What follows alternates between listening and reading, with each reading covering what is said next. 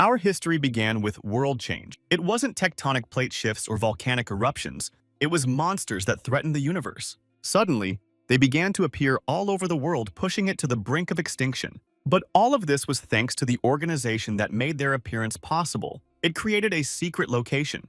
The mysterious structure was the place that gave the monsters power and authority. Ordinary people called it the Devil's Tower. And all because by climbing it, everyone could get everything he could dream of. It had a total of 999 floors with creatures that ruled over their own territory. The rulers of different countries tried to stop people approaching the tower and even used special equipment and machinery to do so.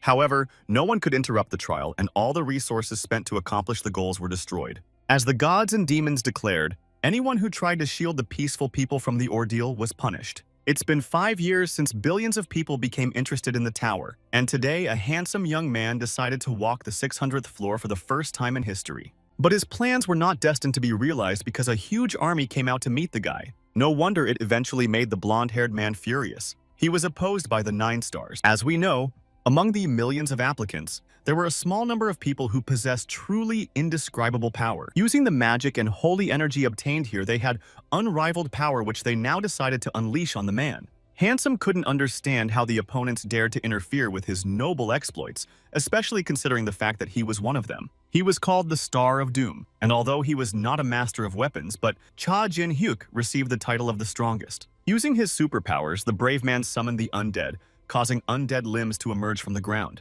They were once valiant warriors, but now they have become mere puppets in the hands of a powerful magician. The handsome man turned out to be the greatest necromancer who now had the goal of getting to a floor no one had ever reached before. All he could wish for was to become strong, and the man believed he would succeed if he enlisted the help of his own army. However, the 9 stars were clearly not willing to give their opponent such power so easily. Therefore, due to the lack of choice, they had no choice but to crush the renegade and traitor. Once the verdict was reached, a battle began in which the strongest tried to destroy the monsters. They each used their unique and powerful techniques, attacking from the air to keep the undead from getting to them. Still, no matter how strong Jin-hyuk was, he couldn't defeat so many opponents alone, even with the help of puppets. So when the opponents did get to the blonde-haired man, the team rushed to strike. The traitor who turned his back on the 9 stars for power was attacked from all sides with weapons. However, this version of the story that was known to the whole world turned out to be actually a lie, and no one ever managed to find out that the man was faithful to the stars.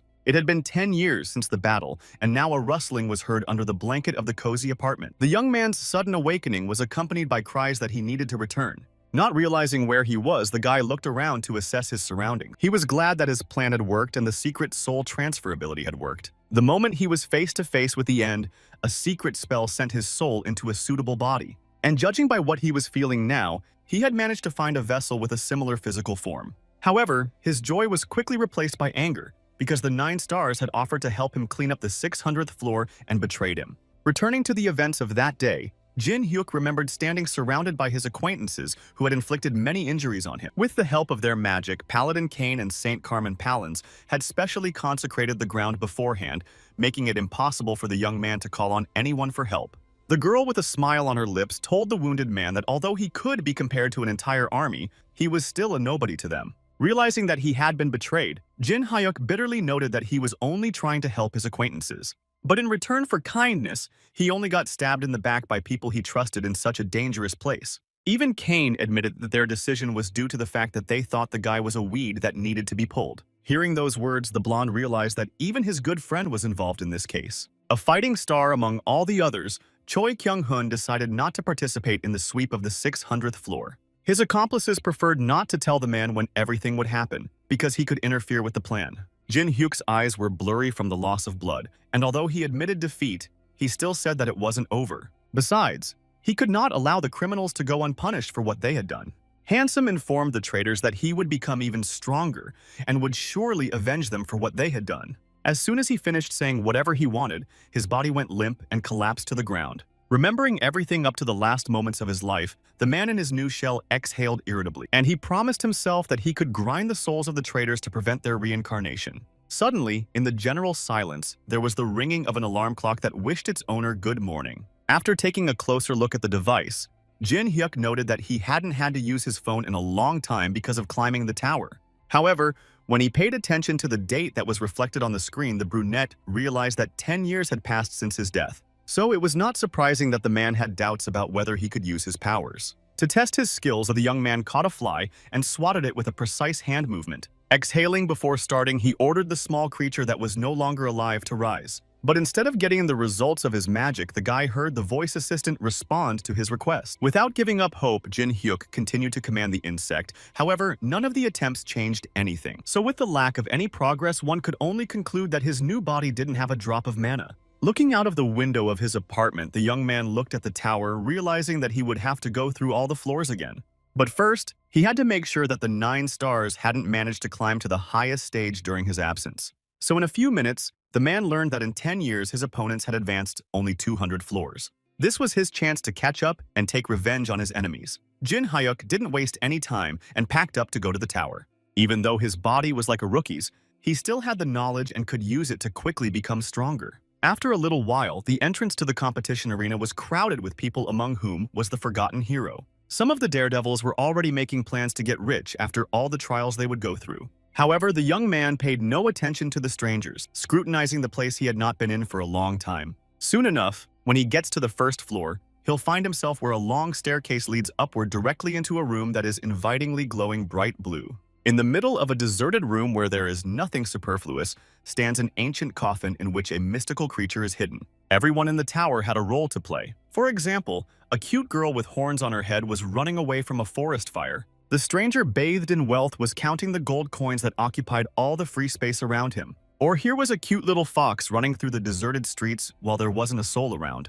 And in a completely different neighborhood, a powerful man walked past people, drawing attention to himself with his appearance. But to all appearances, such a reaction of strangers did not flatter the handsome man at all, but he tried not to dwell on it. So when the door to the tower opened, all those wishing to conquer new heights hurried to enter the room. And while the daredevils were running towards the adventure, Jin Hyuk was approaching his goal with measured steps.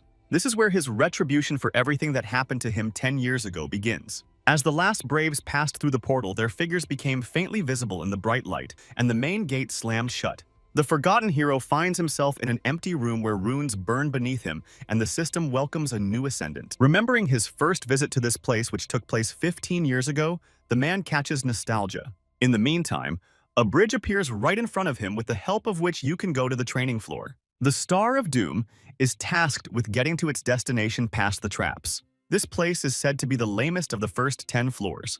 Before starting the test, Jin Hyuk decides to see the characteristics of his new body using a special window, and can't help but note that before his soul shift, he had very different stats that were far more impressive than his current ones. So without wasting precious time, the young man decides that during his training he will get everything he can. By pushing off from the starting point, the guy accelerates, thus activating the trial stage task. Right in front of him appears a bright flash of light, which indicates that the magic arrow trap has reacted to the guest. As soon as the attacking unit gets dangerously close to Jin Hyuk's body, he easily dodges it. It's a lot easier to pass a test if you know the tricks that make it easier, and since the knowledge hasn't gone anywhere, everything should go smoothly. Suddenly, however, a distinctive whistling noise is heard behind us, which has occurred a little before. This surprises the climber because such a number of arrows that fly precisely at the target will be difficult for a beginner to repel. So to avoid wasting energy, the man speeds up to avoid being in the attack zone of the traps. But emphasizing the danger that followed him from behind, he forgot that the entire corridor was equipped with instruments of battle. And given this fact, it is quite expected that several shots landed in the unprotected chest due to the inability to dodge in time. The brunette doesn't give up and tries with his last strength to get to the final point, talking himself into holding out a little longer. As soon as he says this, the young man looks up and notices new flickering lights in the distance that promise another barrage of attacks.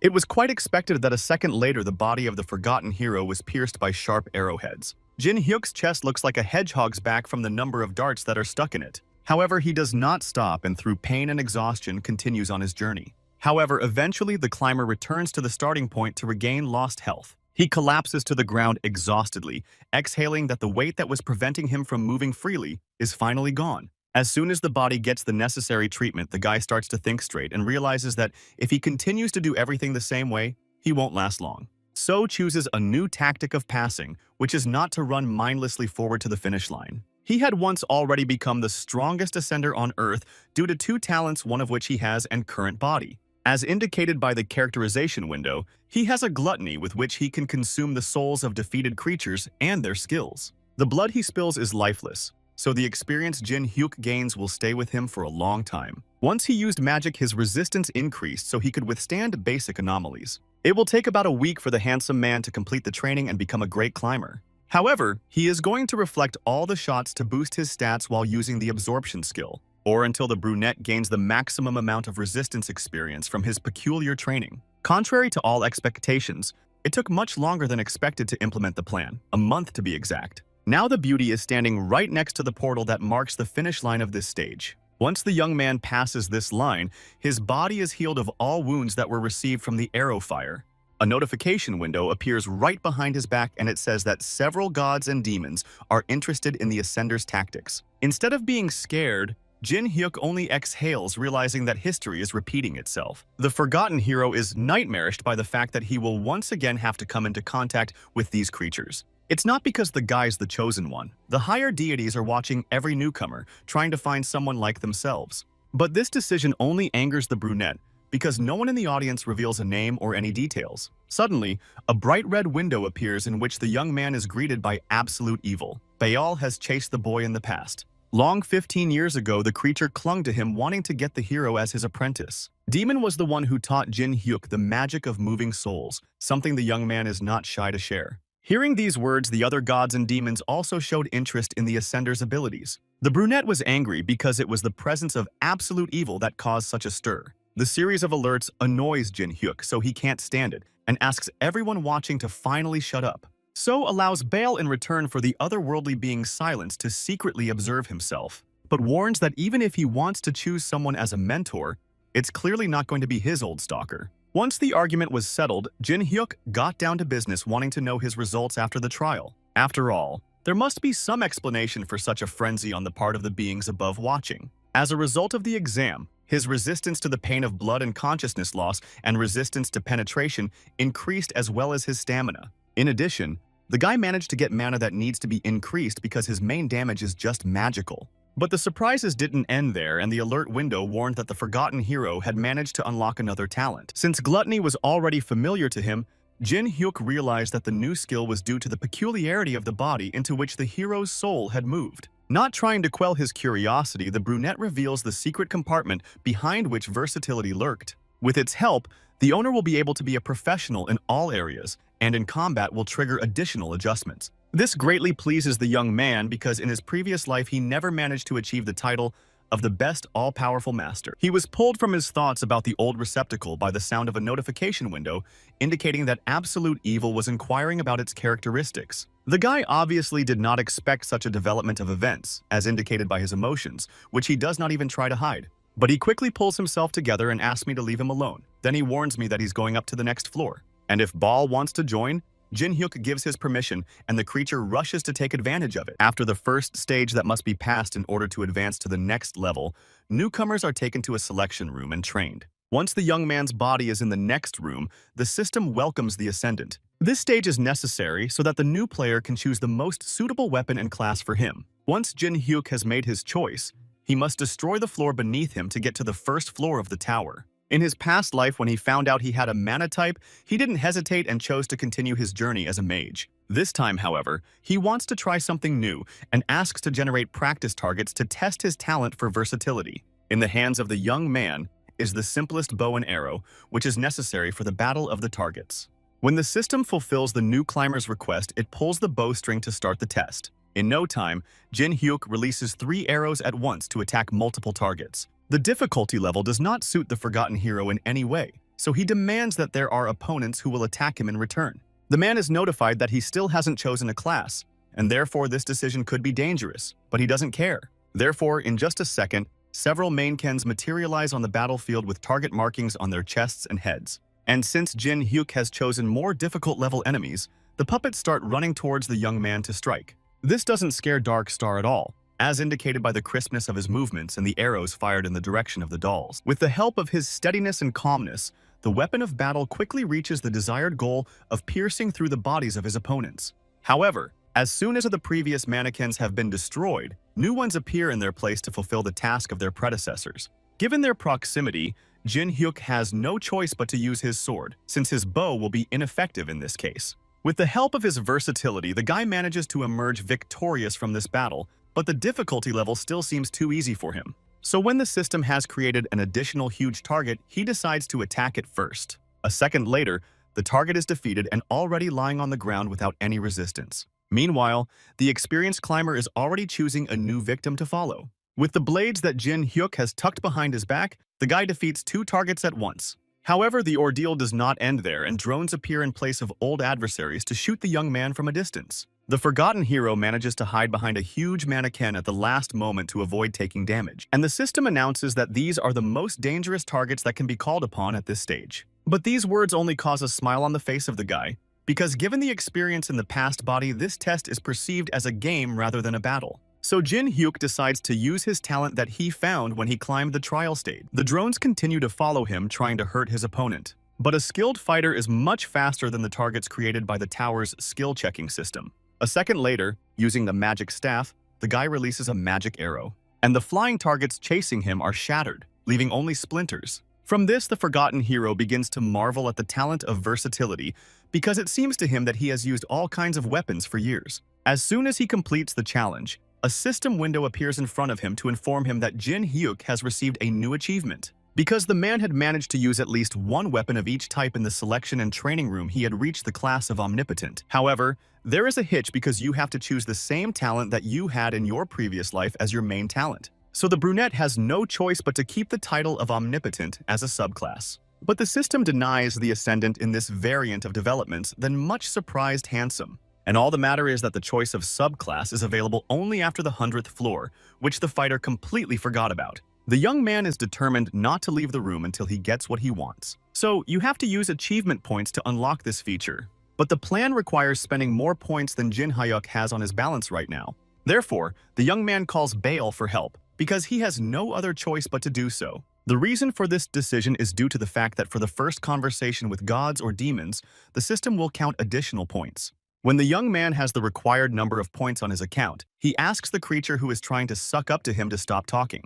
And although Absolute Evil remains unsatisfied with such a decision, but nevertheless the brunette was able to realize his plan. Because of which, after a second, the system notifies that the guy was able to achieve the almighty subclass. Right after Jin Hyuk destroys the choosing and training room, he will be transported to the first floor of the tower. When the young man heard these words, he was overjoyed, for now he could finally begin to retaliate. With all his might, the handsome man struck the ground with his staff, sending a strong charge of electricity across the floor, confirming the transition to a new stage. The first floor was in the Corolla Forest, where strange creatures with sharp ears and teeth lived. The novice climbers did not understand how they could get higher if even this competition was difficult for them. 2 young boys and a young girl tried to keep their distance from their opponents, but one of the monsters ran at them. Given that there were more opponents and that one of the human race was unable to fight, the newcomers were afraid. Suddenly, however, a mysterious stranger appeared straight out of the sky who seemed not to be afraid of monsters at all.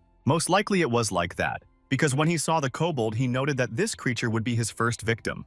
With a feral smile and glowing eyes, Jin Hyuk was approaching directly towards the scarecrow with great speed. And as soon as the distance was maximally shortened, the brunette pressed the short man's head with his foot straight into the ground. While the monsters were trying to understand what happened, the forgotten hero only noted that he had not met with representatives of this species for a long time. The kobolds growled at these words and gripped their knives tighter in preparation to fend off the human attack. But the handsome man only had a smile on his face as he considered how many opponents he could defeat today. The only thing he was interested in was what he could get in the end if he destroyed them all. As the fighter prepared to attack, the rookie climbers stood behind him, not daring to interfere with his rescue. The young man who had kept his ally on his shoulders all this time only marveled at the stranger's skills. Judging from the weapons used by the Star of Doom, one could tell that he was a mage, even though he didn't use sorcery. So when the other guy noticed Jin Hyuk's ability, he offered to join forces to fight with him. But what was the surprise of the guys when the fighter did not hesitate to reply rather rudely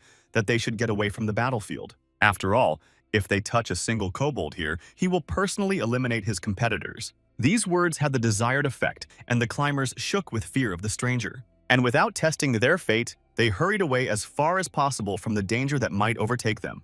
As soon as the young men were far enough away, the monsters again made their presence known with a growl. So when the enemy's attention was turned back to them, the boy only asked if the kobolds wished to avenge their comrade.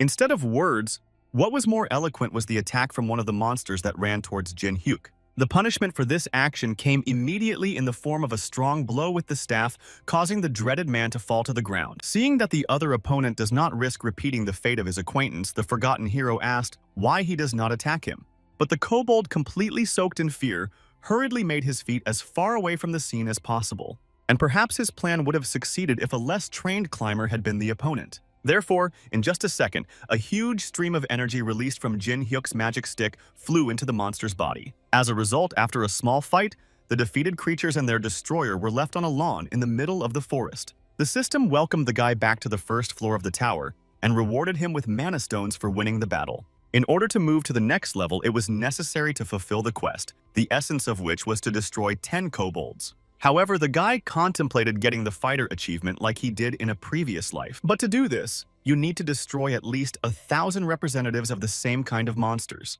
So before embarking on the plan, the forgotten hero decided that he needed to strengthen himself with the magic of gluttony. The body of one of the opponents lit up with a bright red flame that actually turned out to be a soul. Meanwhile, the handsome man hurriedly absorbed the necessary power to become more powerful. Moreover, after that, the ability to understand the language of the kobolds and see their memories became available to him. But the surprises did not end there, because the characteristics of the guy significantly increased and were equal to the climber of the 10th floor. Suddenly, one of the memories of the monster that was rushing into the cave appeared before the young man's eyes. Seeing the people in front of him who were being held by the cage, the creature thought only that he needed to hurry, because if he doesn't, the Kobold King will get angry and hurt his subjects again. As soon as the image in front of his eyes disappeared, Jin Hyuk was overjoyed as he had found a new target. And all because the Lord is the harbinger of a wave of monsters, and in this case he will be able to get the achievement and get the necessary experience. But in order to resist the army of opponents to begin with, you need to acquire your own helpers. So using the bodies of the defeated kobolds, the forgotten hero used magic to summon them to rise up. As the sorcerer commanded, vines of enchantment swirled around the otherworldly creatures, lifting the monsters high above the ground. In just a few seconds, the thin ribbons of sorcery had already turned into 2 powerful streams, and in place of the opponents appeared skeletons that obeyed their master without question. And the system immediately afterwards congratulated the young man for successfully changing his class to Necromancer. In response to this, the guy could only be glad that all the memories from his past life were still with him, which made the passage much easier. But that wasn't enough, because in addition to the trials, there was a hidden class that he could obtain on this floor. Suddenly, one of the skeletons stirred, drawing the attention of its lord. The reason for such concern was the new kobolds that had entered the mage's territory. However, the young man was not afraid of the new influx of opponents, because he already knew what he could do to them. Then, he called upon his newfound army to destroy all creatures that came their way. As a result, in a short period of time, the guy managed to accumulate a whole bag of kobold mana stones and increase the number of subjects. The place he was looking for was already somewhere close, so when he spotted the right house, the guy stopped. This location was already familiar to Jin Hyuk, so he hurriedly went inside the structure without any fear. The young man looked around and noted that no one had come here yet, and ordered the skeletons to wait for him at the entrance. Punching the wooden floor with his foot, the forgotten hero found a secret passage underneath that he already knew about. In order not to get lost in the darkness, Jin Hyuk decided to scatter mana stones, just like Hansel did with breadcrumbs. He continued to do so until he was in front of the coffin containing the first Spirit Lord. Without a shred of doubt, the young hero tossed aside the bag of resources and began to approach the sarcophagus, from which, after a second, a skeleton in expensive robes, illuminated by a bright blue light, rose into the air. The fighter was already familiar with this creature, whose name was Balkan, because he had once met him in another body. But since the Necromancer didn't recognize him, the first thing he asked was if Jin Hyuk was his successor. 2 creatures of different species stood opposite each other, but each had a different goal in mind. Instead of answering the question, Star of Doom only said hello to his old acquaintance, stating that it had been a long time since they had seen each other. The surprised Balkan didn't know what to say to that, for the guy who broke into his dwelling wasn't familiar to him. In addition, the man was not frightened when he saw the attire of his interlocutor, who tried to make a spectacular appearance but was embarrassed by the failed attempt. The climber shared that he made his journey after reading the Necromancer's diary, so the stage of being surprised was already past. In his previous life, when Jin Hyuk's progress had reset to 0 after obtaining the mage class, he came across an unfamiliar manuscript and returned to the first floor. But he never managed to win the creature over to his side, even though he became a spirit lord. However, the young man was not in a hurry to admit it. and the skeleton meanwhile shared that he liked the way of thinking of his interlocutor, and casually added that the young man was much better than the ill-mannered impudent who had come to him 10 years before. Hearing this, Dark Star only cursed to himself and thought about destroying the first Spirit Lord, but changed his mind. First, you need to change your class, and this is possible only after the climber reaches the 10th floor. But even before that, you need to get the rank of Necromancer to then climb the rank ladder. So when Balkan decided to explain to the newcomer how everything was happening, Jin Hyuk only demonstrated the class change information. Seeing her, the skeleton's eye sockets shone brightly at the accomplishments of a young fighter who could achieve such heights at a low level. Without thinking of the consequences, he praised the guy, telling him he was more talented than the last kid. This news hit the young man's ego hard, but he did not hurry to reveal all the cards and reminded why he had come here. So, stopping the conversation, the creature flew upward, summoning 2 blue streams of mana, because of which, after a few seconds, a purple sphere appeared in front of the man, with the help of which he would be able to obtain the necessary rank. Meanwhile, Jin Hyuk was reminiscing about what he had learned from the book about his interlocutor. Once upon a time, the Spirit Lord of the Balkans was the Ascendant ruling the tower even before the tower appeared on Earth. He was the greatest necromancer ever, but he lost his measure in his search for ways to become even stronger. The problem was that creatures of skin and bone weren't enough for him, so the man had a desire to find someone stronger. Instead of knights who carried destruction or lichs, he wanted to summon something else. Of course, the choice of the great creator fell on the most powerful part of all living things in the world, which turned out to be the soul. He thought that if he gave a signal to the souls of the dead and they responded to it, he would surpass all existing calls. After a while, Balkan had it all worked out and created a Spirit Lord class. But the catch was that his body had reached its limit, and his creation was on the verge of extinction. Then the man resorted to the last resort he had left and used necromancy on himself, hoping for his followers. In order to find a successor ascendant, the great sorcerer had to turn into a regular skeleton that became part of the first levels. While Jin Hyuk was recalling Balkan's story, the magic sphere managed to move from space to inside the guy. The great necromancer watched with interest what was happening to the body of the young man to whom he had given his talent. Meanwhile, a purple aura appeared around the young man, and even his eyes took on a new hue. Skeletons shared that the second Spirit Lord was the previously mentioned lawless man, and the third was his guest. In order to complete the ritual, it is necessary to use a soul, with the help of which the disciple can also perform the invocation. Meanwhile, the Star of Doom was already plotting to make his first prey the teacher. Balkan continued to congratulate the young man and instructed him to glorify his name as he climbed the towers. Hearing the wishes of the great necromancer, the Ascendant decided to dash all hopes of glory for the creature after all. And pointing his finger at his old acquaintance, he said he would do what he wanted to do. From these words, the skeleton's mood changed from joyful to angry in an instant, because how could the young man forget about what was written in the diary? But the man was only getting closer to the creature, indicating that he would wean Balkan from his habit of passing the buck to others. With his newfound ability, the forgotten hero used the soul-gathering skill on his interlocutor. Because of this, the creature's intangible essence began to seep out of every orifice. As the last drops of the skeleton's soul left him, he only marveled at the guy's naivety.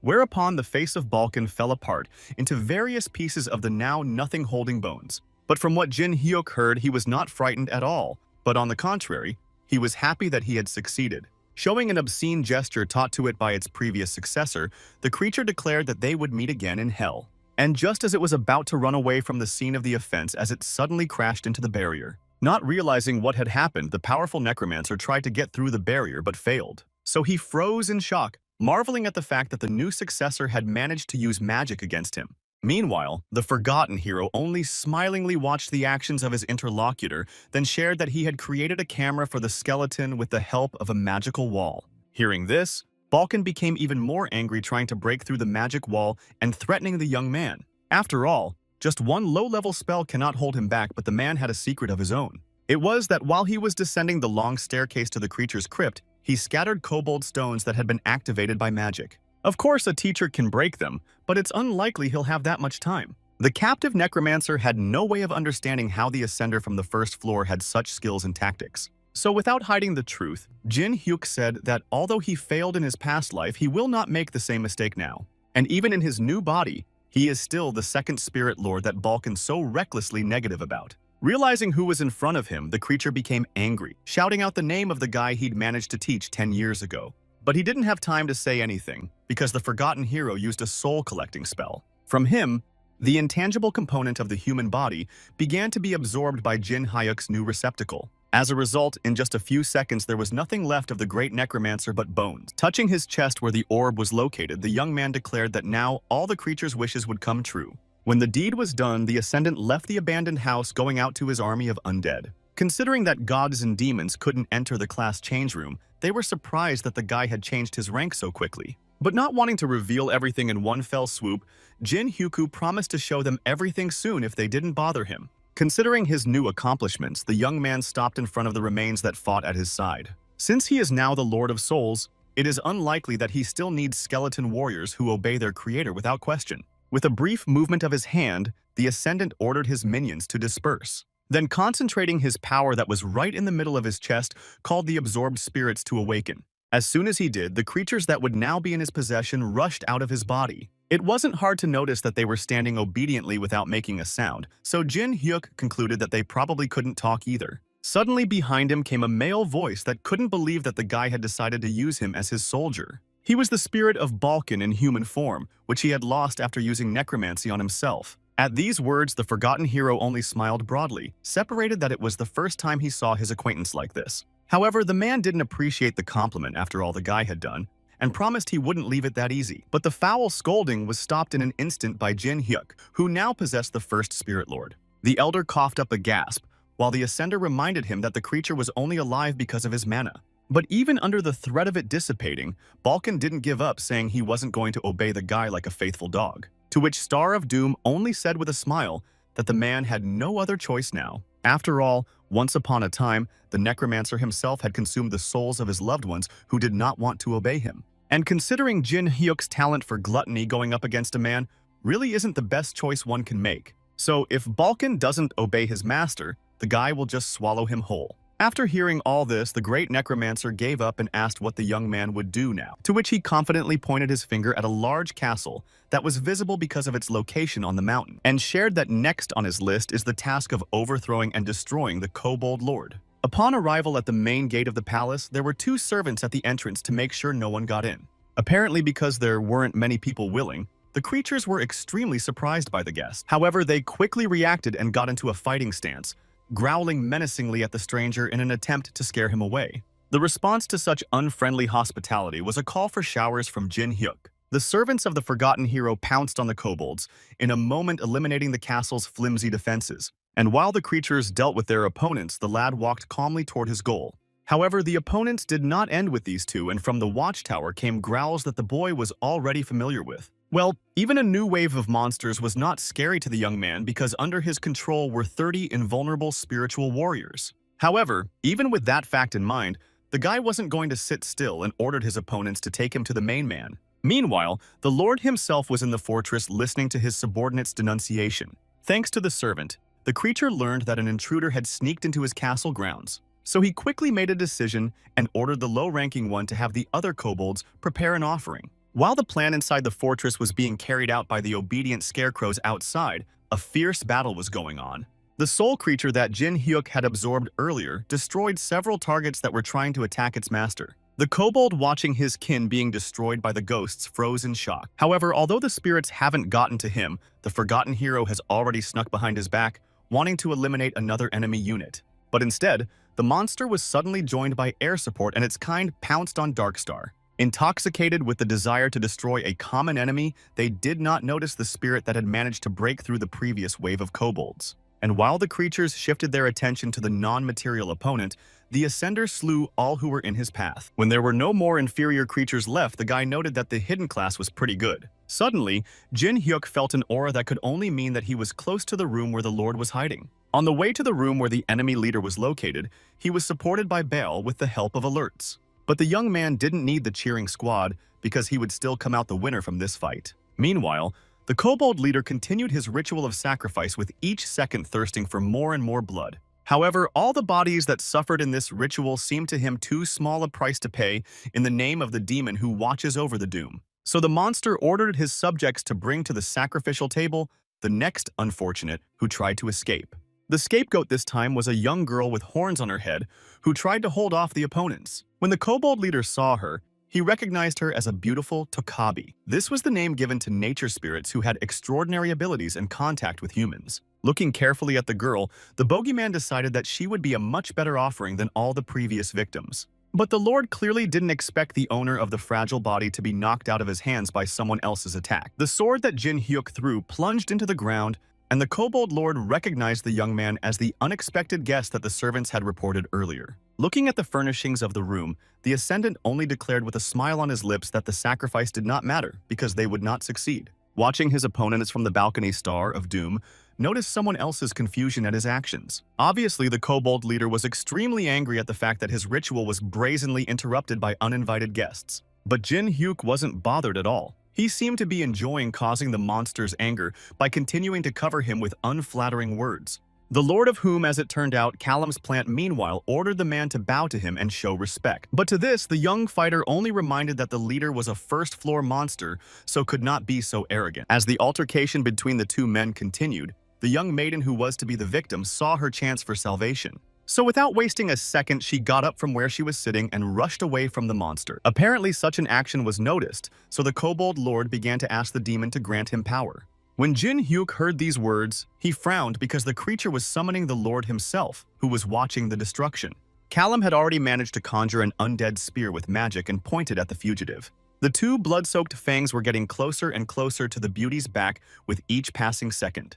And at some point when the spirit of nature did not lose hope for salvation, she felt the ground go from under her feet because of what she fell. Meanwhile, while the beauty lies sprawled out on the floor, the magical weapon called by the kobold approaches her. The only thoughts that run through her head are based on her desire to live, which Jin Hyuk rushes to help her with. And before the irreparable happens, the young fighter easily smashes the pursuing Tokabi weapon. Seeing this, the Lord shrieked in surprise because the attack that was powered by the demon himself, who was watching the doom, didn't work. Moreover, it was managed by some stranger who so easily deflected the fangs away from the target. Not believing her happiness, the beauty sincerely thanks the savior who advises her to get out of here as soon as possible. However, something makes the young man pay attention to the victim, and he notices horns on her head. The Tokabi are known to be a powerful race that dwells on the 100th floor, so there's no reason for them to go below. It was a wonder such a young girl was here. Thoughts of the stranger faded into the background as the indignant Lord was angry that the ritual had been interrupted. So that the beauty is not hurt forgotten, Hero orders her to hide somewhere because he will not save her a second time. And while she fulfills the task given to her, the monster tries to attack the stranger again with the blood of the victims. By creating an undead bomb, Callum thereby causes Dark Star to flee away from the shockwave. But the bogeyman did not take into account the fact that by this action, he only helps his opponent to get closer to him. Because of which the young man gets to the ringleader without any accidents and gives him a powerful blow on the head. The leader's problem was that he didn't know that a first-floor climber could be that strong. So when he noticed the opponent stronger than himself, he tried to run away, but Jin Hyuk stopped him and said that they were just getting started. For lack of any other choice, Callum once again began to call out to the demon who watches over the doom with a plea to save him. Just like the previous times, the Supreme Being answered the plea of his faithful servant. This was the reason for the surprise of the young hero who, during the attack, was suddenly grabbed by something on his arm, preventing him from reaching the Lord. The huge monster that had taken shape due to the previously sacrificed creatures held the young man tightly. The Ascendant was shocked because such a lowlife was able to summon a high-class familiar. However, the giant did not let him think about this topic, squeezing the guy's body tightly in his limb, thereby squeezing all the air out of his lungs. Then, without sparing his opponent, he slammed him to the floor of the castle with all his might. The kobold, who had been watching this, relaxed for a moment at the realization that he had been saved and helped to defeat the rascal who had interrupted the ritual. With joy in his voice, Callum admitted to the young man that a familiar was his best call. Hearing those words, Jin Hyuk only wondered if the vile goblin had any idea who he was dealing with. Eager to show the enemy what he was doomed to, the young man released his army of captured souls. The kobold certainly could not have expected the uninvited guest on the first floor of the tower to be a skilled necromancer. Meanwhile, the absorbed immaterial shells of the defeated opponents attacked the demon incarnation. They penetrated inside the monster, then tore it to shreds without sparing the creature. The kobold lord who was watching the whole event shockingly froze, not believing his eyes. After all, some rookie had managed to destroy the golem in the blink of an eye and not even get hurt in the process. The young Ascendant, while the leader of the opponents was talking about the fight, could not understand how Callum had managed to create a bloody familiar. So he decided to ask the demon, who was watching the death, or was it his doing directly, which frightened the creature a lot. The whole point is that Boone was eager to find out what the forgotten hero was capable of, and decided to summon the monster. So far, the cocky kobold lord was only a toy in the hands of the deity. As a result, his mana was now at 0.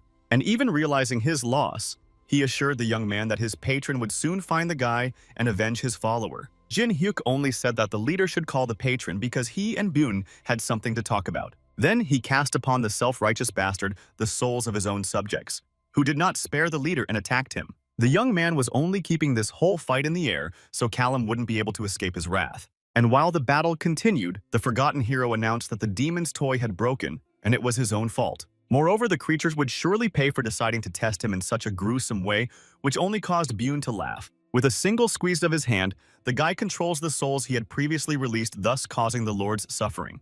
And right after that, it casts off the unnecessary shell that was left of the mighty Callum. The funny thing was that the sacrifice table the ringleader used became the site of his own demise. Suddenly, his soul appeared from the enemy's body and hurriedly flew away. However, her plans were not destined to come true because at the last moment she was caught by the hand of a young fighter, who, claiming he still had work for her, began to twist the vesselless entity into a tight lump. As you know, creating a soul sphere is one of the main skills of a necromancer, thanks to which you can absorb it. It was for this purpose that Jin Hyuk had done all this work, so he was now happily rushing to snack on the kobold lord.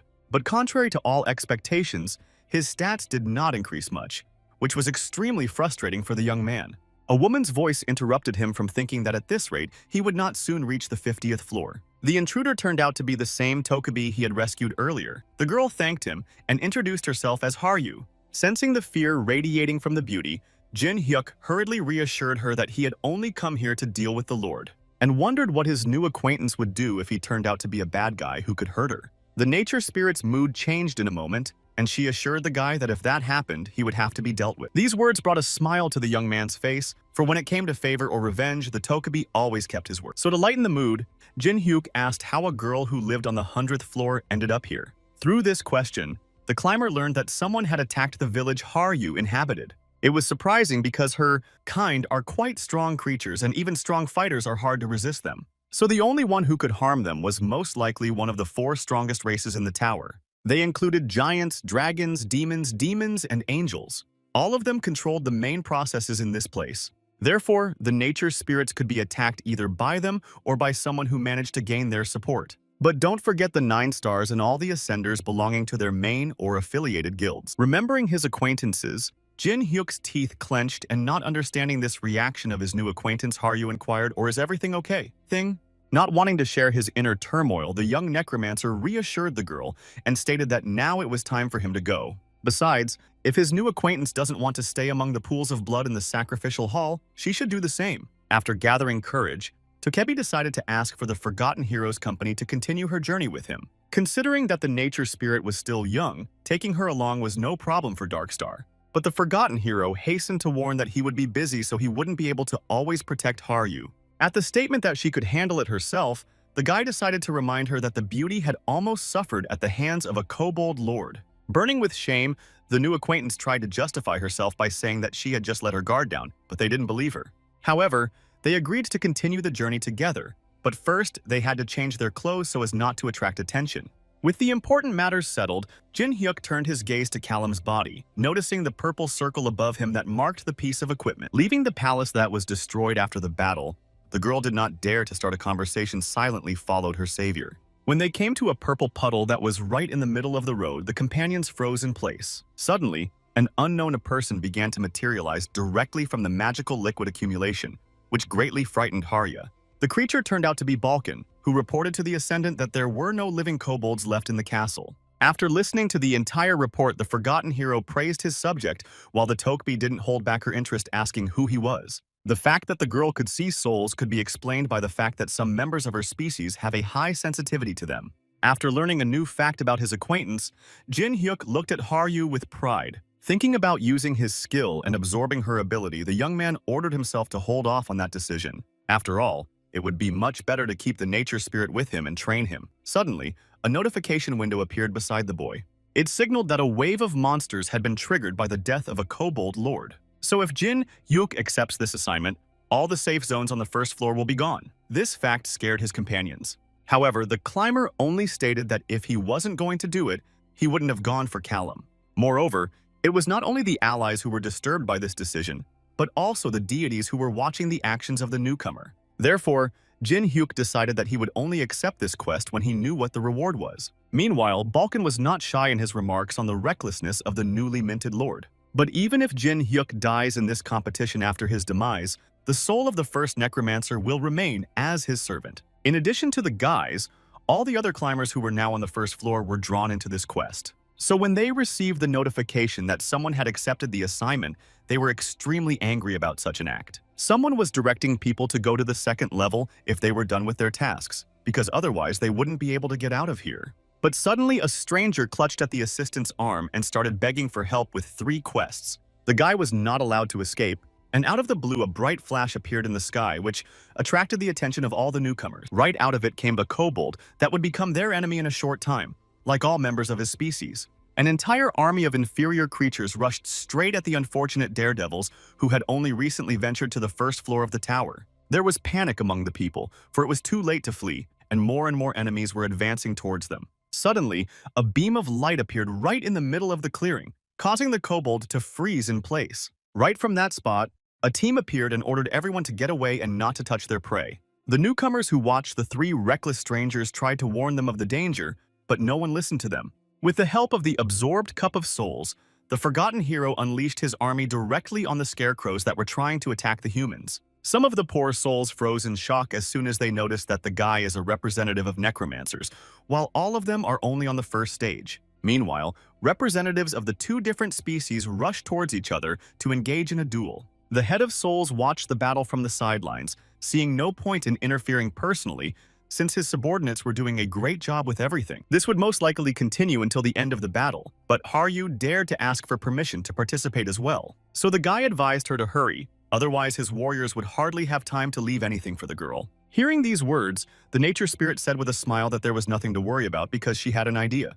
Materializing with magic in front of him, a small portal that turned out to be a pocket dimension Tokebi surprised Jin Hyuk. Right from the insignificant space, the girl pulled out an ancient blade that was imbued with sorcery. When one of the kobolds felt the energy emanating from her, he began to approach her without paying attention to his kin whose heads he ran over. Therefore, in just a few seconds in front of Haryu was an opponent who wanted to attack the girl. However, the nature spirit was not a timid spirit and easily cut through the enemy's body without regret. Beauty's sword was special, but she was able to achieve success not only because of it, but also because of her skill. So the forgotten hero has thoughts that perhaps the target of the village invaders was her. Suddenly, a shout was heard from the crowd of onlookers that was meant for the young necromancer. Daredevil, who clearly stood out for his leadership skills among the rest, asked who was controlling the wave of monsters here. Instead of a specific answer, Star of Doom asked who the stranger was that dared to address him so disrespectfully. The man introduced himself as Kim Sun-dae and claimed that he belonged to a guild called White Swallow. Obviously, Jin Hyuk didn't know what kind of organization we were talking about, so the cocky guy decided that he needed to explain to the newcomer how things were. As we know, the Palans have their own Holy Land clan, and the Sun Tai faction is their affiliated community. Hearing this, the forgotten hero froze in shock when it came to longtime acquaintances who had betrayed him, and because of whom he was now in this body.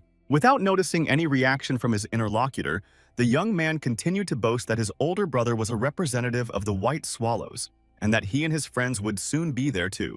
And since the stranger is noted to have pretty good skills, the boy could talk to his brother about him. The imaginary professional didn't notice how one of the spirits approached him from behind. Lifting the boy into the air, the necromancer said that the interlocutor had come just in time because he needed to know something. So they should definitely see each other and talk after the monster wave is over. Cheeky's team rushed to stand up for their friend with accusations that Jin Hyuk is only hindering his comrades because he is stronger than others. However, the answer for Darkstar was extremely obvious considering the chaos that now reigned in the tower. After all, the main rules on Earth were not to hurt anyone, not to take life, and not to steal. But unlike their home in this place, there is only one thing that matters, and that is called strength. Not wanting to hear any more of the boastful fool's cries, the young necromancer ordered the soul to let him go. And while Junior was trying to catch his breath, Jin Hyuk shared that he only spared him because he could give him the information he needed. In the meantime, while he's busy, keep as far away from him as possible or Sun-tae may kiss his life goodbye. As soon as the forgotten hero moved away from the company of young people, friends of the guy ran up to him wondering what he will do next. The young man only mumbled something inaudible, so that his companions could not hear a single word. On the second try, Suntae suddenly shouted that they had to run away from here, or else if they were caught again, it would be the end. As the drama between the humans unfolded on the battlefield, the creatures fought against each other with no mercy. Suddenly, one of the kobolds spotted something just up in the sky and rushed to share it with his allies. The flying objects turned out to be Jin Hyuk, along with Balkan, who were rapidly approaching the monsters. After talking to a group of stuck-up boys, the forgotten hero was more determined than ever to do battle. As the landing was not too soft, the kobolds who stood closest to the others were blown away by the shockwave. But even that didn't change the fact that there were too many monsters and they surrounded the allies from all sides. Therefore, Jin Hyuk decided that he would do most of the damage and Balkan would back him up.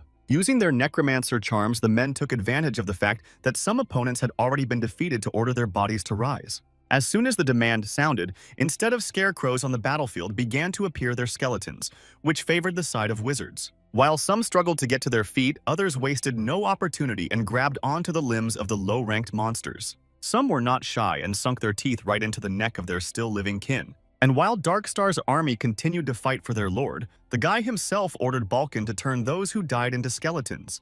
And once the man said that's exactly what he was going to do, the forgotten hero declared that now it was his turn to play. Jumping into the next thick of monsters, the young Necromancer again causes a shockwave, thereby killing quite a few opponents. Those who are left alive, he mercilessly sends back to their ancestors with his own dagger. Helping him with that is Harju, who's been doing the same job as the young man for a lot longer. No wonder that when another wave of monsters approaches her, the girl freezes, not knowing what to do next. After all, the opponents become too many and it is unlikely that she will be able to defeat them all. Behind her thoughts, the beauty misses the moment when one of the kobolds appears behind her. Without wasting an opportunity, the creature uses its sharp claws to slash the nature spirit's back, thereby using it to disorient Harya in space for a short period of time due to the wild pain. However, despite these feelings, they still can't compare to what the beauty was like when her village burned. The enraged warrior, as if newly empowered, continues to do her job of slaying creatures. However, the body's resources are still depleted, causing the Tokbi to collapse to her knees as the monsters surround her.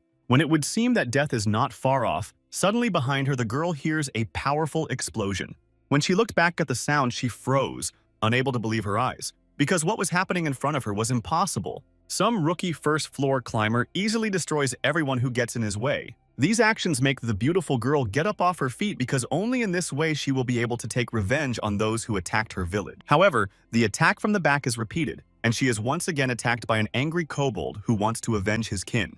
But instead of the expected blow, nothing happens and Haryu still continues to be a living being. This time her savior was Balkan, who approached the beauty and asked if she was okay. Unwilling to admit her weakness, the Tokabi tries to rise to her feet, but the shaking of her entire body gives her away. The first Necromancer, watching the nature spirit's desperate attempts, notes that she is full of determination considering what she has been through.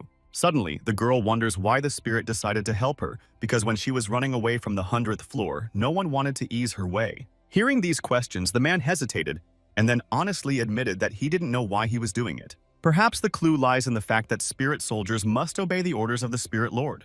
It can only mean that Balkan is fulfilling Jin Hyuk's task. The young man told his acquaintance to keep an eye on the girl and make sure she survives and achieves her goal. After telling the truth, Balkan turned around and hurried to the climber, who would grumble that the older man was a bum. After the truth was revealed, Harju promised herself that she would repay her savior, who was the only one who had helped her in the tower. With magic summoning the Tokbi mask, the girl doesn't waste a minute putting it on her face. Then she roared loudly, and her eyes filled with a red glow that did not bode well for her opponents. Noticing a bright flash behind him, the first Spirit Lord looked back at the spot where his new acquaintance had been standing earlier. The battle on the battlefield stopped for a brief moment due to an unusual phenomenon that caught the attention of the fighters. Even the kobolds on the verge of life and death were distracted from their opponents by the bright pillar of light. Causing it was a cute nature spirit who was preparing to attack the goblins. The girl's body gradually began to dissolve and become indistinct, making her presence seem like a mirage. The monster who was watching this raised an eyebrow in surprise, for his eyes could not deceive him. But suddenly, at the same moment, an enemy appeared behind him, ready to destroy all members of his species. As a result, in a couple of moments, the place of battle was stained with the blood of opponents, which with each wave became more and more numerous. But even this number of kobolds didn't stop Harya, because the fight didn't end there. The previously exhausted beauty stood as if her exhaustion was just a momentary weakness and looked around for more victims. When she managed to find another target, she rushed towards it in the same second. The forgotten hero watched the events from the sidelines as all the goblins ran to the aid of their brethren. But now the speculation that the girls who attacked the village were looking for Haruya and her sword was confirmed. It's better if it remains a secret, because if Tokabi finds out that her loved ones were hurt because of her, the reaction may not be the most pleasant. Meanwhile, the system notified the climbers that there was only a minute left until the end of the monster wave, which the allies hurried to take advantage of. With each passing second, the passageway from which the new kobolds were emerging was getting smaller and smaller, making it harder to free them. Unbeknownst to them, the bogeyman who ran to the aid of his species was the last to escape. However, in this case, it could hardly be considered luck for a creature that had only recently lost its lord. In one swift move, Jin Hyuk spotted the target and threw his sword straight at it, piercing through the monster's chest cavity with it. And as the wave ended, there was a notification that the guy had successfully managed to stop the opponents. But these words were not news to the young Necromancer, for he had not even considered other developments. Watching the lad, Balkan had only to recognize the strength of his new lord, who he had previously spoken so unflatteringly of. Meanwhile, Haruya had finally lost all her strength and was able to exhale a sigh of relief at the end of the battle. Suddenly, the ringleader of the commotion came up to her and, holding her by the shoulders, asked if the girl was all right. Hearing that she shouldn't have used this skill because she was already weakened, Tokabi decided only to thank her savior. Bonus points were awarded for these trials in the team depending on who got what place. Not wanting to deal with what was already obvious, the forgotten hero decided it would be a good idea if he took the prize. Behind the system's calculations, the young Necromancer's team was able to defeat over 2,500 kobolds that they could handle alone.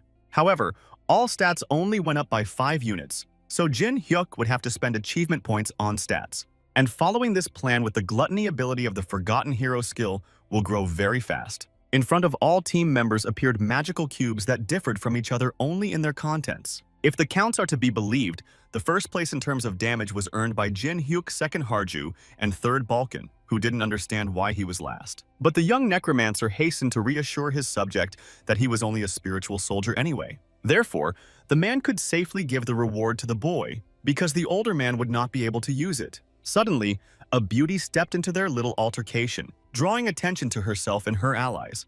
With no evil intentions, the nature spirit decided to give his prize to the young man as a token of their future cooperation. In response, the climber confesses that he's been betrayed before, so he can't trust the stranger, but she can continue on the path with him. Besides, a second place award is too big a bribe for him to accept. He doesn't want to make the same mistakes he made in the last body. So if a girl wants to get closer to him, let her gain his trust, otherwise there is no point in their cooperation. Hearing these words, Haruya drew some conclusions for herself, so she summoned the magic she had used earlier on the battlefield. The men froze in disbelief, not expecting the Tokabi to show her vulnerability to the strangers who still didn't trust her. But the spirit of nature, as if it saw nothing strange in it, so wanting to prove loyalty, stretched out the mask of its people. When Balkan realized what their ally wanted to do, he couldn't believe such a precious thing would fall into their hands. After all, for Haruya and the other Tokabi, it is the essence of power, and they only give it to their partners during a marriage proposal. Without hiding his interest, the forgotten hero inquired why, despite his prejudices, the beauty was giving away her accessory, to which the younger one claimed it was payment for saving her life and proving she wouldn't betray the guy. However, the climber couldn't believe that the essence was hidden in just these things that the Tokabi was paying for just about the most important thing. So unwilling to keep the truth from her team, Horny admitted that her plans still have revenge for her settlement. Hearing this, the boy froze, but did not dare to interrupt the story of the nature spirit representative who was trying to get closer to him. Though she didn't go into detail, the village that had been her home was burned to the ground, and all the inhabitants perished in the arms of the devastating element. Therefore, it is likely that Haruya is the last of her species to escape. All her actions are the reason why she must avenge her exterminated clan, so she asked to be allowed to continue her journey with them. Holding the reward she received for the side quest firmly in her hands, the girl holds it out to Jin Hyuk as well. And while she stands in a low bow before the young Necromancer, he only thinks that the new acquaintance is too much like himself. So he decides to give her a chance, but warns her in advance that he will destroy Haruya if she betrays him. Also, the mask that Tokabi was going to give away earlier isn't that important, so don't think of it as salvation. Hearing the consent of the handsome weirdo happily cried, agreeing to all the terms of the deal. And without controlling her speech, she accidentally called Jin Hyuk her brother, which embarrasses the forgotten hero. But the young Necromancer quickly pulls himself together and declares that the nature spirit can call him whatever he wants. He then proceeds to look at the awards, including an earring ring and a mana necklace, to Balkan's approval. After all All of these items can be considered the perfect set for a necromancer who uses mana to summon an army. As the young man put all these items on, he decided to remind his escort that they were to have a conversation. So addressing Bune directly, the deity suggests that they retreat to a secluded place without prying ears. As a result, it wasn't long before the team was sitting in a small tavern that was empty after the wave of monsters caused by Jin Hyuk. And since no one could now interfere with their conversation, the young necromancer demanded that the demon watching the doom lay out the truth. Suddenly, a bright beam of light appeared in the middle of the table where the mugs with drinks were still standing. In its place was a ring that Star of Doom picked up with great interest looking at it in his hands. However, when the lad brought the object closer, he considered something that would cause his allies concern.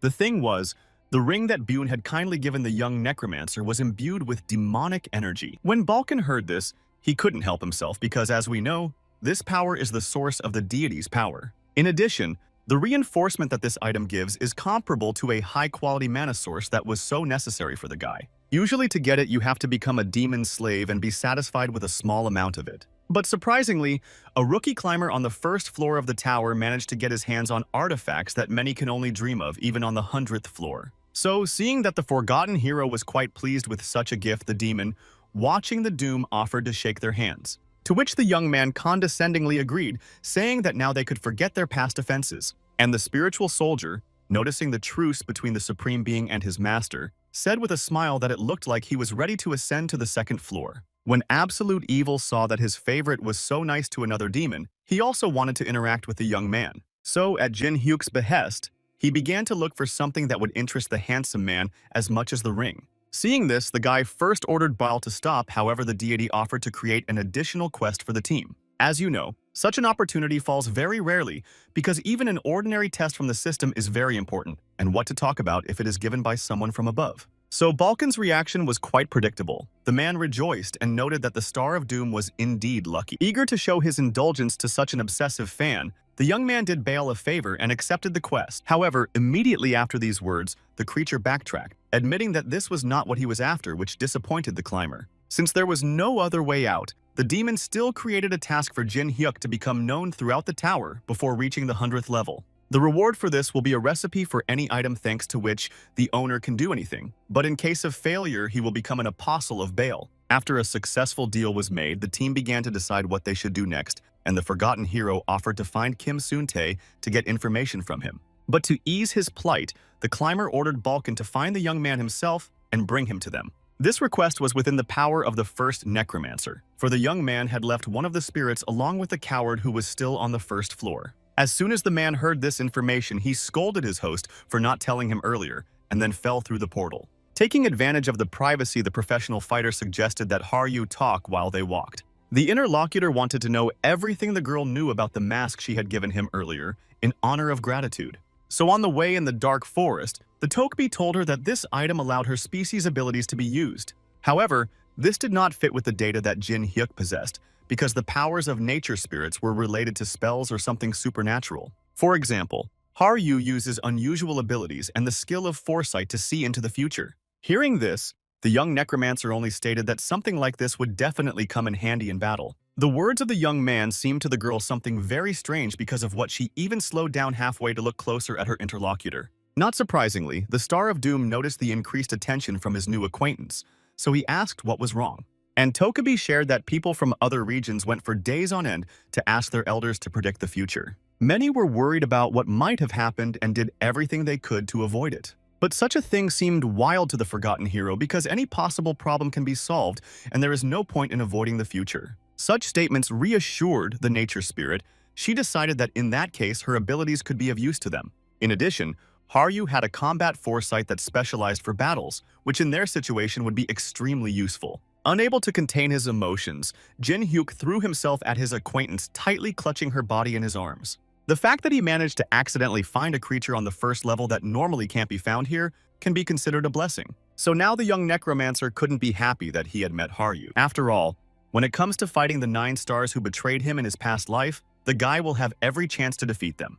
Because the embrace lasted too long, the nature spirit began to feel uncomfortable with the unfamiliar contact with the familiar. Feeling embarrassed, the beauty found nothing better but to thank Jin Hyuk in return. The deities who were watching the couple helped to interrupt this awkward pause. absolute evil even managed to take a photo of the favorites.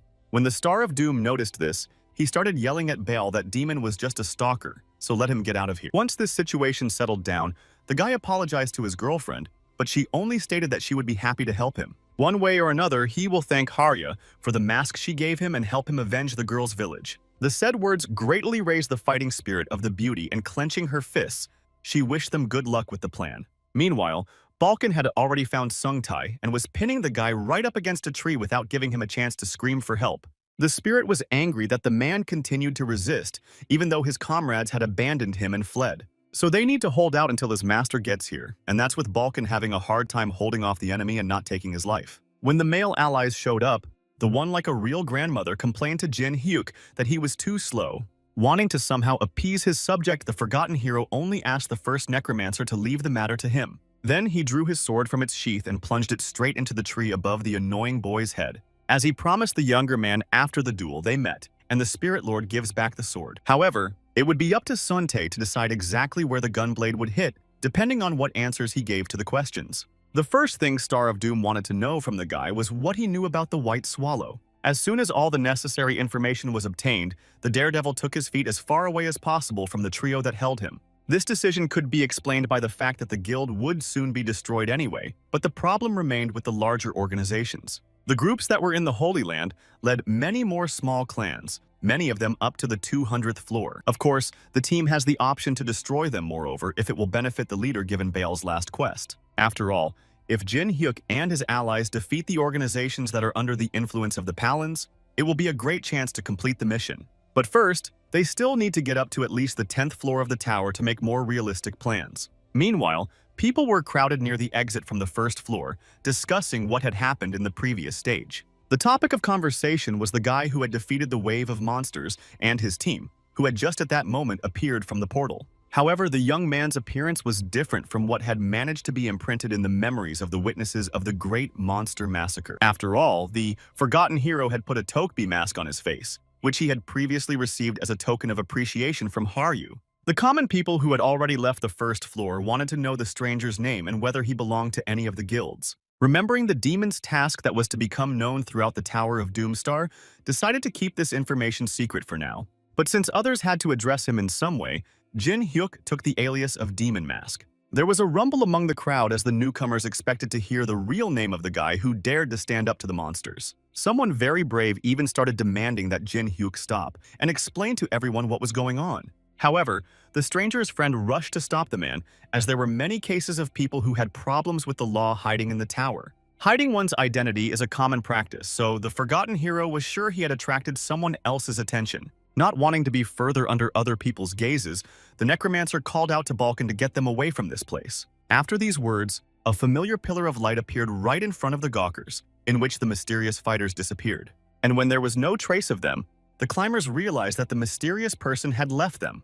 Meanwhile, Jin Hyuk's team ascended to the second floor of the tower, finding themselves in an unfamiliar forest. In front of them appeared a task that the young man had to pass in order to go to the next floor. This time they were as light as the previous one, and their main opponents will be kobolds again. So pinning all his hopes on Balkan, the young man asked him to take care of the quest. The elder only inquired, or was he required to deliver the monsters to his lord alive, to which he received an affirmative answer. Moreover, the young necromancer wanted to experiment with Haryu's demonic energy. Flying high up, the spirit demanded that no one dare use this power until he returned. When the man disappeared, Tokbi wondered if it was normal that they were doing the quest this way, to which Jin Hyuk dismissively replied that if she didn't like it, she could go for a walk. The young man's thoughts were filled only with the fact that very soon he would be able to use demonic energy. He wondered what the ring he had gotten from the creature that watched the doom was capable of. With the help of energy summoning magic, a purple clot of power appeared in front of the Ascendant. Suddenly,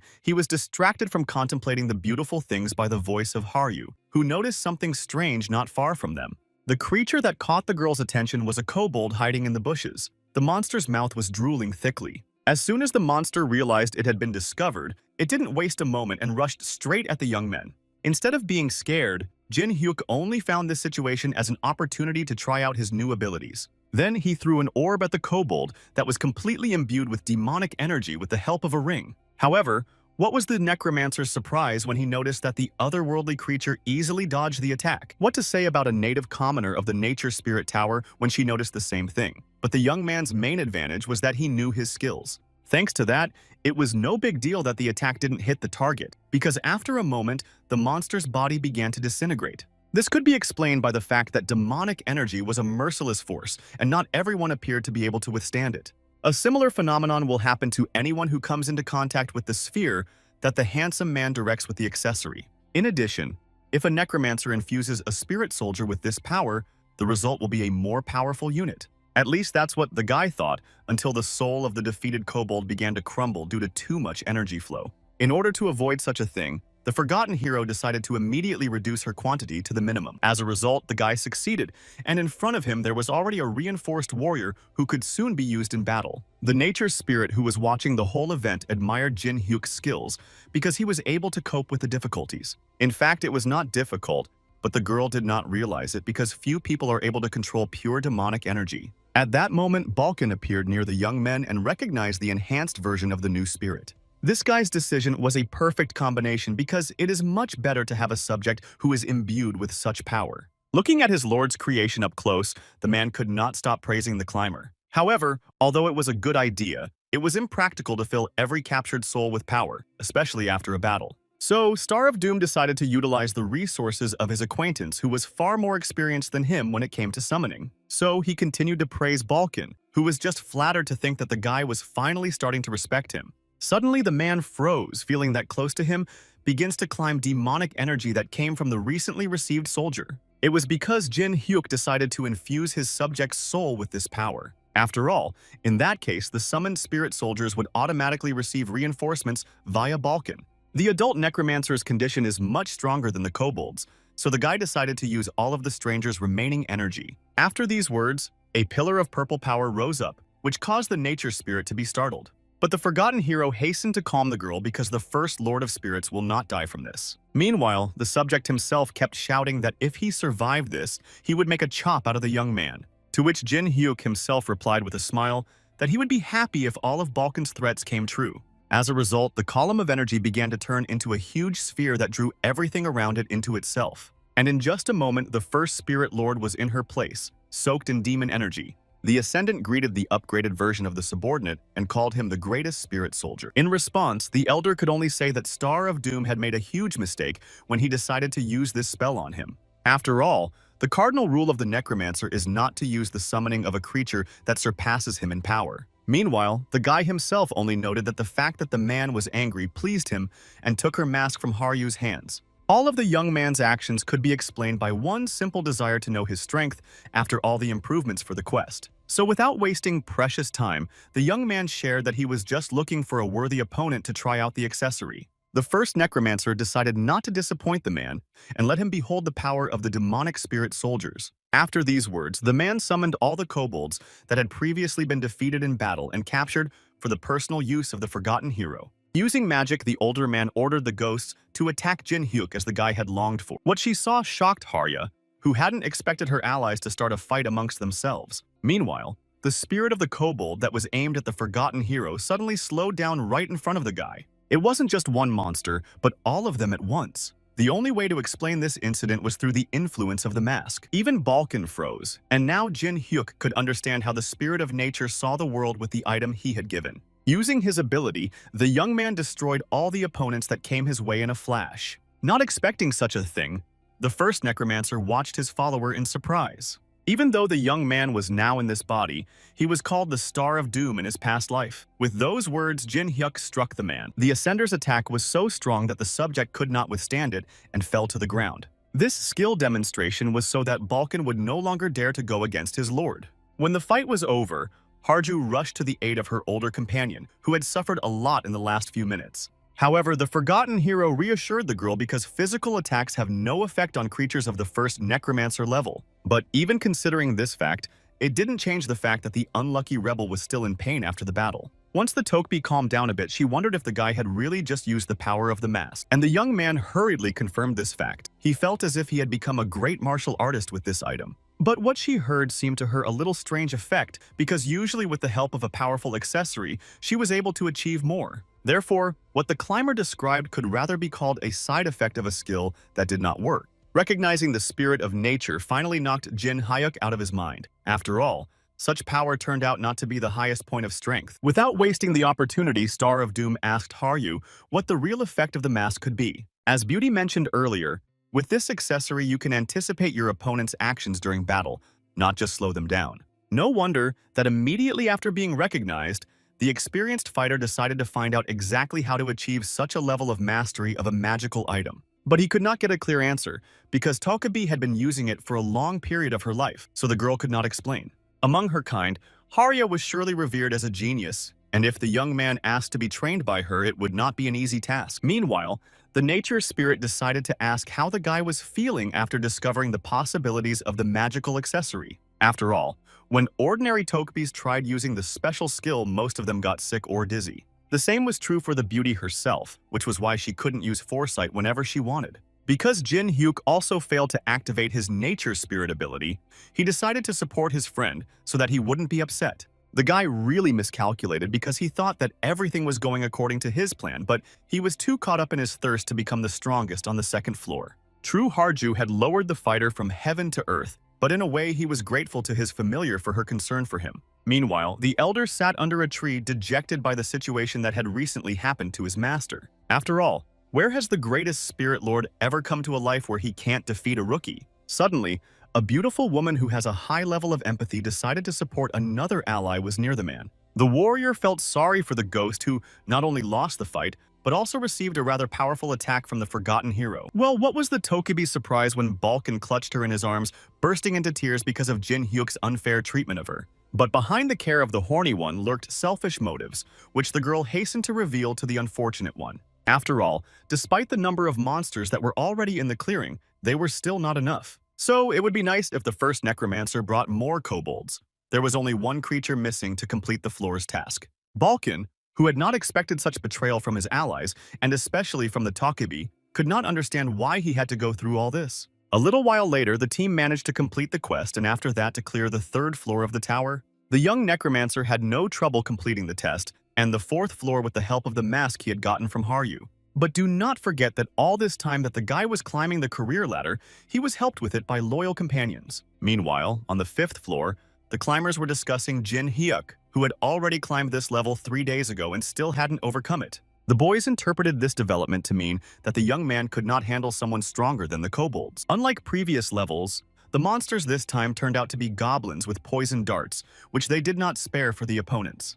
And while the young Necromancer was preparing for another fight, one of the monsters was watching the lad closely. Standing behind him, the green-skinned creature took a deep breath of air into its lungs to charge at the handsome man with the poison-soaked weapon. Due to the fact that the enemy could not notice the danger in the creature's opinion, the goblin decided to take advantage of the opportune moment. But the dart did not reach the target because behind the back of the climber suddenly appeared Haryu, who broke off a thin wooden bar with her sword. This behavior of the monster made the girl angry because she could not understand how it came to his head to attack her friend. Clearly not expecting the green-skinned creature to help the guy was greatly startled by the girl's appearance. But the main danger awaited right behind because there was Balkan, who had already set a supplicant on the dreaded man. With a movement of one hand, the first Spirit Lord caused a flash of explosion that left the small enemy empty. Meanwhile, the spirit of the previously defeated kobold calmly escaped from the trap set by his own master. The man had already managed to get closer to Haryu and was praising the girl for her work she had done when he noticed the enemy attack.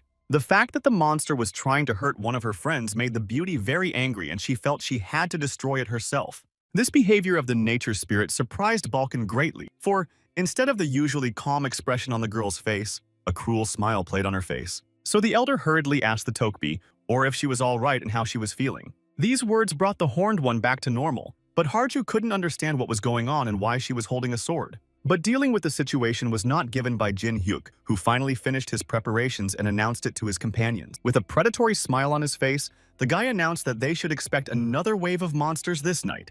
Before ascending to the fifth floor, the young Necromancer explained to his friends that there would be goblins waiting for them instead of kobolds. Just like on the first floor, Jin Hyuk needed to get the fighter achievement, and to do so, he needed to hunt the Lord again. But the moment the allies started talking the guy out of it, he said there was no need to do it this time.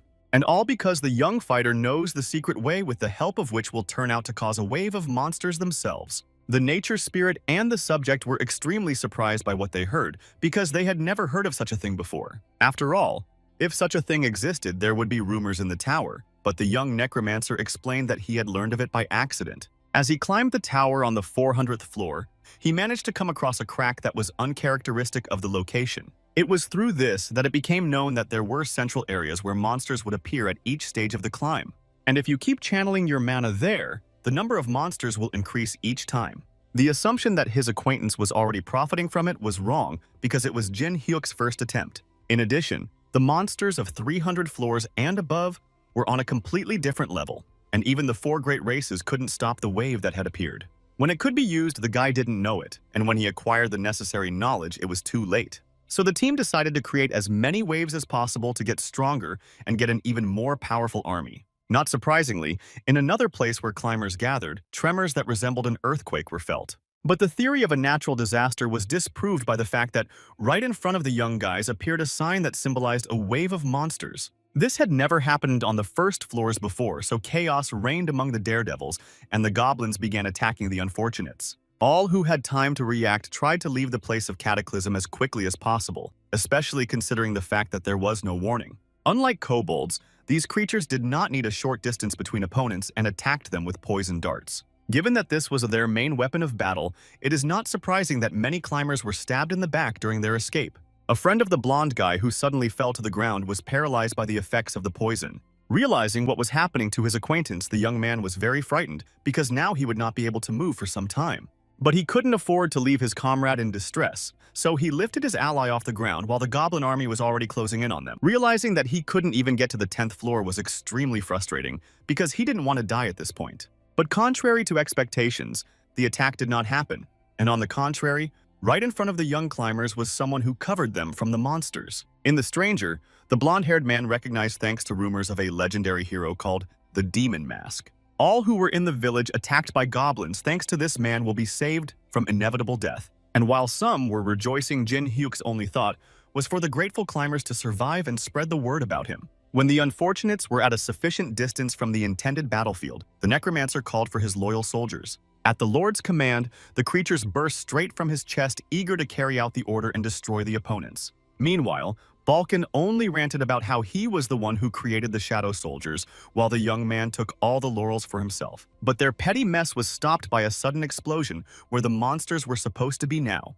The problem was that the shadow warrior created by the necromancers was burning in these flames, though such a thing had never happened before. Right from behind this blue fire appeared figures that looked less like the familiar creatures the team had already fought against. The source of the slaying power that destroyed the souls of the kobolds was a goblin medium who did the work of a shaman. It was because he had the power to destroy shadow soldiers that he had to be gotten rid of first. Watching the entire crowd of opponents from the high rooftop, Harju realized that her allies could not attack first. Therefore, the beauty had nothing left but to do it herself, jumping straight into the thick of the nasty monsters. With his sword, the nature spirit destroyed the entire front flank of the monsters in one precise motion, helping his comrades sneak up on them. The first spirit lord watching the Takabi was cheering a small victory that would make the ordeal easier. However, something caught his eye, so without hiding his interest, the man turned in the direction the sound came from. The source of the noise turned out to be Jin Hyuk, who was consuming the soul of the goblin shaman with his gluttony skill. The guy thought that the fire that affected souls was too wasteful a technique for monsters, so he should be the one to use it to his advantage. Then directed at his opponents a flash of bright flame that had previously been used against his soldiers. Getting closer to Haryu, the necromancer praised her for her work and asked that she keep it up. But instead of words, the lad was answered only by a gloating laugh from the nature spirit, which surprised the forgotten hero. Not wanting to continue the dialogue, the Tokbi moved towards the monsters, illuminated by a bright pink light. Of course, the guy realized that the sword the girl was holding in her hands was unusual, but he still hadn't managed to find out what this weapon was hiding behind it. However, the strangeness did not end there, and over the clothes of the beauty appeared magical armor reminiscent of samurai. The young man, who was clearly not expecting such a thing, was for a moment frozen in place, but he still dared to call out to his friend. The beauty only looked back at Jin Hyuk, showing with her smile that she was confident in her next actions. Without wasting a second, Haryu attacked the forgotten hero with her ball and knocked the guy off balance. Behind the mask that hid the young man's face lurked a lack of understanding of the situation and disbelief that his ally had decided to attack him. With just one swing of her katana, the Horned One managed to demolish all the buildings that fell within the attack radius. Even the goblins who were watching everything that was happening were shocked and did not dare to approach the common enemy. Because the integrity of the houses was destroyed, all the roofs fell to the ground under their own weight, creating a mess. In the blink of an eye, the village was destroyed, and Jin Hyuk didn't even know what the hell was going on with his companion. In the meantime, the girl herself had finally acquired a crazy look that certainly frightened both monsters and humans. But even after an unsuccessful attack, the beauty did not stop her attempts to harm the forgotten hero. And even though the young man blocked every blow that Haryu threw at him, it was becoming more and more difficult with each passing second. After another attack, the sound of an explosion sounded again, blowing away everything in its path and thus distracting the Star of Doom from the fight. Trying to reason with the nature spirit, the climber shouted that they were allies and wished to remind her of his name. But the girl did not give in to entreaties and again rushed to strike at the opponent being in an inadequate state. The young necromancer once again managed to block the attack with great difficulty. It was scary to imagine what would have happened if he didn't have years of experience behind him. Knowing the girl's strength that she had shown in previous fights, one could realize that Harju was too powerful right now. In the meantime, the Tokbi sliced through the air and sent Jin Hyuk straight into the ruins left behind by the destroyed houses. Balkan came running in, worried about his friends, but it was hard to see through the dust. Through the telepathic link between the first Spirit Lord and the young fighter, the elder wondered if they were all right. As the guy answered his call, the assistant still continued to worry about Harju. However, the climber explained the whole situation to him. While the men were talking amongst themselves, the nature spirit was already approaching Jin Hyuk, wanting to continue the fight. The guy felt like he was standing in front of the last weapon left behind by the Tokbi. So after instructing Balkan to take care of the remaining monsters, the forgotten hero took it upon himself to solve the case with Haryu. Speeding towards the girl who stood in the passageway created by his fall, the young man used battle foresight with the help of his mask. The magical accessory showed through its prism that if the climber now approached the Horned One, her sword would split him apart. He was sorry for the situation, but that was the end of it, because in the tower you can't find friends or enemies forever. Taking advantage of his own axe, Jin Hyuk aimed the blades of the weapon directly at the Takabi's head. Since he was acting with a mask, all of his movements were sped up several times, unlike his opponents. Suddenly, instead of a powerful opponent, before the eyes of the guy appeared the image of his girlfriend, who also as before wanted to help him. Of course, the young man hesitated, but that was his fatal mistake, for the creature held the blade with one hand without much effort. The Necromancer, who clearly wasn't expecting anything like this, froze for a second, and then a hunch came into his head that wasn't much consolation. Earlier, Harju talked about using the mask to anticipate how the fight would unfold. Without wasting an opportunity, the maddened girl kicked the opponent, who was physically weaker than her. As a result, the young man flew a great distance away from the beauty and took quite a bit of damage with open wounds. Unwilling to restrain himself any longer, Jin Hyuk shouted, calling out for all his soldiers to help him in this fight. In the same second, dozens of goblin skeleton hands appeared from the ground and prepared for battle at the master's command. Those who were between the rubble were the creatures their team had summoned at the very beginning as soon as they arrived in the village. Lest Harju, God forbid, run away from the scene, the forgotten hero gave the command to the scarecrows to attack her. His original goal was not to harm the girl, but to stop her from returning to her original form. But as soon as the bones of the dead monsters touched the Horned One, she scattered their remains around her in a single sword motion. The Necromancer didn't even see how the nature spirit managed to destroy the opponents, but guessed that she did it with battle foresight. The opponent was really too strong, so the climber puzzled over how he could even overpower her. Using her magic once and again, Takabi caused another blast wave that threw Jin Hyuk far outside the room he was in. But the guy was a master of his craft, so he managed to avoid getting badly wounded and bounce away from the radius of the attack. Watching the beautiful Star of Doom noticed that there was something wrong with her, so my first guess was that she was tired. But looking closer, the forgotten hero noticed that bloody tears were flowing from Harju's eyes. Maybe it was a consequence of that kickback she mentioned earlier, which meant the guy had a chance. The only thing he needed to do was to help ensure that she could no longer use battle anticipation. But even despite her condition, the girl continued to wear attacks on Jin Hyuk, wanting to finish what she started. With the man stumped, the horned woman watched him, trying to see what his next move would be. In response, the Necromancer only waved a finger at the nature spirit to shorten the distance between them. Not surprisingly, her opponent fell for such a provocation and rushed to strike with her katana at the same second. The forgotten hero continued to stand in place meanwhile, while his subjects were already rushing to fulfill their lord's orders. From different sides, the girl was surrounded by goblins with poison darts that certainly discouraged Haruya. As soon as the command to attack was sounded, small monster arrows were fired at the Tokabi. Watching this, Jin Hyuk was glad that the paralytic properties of the poison would be lethal even to members of her species. However, the nature spirit has no way to dodge them, because without her battle foresight, she cannot cope. Hearing these words, the acquaintance became extremely angry and tried to use her ability, which she easily succeeded. The angry girl decided not to waste the opportunity to finish what she had started and hurriedly struck Jin Hyuk. Of course, on her way to the Star of Doom, she was tried by rebellious monsters to protect her master. The Necromancer who was watching all of this couldn't believe that Haru had used battle foresight after all. Meanwhile, the capable Tokebi had already defeated all the goblins and now wished to proceed to the main prize of this fight. When the girl swung her katana to strike the forgotten hero, he easily jumped aside. But the beauty seemed to have foreseen such a development, so with one jump she almost caught up with the climber. Prematurely exulting in his victory, a joyous cry burst out from the mouth of the modified nature spirit. There was nothing left for the guy but to put his sword out in response so as not to die in this contest. But concentrating only on Jin Hyuk's weapon, Haru missed the moment when the poison dart was fired at her. The forgotten hero only commented that if the horned one didn't get a kick out of battle foresight, then the plan would be unrealizable. Satisfied with himself, the monster spirit only watched the lord who had managed to win this battle. After all, with the help of the cloak that was put on the guy, he managed to hide from the girl's eyes and from the blind spot to attack her through the clothes of the lord. As soon as the Necromancer told about his plan to his acquaintance, she lost control over her own body from the amount of poison she had received, then unconsciously collapsed right from the huge height on which the duel had been taking place all this time. Well, luckily Jin Hyuk managed to catch the girl in time before she hit the ground.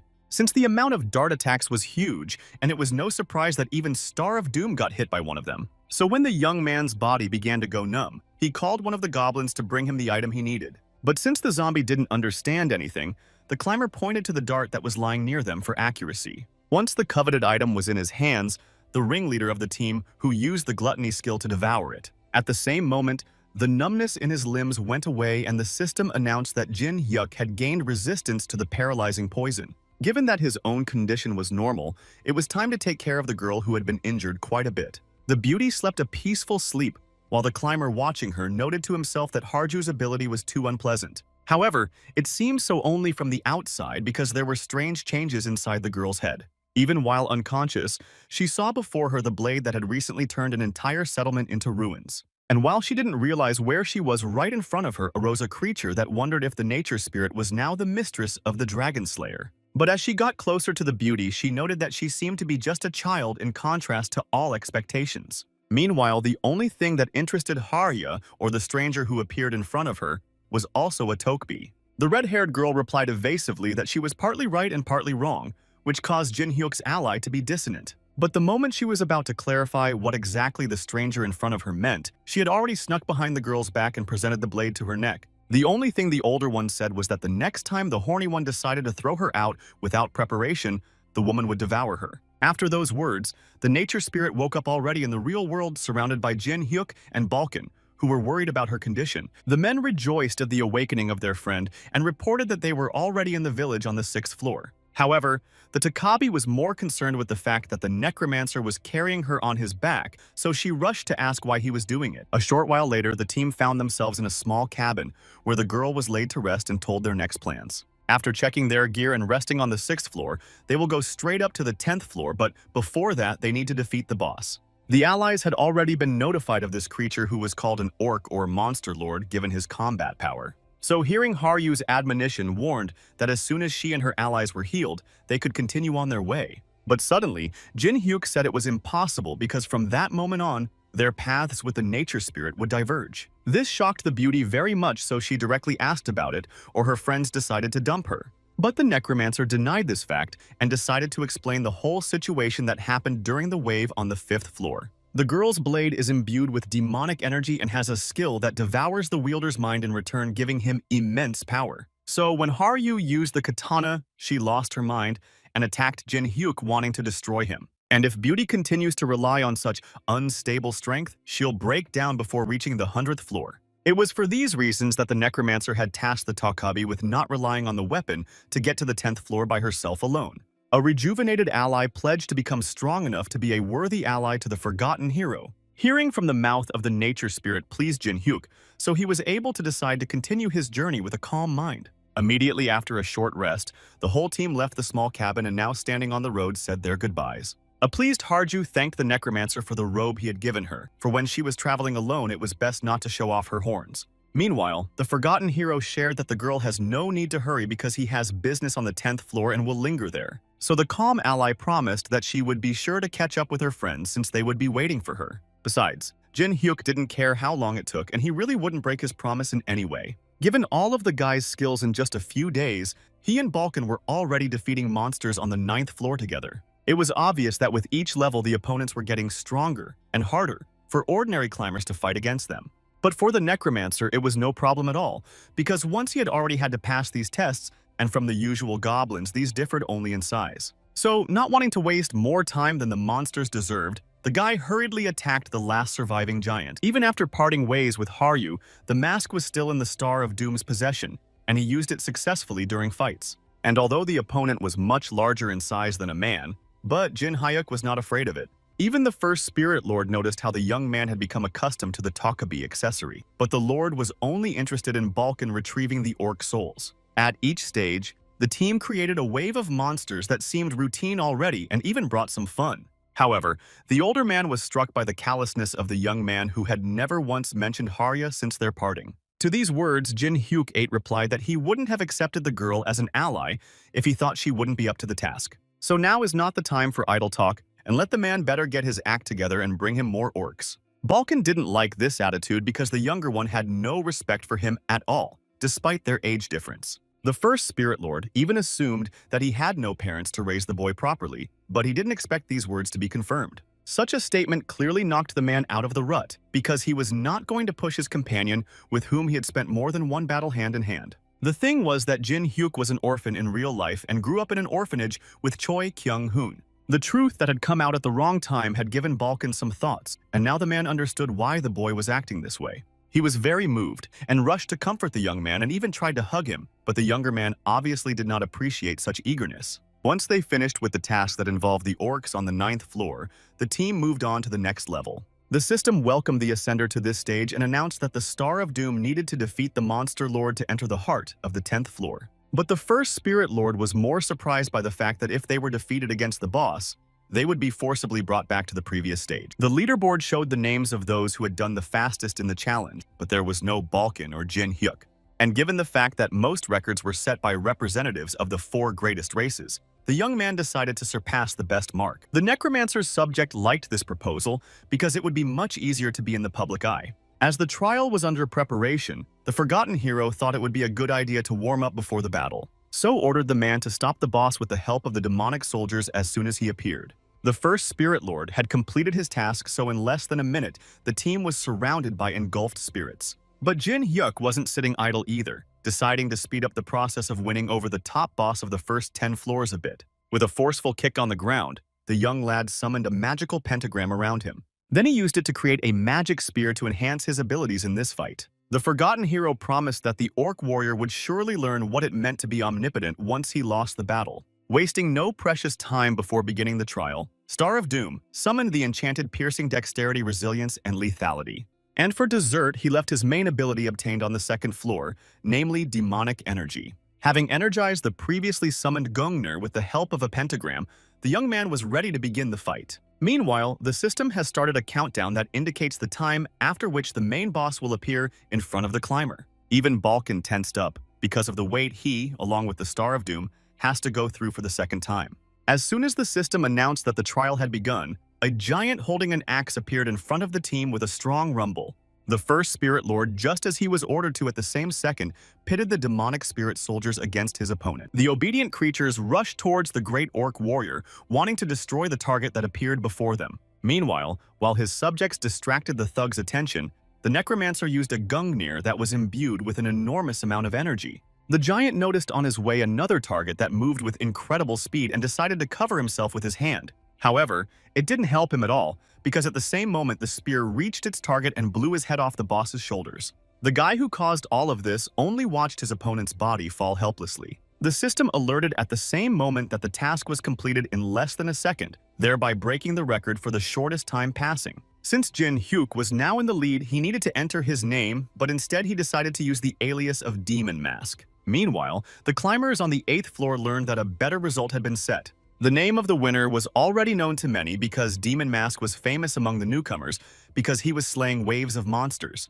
The nature spirit who had been listening to the stranger's conversations only smiled at this fact and thought that she needed to work harder. And Balkan next to Jin Hyuk was happy that they had managed to surpass all the other predecessors. After all the previous record holders were from the 4 strongest races, and even the most talented of spirit lords couldn't do it. There was no point in lingering at this point, so the team headed for the portal that led to the 10th floor where the Necromancer was waiting for business. In a spacious office, a blonde-haired man was flipping a gold coin and catching it with his hand while he read the news. News that someone called Demon Mask was able to break the previous record of passing the boss was flying around like flies. When the team entered the 10th floor, they were greeted by the first major city visited by the climbers. This is where the portal to Earth lies. So, all those who ascended the tower and decided to continue their journey or retire were given commercial rights in this place. It was a place to sell unneeded materials and use the proceeds to buy needed supplies. Even though the ban on auctions was lifted, the city continued to prosper. There are people on the 10th floor who live a simple life,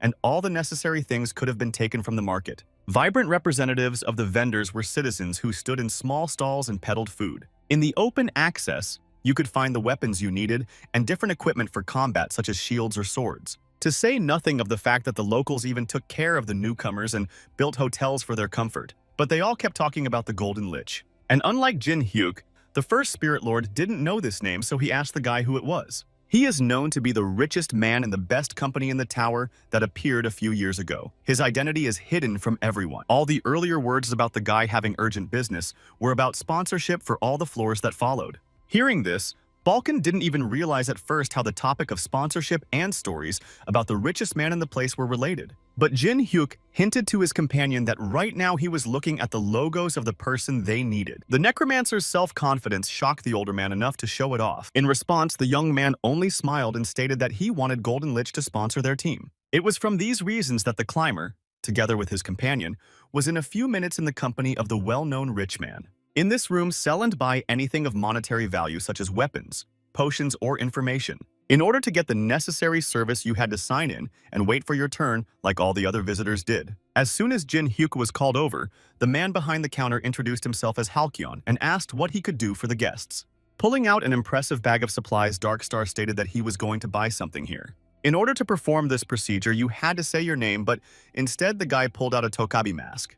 As soon as the maintenance guy saw the object, he had a look of shock mixed with fear on his face. Jin Hyuk only hinted at Hulkion's reaction to this, but he hoped that Hulkion didn't think he was wearing the accessory for nothing. So as soon as the kid calmed down, they got down to business. The climber put the 3,000 gold pieces he had gotten during the monster waves on the table. Given that it was a fabulous amount of money, the Shoten was only guessing what wishes may arise from the celebrity. However, to predict that Jin Hyuk would want to get his hands on the Golden Lich was impossible even for a sales representative. So it was no wonder that as soon as Halcyon heard the visitor's request, he was terrified, for it was his master he was talking about. At this point, all the gossip about Demon Mask being a thug outside the tower came to mind, but the Necromancer meanwhile continued to insist on his point. And although their company motto was that everything is bought and sold here, unfortunately, this deal was impossible. When Jin Hyuk asked why this happened, the guy admitted that there were 2 reasons. First, the mister is very busy, and it's best not to disturb him. But since the attendant's solution seemed less than convincing, the Necromancer asked what else was keeping them from fulfilling his request. Although it sounded rude, Halcyon said that the amount that Demon Mask offered was too small compared to the value of the Lord's time. Hearing these words, the climber thought about what he should do in this situation. And the young man at the front desk felt awkward because the amount of money he was given was really not small. And as soon as the brown-haired man started apologizing, the second the forgotten hero asked how much he had to pay to meet with the manager. Once they came to a mutual benefit, Balkan reprimanded his lord for asking the first employee he saw for such a favor. But contrary to all expectations of the Elder Star of Doom, only asked if he had any other ideas on how he could get a meeting with the necessary person. Considering that instead of an answer, the guy only waited for silence, the decision he made was the most logical one. Being already near the door where the manager should be, the Necromancer knocked on it courteously and introduced himself as Demon Mask. He waited for permission to enter the room, which he did. As soon as he was in the room, he noticed a man in the center of it. He was the branch manager named Puppet. The stranger sat proudly in his chair and welcomed the rumored super newcomer. Jin Hyuk looked around carefully and noticed that the gentleman he wanted to see was absent. The only other person here has commented that unfortunately the amount offered is not suitable for realizing the guest's wishes. So, Star of Doom suggested that he should call the owner of the company first, and as soon as they met, he would immediately want to sponsor him. Hearing these words, the man in the business suit only sighed heavily and noted that the young man clearly had no shortage of arrogance. Although there are many rumors about Demon Mask's achievements, but he doesn't like the tone in which he talks about the master. While they were talking, the leader had already managed to use his ability to control a person as he wished. Of course, the Necromancer felt it, but he was not frightened in the slightest. On the contrary, he decided to challenge his new acquaintance. In one deft move, this guy pulled out all the magical threads that were entangling him and said that in that case he would laugh at the man's hubris as well. The wizard was shocked by such an outcome because his skill that works even on 100th floor climbers was easily nullified. But he continued to hold out hope and decided to showcase his other abilities as well. Right after the branch manager brought his palms together, the space around him and Jin Hyuk changed to a boundless void with a sea. Surely the man thought that Demon Mask had met such a thing for the first time because this skill was called a mind sphere. His principle was to materialize the infinite space created by separating the soul and mind from the body. However, the Necromancer was familiar with this phenomenon, which he hastened to inform the elder, then clearly discouraged him. Given that the young man was aware of the fact that the laws of reality do not apply here, so experience and the power of the soul can be considered. And if still the forgotten hero manages to win the battle, the Shaitan will do everything possible to make the meeting with the Lord take place.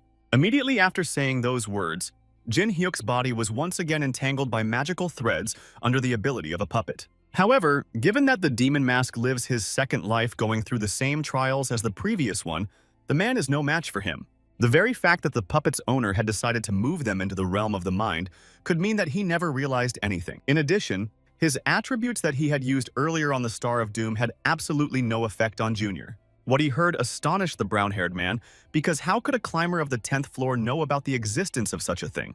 The forgotten hero's spirit power had already exceeded the level he was currently at and was somewhere above the 200th floor. Therefore, in an attempt to somehow resolve the situation, the new acquaintance hurriedly recognized Jin Hyuk as his equal. Suddenly, the space that had previously been characterized by complete calm became turbulent and the waves rose high up.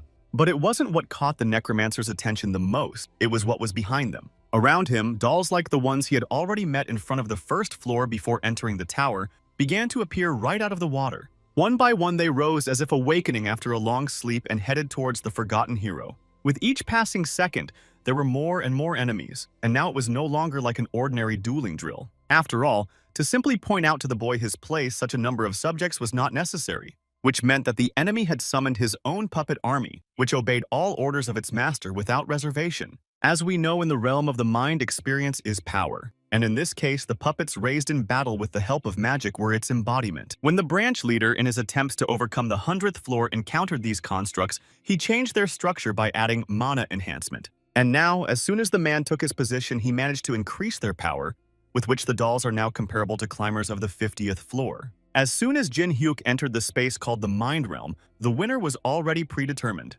After saying these words, the brunette directed his subjects to attack the well-known Demon Mask. Upon receiving the order, the lifeless mannequins ran towards the young Necromancer in order to fulfill their master's wishes. One by one, they jumped on the opponent's body to immobilize him so he couldn't use his own strength. The branch manager, who was watching, decided that this fight was over because the guy would never get out of the trap. However, he hastened to reassure the forgotten hero that the injuries received here are not reflected in real life. And just as I was about to leave the place, as I heard behind me a loud explosion that was accompanied by a splash of water that was around. The brunette could not believe his own eyes, because this could only happen with magic. Right in front of him, a creature summoned with necromancy appeared out of the water just like the earlier main Kenna. But the worst part was that it was familiar to the head of the branch and was called Lichmeg, who was the boss of the 100th floor. The army of puppets that was previously desperately trying to defeat Jin Hyuk were now drowning in the space of the water surface. Suddenly, in the midst of all this chaos, the voice of a climber was heard who said that the realization of his plan was not as easy as expected. After all, the materialization of the absorbed soul, even in the realm of the mind, takes too long to speak of reality. He laughed at the attempts at fighting that the puppet used against him, and obviously the latter had never seen a real army. So, wanting to show his opponent his true strength, the young man called upon his own soldiers whom he had once absorbed. Considering that this place used the soul and not the body, Jin Hyuk was able to take his true form and use everyone he had conquered in his past life. Therefore, as soon as they were in the realm of reason, he was the winner, and the pathetic puppets are the cause of someone else's defeat. Among the warriors summoned by the Necromancer were Lich Dola, and even those the brunette had yet to meet. And that only meant that among them were bosses from floors far above the 100th floor that Puppet hadn't been able to reach yet. Without hiding his fear, the man still couldn't stand it and shouted, trying to understand who was actually hiding behind the demon mask. However, he didn't get an answer to his question, and Jin Hyuk's soldiers were getting closer and closer to him with each passing second. And in the end, the fate of the loser, which in the opinion of the head of the branch was destined to the forgotten hero, got him. With a scream on his lips, Marionette opened his eyes, thus returning to reality from the realm of the mind in which the duel was taking place. It was unclear to the Elder how they ended up here, since he hadn't cancelled his skill to the last, and that could only mean one thing, that the Necromancer had taken control of this ability and brought them back into their bodies. But Puppet was not allowed to grieve for his weakness, ordering him to immediately stop whining and rise from his knees. Given what had happened so recently, the young climber realized that all thoughts from the man's head might have weathered, so he decided to remind them of their wager. As they had agreed when they met, if Jin Hyuk won, the branch chief would arrange for them to meet with the Golden Lich. However, contrary to all expectations, the Necromancer decided to take pity on his interlocutor and gave him a letter to give to his master. Feeling humiliated after the loss, Puppet still warned that if the guy didn't get an answer, he couldn't help anymore. It seemed that these words did not scare the forgotten hero at all, because he was sure that there was nothing to worry about and the desired person will definitely answer. Handsome and Halcyon saw their new acquaintances off and promised that they would be in touch as soon as the Golden Lich made himself known. Once they agreed, the company representatives bowed low to the guests and wished them a safe journey. As it was already evening, Balkan suggested to his master that they return the room and rest. But the guy refused the desire of his companion, then greatly surprised the man because they had to go to the next destination. Because things were busy, they couldn't just sit around and wait for the weather to clear, and if they needed to kill time, they would fulfill their guild duties. Meanwhile, on the 10th floor where the White Swallow lobby was located, two girls were discussing their achievements in climbing the tower. Given that one of them had already made it to the 57th floor, the blonde wondered why her acquaintance hadn't bought a new outfit yet.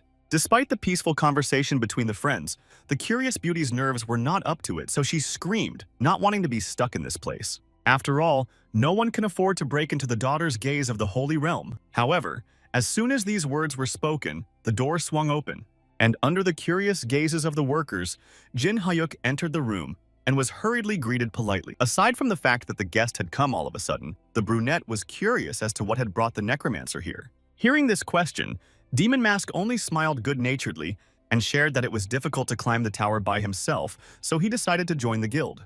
These words made the girls relax due to the sudden appearance of a stranger who turned out to be an ordinary novice climber. Suddenly, in the minds of workers appeared a profitable plan thanks to which they will be able to get a huge bonus from the bosses. After all, if they recommend a newcomer to the guild who turns out to be worthy, they will be rewarded quite generously for their work. Therefore, encircling the stranger from all sides, the girls began to pretend that they were extremely happy about the stranger's visit and wondered how the young man had learned about them. Since no one directed him, Jin Hyuk admitted that he only came because it was the daughter of the Holy Kingdom. This fact even more raised the mood of the workers, because the charming guy thanks to whom they will receive the reward did not know anything about them. Taking the whole situation into her own hands, the blonde asked Star of Doom to show them his skills in that case. But what was the surprise of the girls when, in response to this request, the forgotten hero asked to be loaned a coin. Having received the necessary thing, the powerful Necromancer squeezed it in his fingers and then bent it in half without any difficulties. What they saw shocked the two friends, which they did not hesitate to demonstrate. The newcomer's skills were unbelievable. In the meantime, the guy continued to boast that he not only possessed superpowers but also simple magic, which was extremely rare among the ascenders of his level. For example, Jin Hyuk could use basic spells such as lighting fire directly in his hands without any aids. When the girls witnessed such opportunities, they could only marvel at the stranger's talents. The beauties were not even shy to discuss his future and what he could become if they took him under their wing. In addition, the blonde clearly liked the forgotten hero since she told her friend about how handsome he is. However, behind their conversations, they did not notice the sly smile of the man who had been there all this time to bide his time. Suddenly, the workers who had been having a lively conversation heard a loud sound outside that startled them. A man unfamiliar to the Necromancer burst into the room the girls had been in with Jin Hyuk all this time and informed them of the bad news. After all, right now there is a ghostly monster raging outside that is destroying their village more and more with every passing second. For these reasons, all climbers from the 50th floor and above are summoned, and everyone present needs to leave the room right now. This statement obviously did not like the beauties because of it could sabotage such a strong rookie, so they asked the guy to stay while they solved the problems. Immediately after saying that, the door from the outside slammed shut in front of the Star of Doom, leaving him alone inside the room.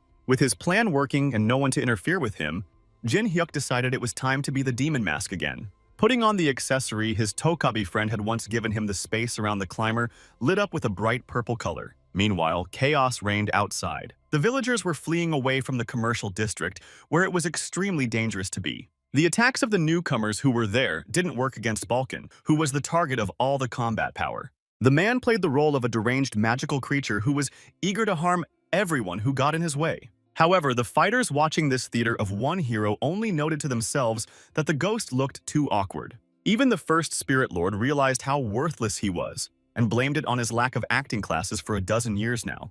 And while the older man was cursing Jin Hyuk and promising himself that he would never forgive the guy, he was fighting against a soldier who was trying to stop the enemy. But considering how unequal the strength of an ordinary warrior against a forgotten hero was, the former was obviously losing the battle. With each new corridor, the Necromancer was disappointed because he couldn't find the thing he needed. Suddenly, a man appeared from behind the door that the clerk was trying to protect with all his might, and he was indignant because of the noise. However, as soon as he saw a stranger in front of him, who could easily defeat all the guards, the scandalized man was silent. The questions kept pouring out of his mouth one after another. The older man couldn't understand who was standing in front of him or how the masked person had gotten here in the first place. But instead of getting answers, he was roughly grabbed by the neck and pressed back against the door from which he had recently come. Looking carefully at the room in which he found himself, the Star of Doom noticed a huge number of books. So he assumed that what he was looking for might be here. Not wanting to waste time, the guy confessed that he was looking for something. To be more specific, the Necromancer was interested in the list of the other guilds besides the Holy Land and their exact locations in order to destroy them soon. Hearing the confession from the mad stranger, the man shared that at the very least it was unwise to go up against 2 of the 9 stars. But the other person's excitement did not relieve Jin Hyuk at all. Moreover, he hurriedly rebuked his victim for not being in a position to worry about it.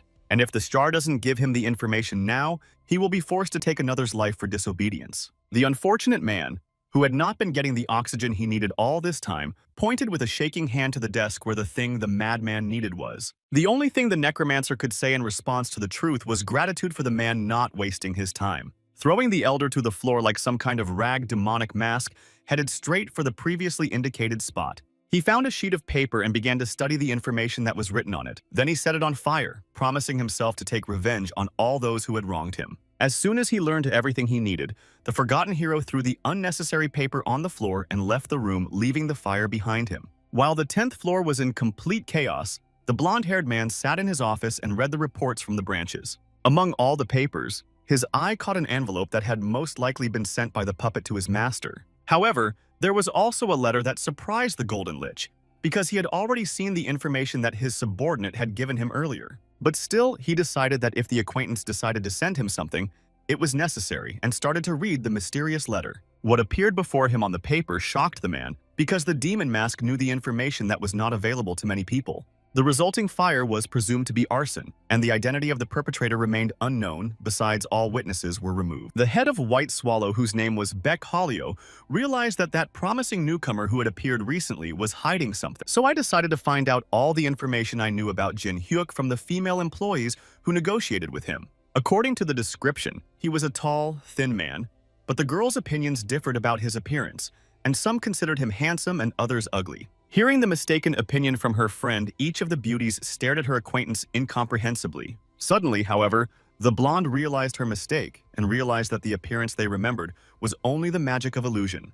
Therefore, finding the alleged culprit even with all desire was now impossible for the entire guild. Meanwhile, the guy who made so much noise with his act was quietly looking out the window from his apartment. As soon as Balkan entered the room and announced that he had returned, the young Necromancer praised his ward for a job well done. Jin Hyuk shared that there are a lot of rumors about a ghostly monster that was played by the first Spirit Lord. And though the man was angry, he still wondered if the forgotten hero had gotten himself into trouble. He confidently stated that the spell he was using was simple but very useful, so there should be no problem. All the necessary information that the climber was to gain as a result of their sortie was now stored in Junior's head. So as soon as Balkan realized that their plan had worked well, he decided to praise his companion, calling him unbeatable. Suddenly, there was a knock on the door of their room, which made those in the room tense up because no one had requested room service. When the sound was repeated, the men decided that on the count of 3 they would open the door and Balkan would deal with the supposed enemy. Although the plan was not difficult to implement, it made the forgotten hero nervous and sweat began to roll down his temple. Once the necessary command was given, the passage to the room opened, and the first Spirit Lord used the magical chains. The victim, who had clearly not expected such an inhospitable greeting, cried out in shock as the tight restraints tightened around her. The men, ready to fight, were about to rush at the uninvited visitor, but he fell to the ground, losing his coordination. What a surprise it was when the place of the enemy on the doorstep was a guy from the Golden Lich branch whose name was Halcyon. Expressing his respect for Demon Mask and his companion, he said with a smile on his face that Mr. Puppet had sent him to them. This could only mean one thing. The Golden Lich the Necromancer wanted so badly to meet was already in the 10th floor branch. So arriving at the place in which they were to meet the forgotten hero, saw an army of the man's loyal soldiers. But among so many bystanders, it was hard to spot the essential, so the masked guy asked where he was. Immediately after, a blonde man appeared from the crowd who appreciated the stranger's act, moreover praised him for his bravery and courage in front of a powerful opponent. However, the price of the prank was too high, and the likes of him should not exist in the tower at all. But contrary to expectations, these words didn't scare Jin Hyuk. On the contrary, he was glad to see you. Meanwhile, the Golden Lich ordered his subjects to bring the boy to him when it was over. His main wish was that the young man should live. As soon as the knights were sent to fight, they hurried to do their duty.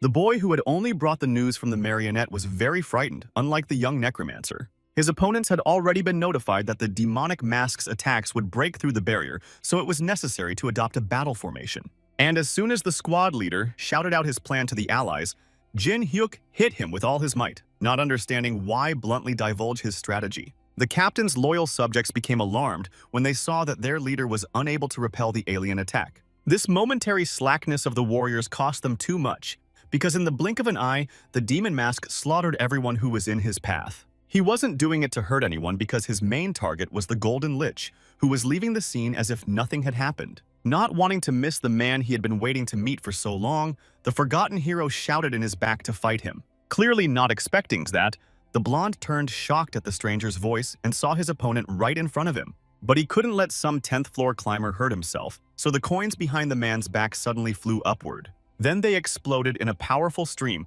completely under the magician's control. This skill was called Golden Power. Before the young necromancer had time to realize the whole situation, he fended off an attack from the blonde at the last moment. As it turns out, Golden Power is an attribute of the Golden Lich that allows him to mix mana with gold and turn it all into weapons. Despite the fact that this skill was dangerous to opponents, Star of Doom still continued to taunt his opponent, asking if this was all he was capable of. However, instead of losing control of his emotions, the richest man on the floor only stated that the guy's words were wrong. After that, all the coins that were on the ground after the attack grouped into sharp towers and headed towards Jin Hyuk. The sheer proportion of the financial branch creates a wave, and if an experienced climber doesn't dodge it, even he will be in trouble. Immediately after these words, the gold that had managed to approach the forgotten hero in an instant caused a powerful explosion around him.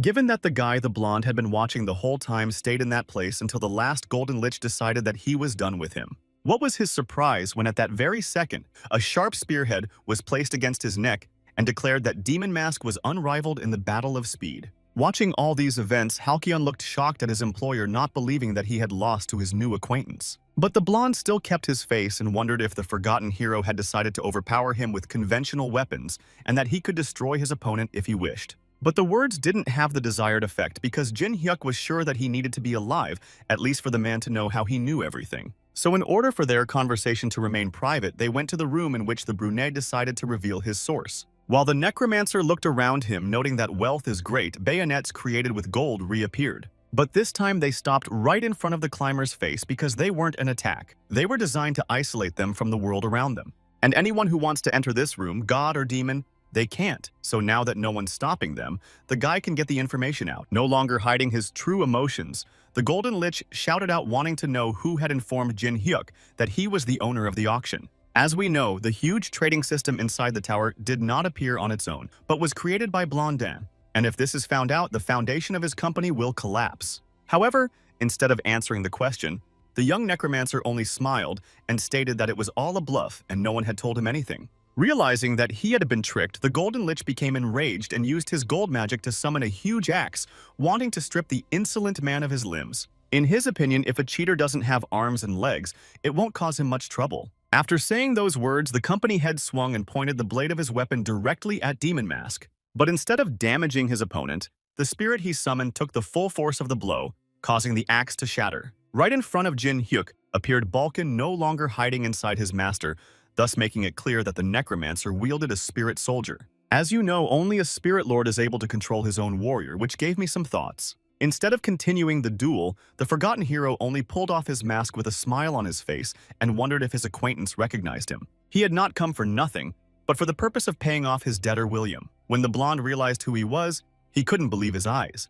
All the time the men were in the room, the Ascender told of what had happened to him on the 600th floor and how he had been betrayed by the 9 stars. Given the fact that the Necromancer easily shared all the details, Balkan realized that the man in front of him was a man with whom he shared a past. But even after telling the Star of Doom, it was hard to believe that in front of the Golden Lich was his old acquaintance. However, since it turned out that way, the forgotten hero decided to get to the point of their meeting and stated that he needed money and wanted to sign a sponsorship contract. Though William was displeased with such neglect on the part of his friend, but if you look at it that way, his company essentially belonged to the young man as well. After all, in the old days when the brunette's soul was still in his old body, he used to bring booty from the upper floors to the then mere traveling merchant. Therefore, it is not surprising that it was the young necromancer who became one of the founders of the Golden Lich Company and its largest shareholder. Such insolence on the part of the forgotten hero only indicated that the kid sitting in front of him was indeed the reincarnation of an old friend. But whether it's real or fake, the point of the contract is that both parties should get something. Therefore, Demon Mask offered in turn to provide the blonde with all the information he had managed to obtain during this time.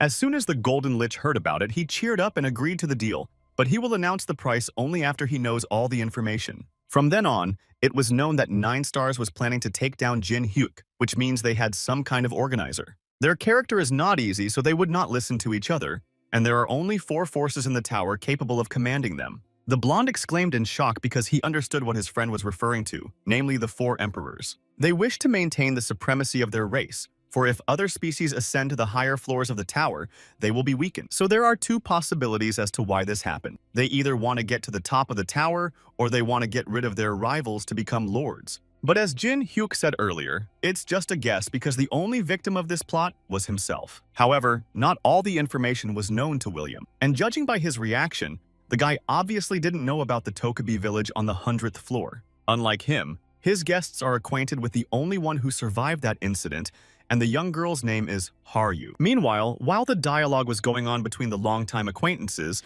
the goblin's head flew high up elsewhere. The reason for this was the previously mentioned beauty who fought an opponent who was several times larger than her. But even after separating her head from her entire torso, the maiden realized that at this stage, it would not be enough to emerge victorious. After all, even her achievements that were on the previous floors of the tower during the fights would not compare to the current enemy. Sitting on the warped ground, the girl was stuck between the 9th and 10th floors fighting the boss, but once again missing the timings. So she looked hatefully at the huge creature who was only smiling contentedly at the failed attempt at Tokubi, because of which she would be brought back to the previous stage. Belle realized that in order to meet again with her friends with whom she was forced apart, she needed to become much stronger. Because of this torment, the voice in her head that belonged to the other Tokubi that had destroyed the village earlier incited her to use the sword. After all, if Harju left it up to the woman, things would go much easier and she could meet the boy sooner. But even to such a tempting offer, she couldn't give a positive answer because she didn't want to use the power of a dragon slayer. And the reason for this is clearly not the moral principles of the girl, but the fact that when breaking up with Jin Hyuk, she promised him to pass all the tests on his own. So now the Horned One needed to become stronger through her own efforts, and if the voice in her head got in the way, she should shut up. Returning back to the room where the Golden Lich and Jin Hyuk were, the former couldn't understand how they were able to save only one child and a sword. Therefore, it can be assumed that they were the initial target of those who attacked their village. William's speculation was immediately confirmed by the young necromancer, for in trying to exterminate one, they had done it to all of them. If this phenomenon could be characterized in other words, the guy would call it manual selection.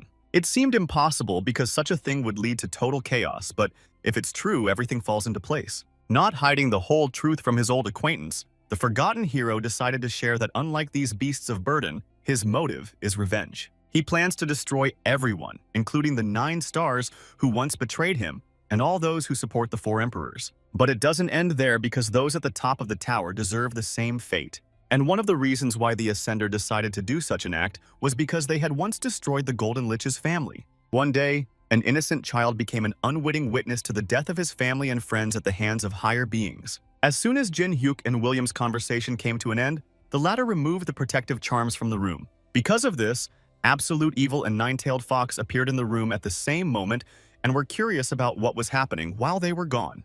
However, because of their rotten thoughts, the guy got angry, but quickly withdrew because the Golden Lich decided that he would still buy the information that his acquaintance could provide him.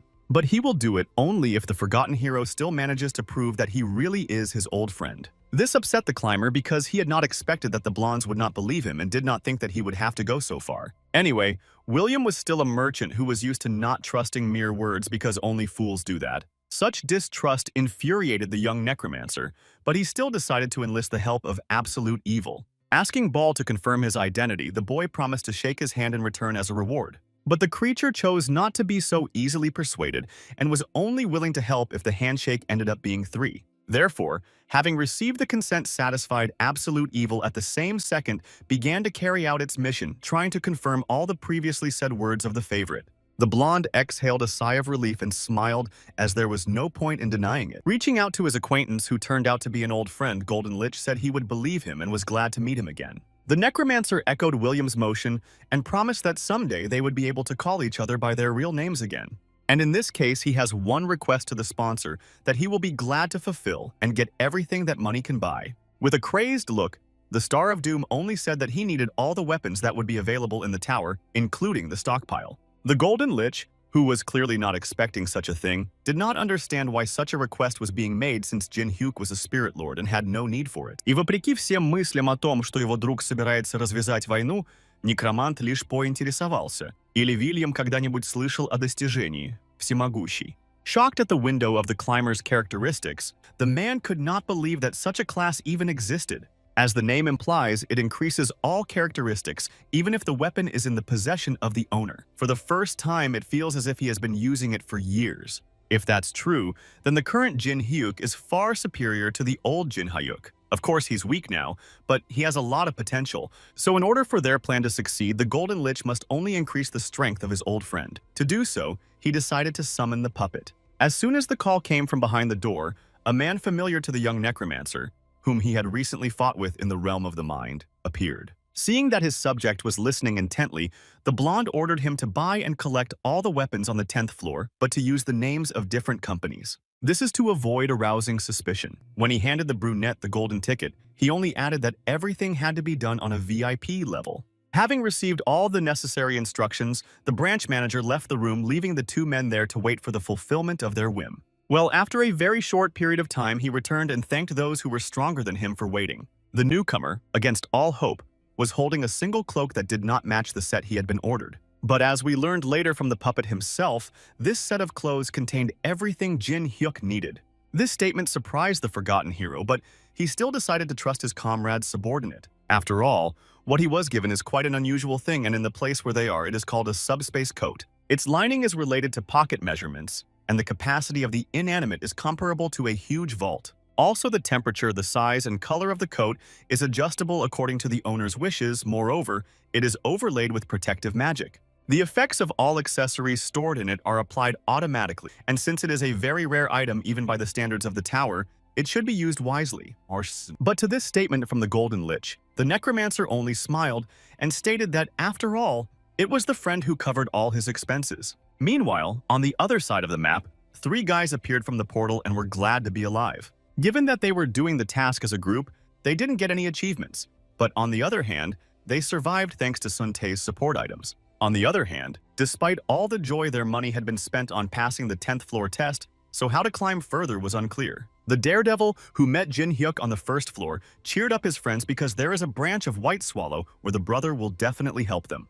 And considering that further they will rise not in poverty, then the demon mask will certainly pay for all the threats and humiliation. So now they need to get their act together and go to the guild that will soon engage in a battle for revenge. However, as soon as they wanted to go in search of Tsunde's relative, a not-so-pleasant picture appeared in front of their eyes. The village, which used to be a haven for all the climbers of small ranks, turned out to be completely charred and ruined. For these reasons, other members evacuated to the 30th floor and to contact his brother. The guy will not be able to go higher in this condition is impossible. Suntae's companions were saddened by this fact, for they had trusted him and followed him, but he did not live up to their expectations. Except for the fact that the daredevil had relatives at the top, he was actually mediocre. So when he was asked another question about what they should do, the angry boy ordered his entourage to finally shut up. After all, they themselves are of no use at all, and could not even reach the 10th floor without his help. Sungtae decided that this was the right moment to get rid of the companions, but at the same moment he heard extraneous sounds from outside. A small fox was heading straight for their company, and from the look of him, he was tired and hungry. Waving his hands for the animal to move away from them, the team leader said that if it was asking for food, they had nothing, so let it go. However, the gaunt little girl was in no hurry to comply with the rude man's orders and came closer to him, starting to lick his leg to placate him. The madman who noticed this became even more enraged and began screaming that the innocent creature was simply disgusting. Then, sparing no effort, an innocent beast kicked it with his foot so that the small snow-white coat with a squeak flew off a short distance. Obviously, this action was not without result, and now the poor animal was in great pain and was squeaking. But it did not end there, and the offender went to the defenseless victim because she got to him just in time when he is all on his nerves. Once the distance between them was reduced, the guy continued beating the little creature who was screaming because of the torture. In the small ball of fur, Sungtae took out all the aggression that had appeared in him as soon as he had climbed to the 10th floor and had not received the coveted reward. The guild member's brother blamed someone else for all his troubles, but not himself. He didn't understand why he couldn't do anything. Plus, everyone around him was a complete lowlife, and they were the reason he never had any luck. Suddenly attacking the fox once again with his foot, the limb did not reach the animal, but flew off somewhere to the side. Clearly not expecting it, the guy froze, wondering what had happened and why he hadn't managed to hit the white-haired kid again. At the same moment, a figure appeared out of the darkness and asked why Suntae shouldn't stop because if he continued, more wounds would appear. After a bit of shock, the brunette screamed all over the street from the pain that struck every cell of his body. Given that he had already said goodbye to his leg, the younger one only asked who was in front of him. The little fox didn't move as long as the dialogue between the humans was going on. But what was the surprise of all present when the Star of Doom emerged from the darkness and declared that he would become the master of the animal that the monster had just trampled? A little before these events, Jin Hyuk and Balkan were walking down the street and discussing the fact that they needed to go to the Class Change Tower to get the power of the spirits. The ward did not understand such a decision, for his ally was already the master of the intangible component of creatures. So the brunette explained that in his case, the class change was like a glitch, being omnipotent and remembering your past life. So the power of the spirits would have to be obtained through cultivation. The elder didn't even realize it, so they decided to take a break first. Suddenly, the nine-tailed fox felt something that drew the attention of not only Jin Hyuk, but also absolute evil. The window that usually silently followed the ascendant swam in the opposite direction, much to the necromancer's surprise. The guy couldn't understand what the supreme being was trying to tell him, so he asked him directly, and the deity asked him to save her child. It was for these reasons that the forgotten hero found himself in a place where the poor animal who found himself in such a backwater was brutalized. He also received a new quest to rescue the adept. Meanwhile, the madman's son Tae recognized the demon mask as a stranger. He, in turn, looked from the kid to his destroyer and realized that he had met this jerk somewhere before. These words greatly angered the White Weasel Guild member's relative, so he began to suspect that he was being provoked on purpose. Then ordered his companions to immediately attack the forgotten hero and show him his place. But what was their surprise when the legendary climber about whom there were so many rumors suddenly disappeared from the place where he had just stood with the animal. Gently cradling the fox cub, Jin Hyuk only wondered if the fools or those understood who they had allowed themselves to offend. The warning that the white streak in their lives was over from now on didn't bother the boys at all, and Sungtae only wanted to take the other's limb in return. Not wanting to listen to any more pointless talk, the young necromancer asked the nine-tailed fox how he should deal with these lowlifes. And when the deity gave the command to destroy all the abusers of his child, those unsuspecting swarmed on the demon mask. But in response, the forgotten hero only used magic to pull the alien limb that he had separated from his body earlier. Then he threw it directly towards Sungdae, who clearly didn't expect such a thing from his opponent. The enchanted leg, which actually turned out to be an explosive, detonated the second it came within range of the enemies. And the young necromancer started walking away from the scene as if nothing had happened, asking the fox cub if it was really his tail's cub. In response to the question, the intelligent animal only rumbled contentedly, either in agreement or in an attempt to thank his savior. When they were already inside their room, the baby was placed on a makeshift cot, and they were deciding what to name her. Star of Doom suggested shortening the fox cub to Delise, which clearly caused the creature's shock and disapproval. Moreover, even Balkan thought it was a bad idea because when he grew up he would blow his master's head off for such an act, and the nine-tailed fox confirmed this fact. So the necromancer inquired of his ward or if the latter had any other ideas, which the latter happily confirmed. The first spirit lord suggested naming the baby fox Horang, which means fox and brightness.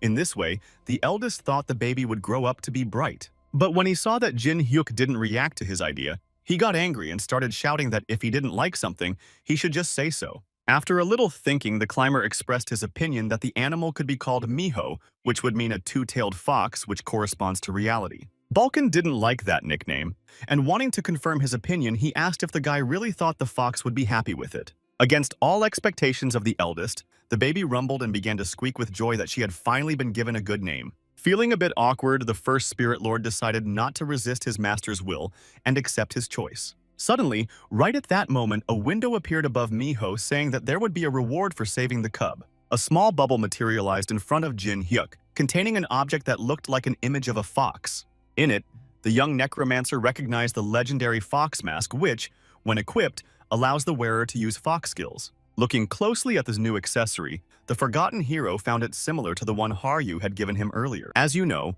when it comes to the abilities of these things, there were several, but enchantment was considered the best choice for control. At this point, new windows appeared from the nine-tailed fox where she asks you not to forget to take care of her child, especially since the quest is not finished yet. It takes almost 1,000 fresh raw livers for Miho to fully complete the task and replenish all her strength. But given the cost of the mask he's already gotten, there's nothing he can do about it and the guy will have to become a hunter himself for his pet. At last, the young necromancer only asked the nine-tailed one if there was anything wrong with the favor, which caused embarrassment on the part of the deity. As the main issue of the evening was settled, Balkan announced that he was going to go for a walk. And when the forgotten hero reminded that tomorrow morning they were going to the Tower of Changing Classes, he gave the admonition to go in a straight line if the older one was suddenly going to be late. With that agreed upon, the first spirit lord set out to explore the city in which too many events had taken place today. As he thought everything he felt now being a spiritual soldier was too different from climbing the tower. Right now, he felt like someone was watching him, and that someone was clearly not from his acquaintance or social circle. So he decided to go to a place where the energy and all the power he was experiencing comes from. Freezing upright on the roof of one of the houses and held up by the bayonet that was on it, the man began to regard the man in the square. The first spirit lord was absolutely certain that he was facing a dragon. The horns and aura of annihilation gave it away.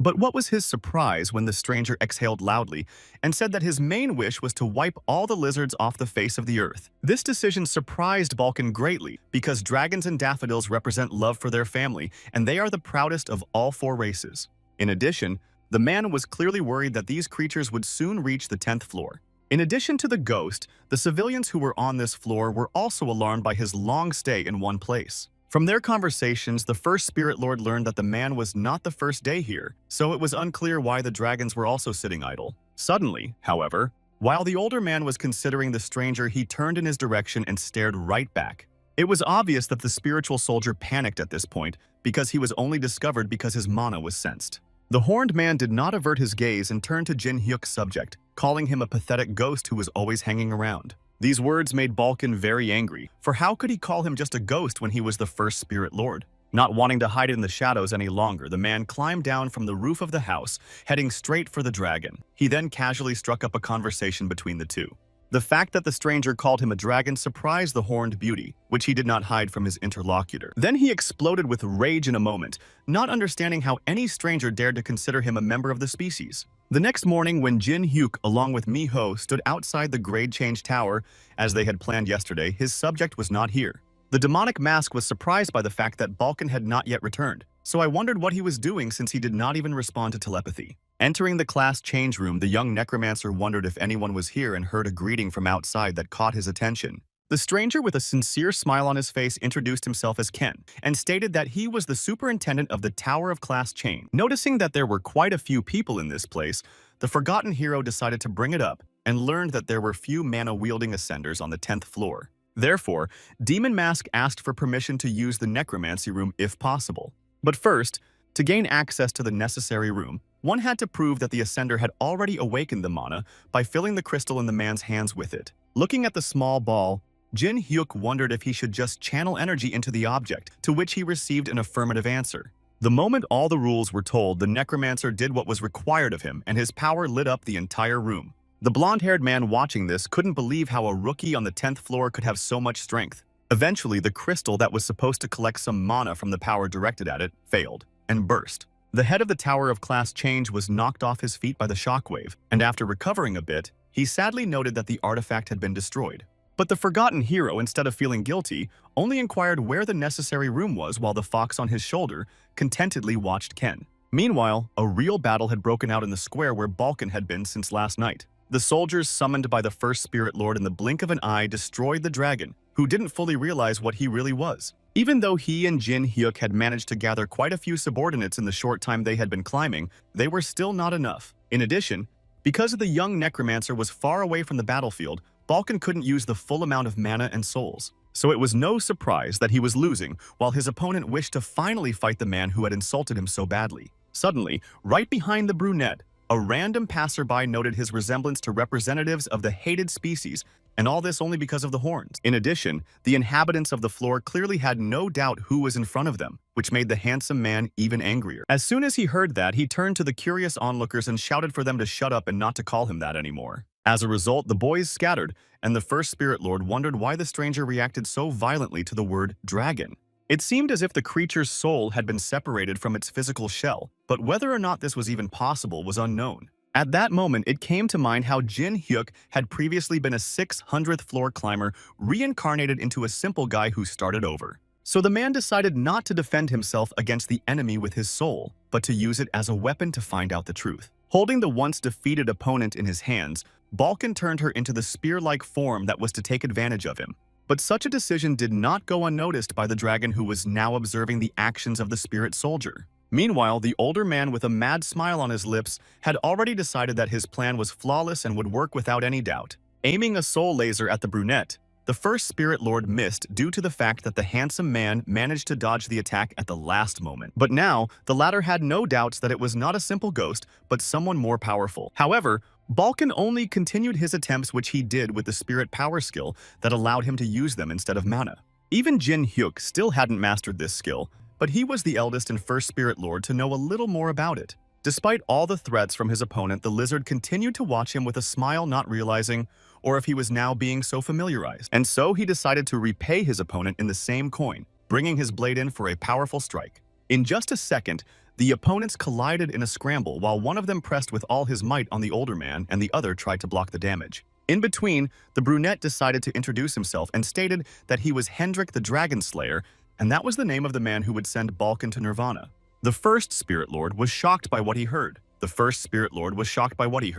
Plus, Dragon Slayer is a title that goes to whoever subdues those creatures. So the question is, rather, how such a strong soul could be in the body of someone he had exterminated in a past life. Now, the first Spirit Lord realized that he had been completely careless in seeing him as a less than dangerous opponent. But if this guy really has the soul of a fighter who usually sits on the 800th floor, even if Jin Hyuk were here right now, it's not even possible that they could win this unequal battle together. Which means that if they continue this fight, it's likely that Balkan won't be able to survive standing up against the Horned One. Another attack directed by the first Spirit Lord was again easily repulsed by Hendrik, who was unwilling to step on the same rake again. But what was the guy's surprise when he was surrounded on all sides by spirits obedient to their master, thus restraining his movements? At the same moment when the dragon could no longer move an inch, something huge appeared in front of his eyes. This fact made the long-haired one very angry, so he growled furiously and began to jerk sideways so that the clawed paws would finally stop holding him down. Therefore, not wanting to lose to some ghost even though he was much stronger in reality,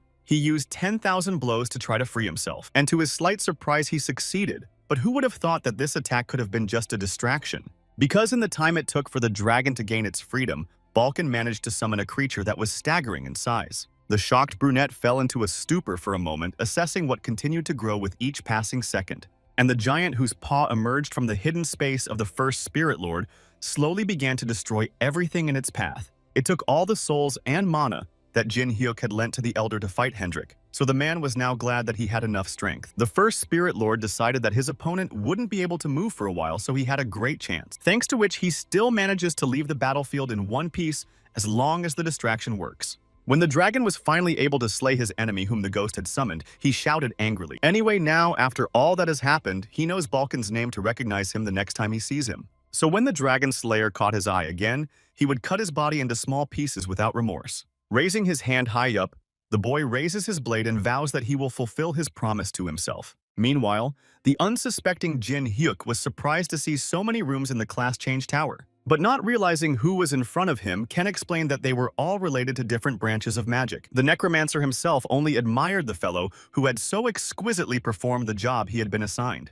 So when they came to the right room that the forgotten hero wanted so badly to enter, the blonde-haired man joyfully announced that they had arrived. The space around them was dotted with various books and scrolls that flew in the air, and if it weren't for the power around them, you'd think it was a library. While the owner of the fox was looking around and realizing that this place was a necromancer's dream, the animal itself jumped off his shoulder. Finally, before leaving the guests alone, Ken reminded them that if they needed anything, they could call him.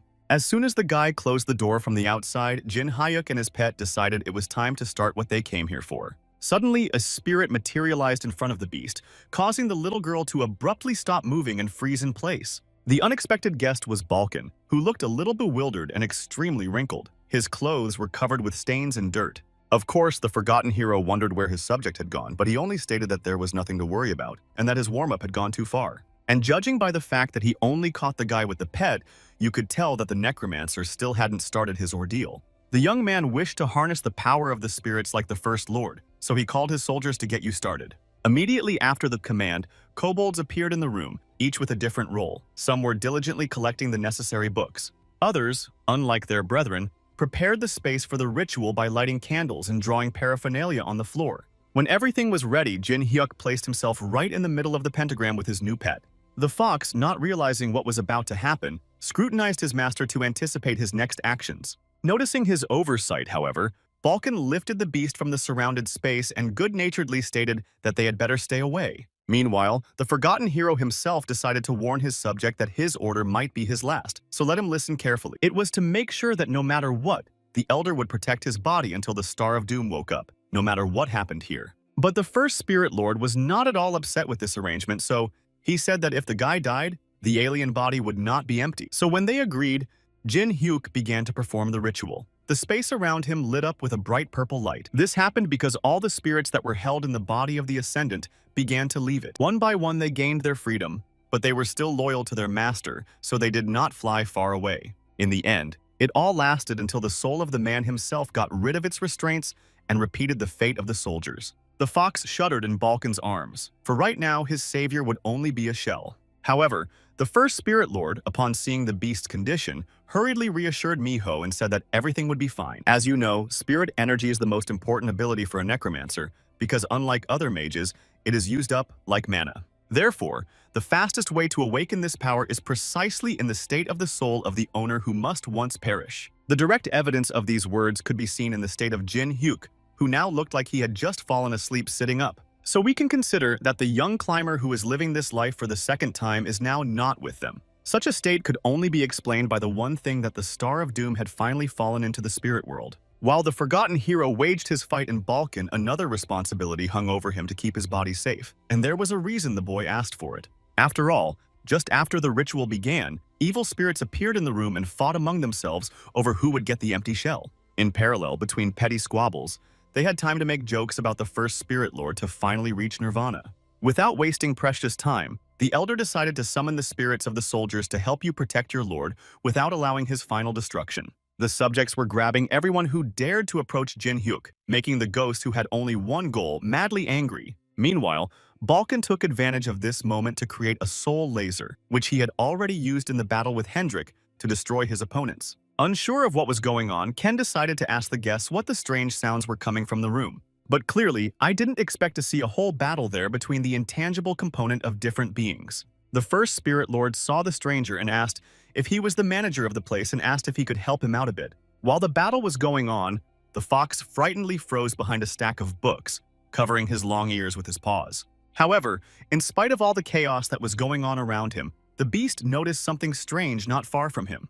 One of the spirits, while Balkan, along with Ken and the soldiers, were trying to repel the attack on Jin Hyuk's body, decided to seize the moment and get himself a new shell. And while he thought no one saw him, he came up behind the young necromancer, calling everyone else idiots. At the last moment, the head of the class change tower noticed this and hastened to notify his partner. It was impossible to get close to him, so the spirit lord shouted to his master to get a hold of himself before his body was stolen. But this had no effect, so the small but brave beast took matters into his own paws and jumped on the enemy. Despite the fear she felt with every cell of her body, Miho closed her eyes tightly, and a pink glow appeared around her. The men who were watching all that was happening could not understand where the strange source had come from that made the room bright. Even the spirits have taken notice of this strange phenomenon, talking among themselves in case someone saw something. But within seconds of talking, hearts appeared in their eyes and they began to marvel at the beauty of the white lump's tail. The hilarity that caught them quite suddenly drove all opponents to the ground, while the beast selflessly continued to defend its master.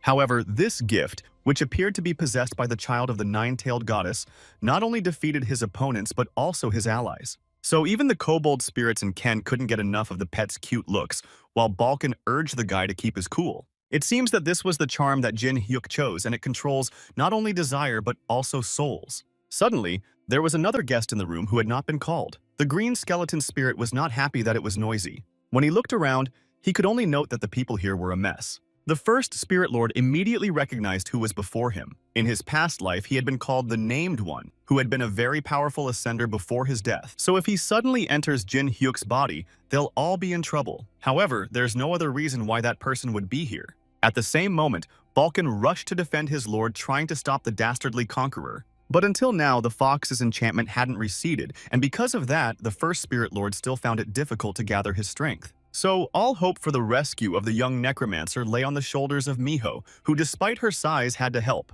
The initial appearance of the fox did not impress the Named One, so he decided to throw it away, because it did not interest him at all, but only got in the way. However, even though the pet was scared and the opponent was several times bigger, her little girl bravely threw herself into the fight. Her original goal was to repeat the trick she had pulled a few minutes ago with the spirits. Gathering all her strength, the fox girl concentrated again to use her charm abilities. The opponent watching marveled at the mystical creature's energy that he hadn't noticed from the start.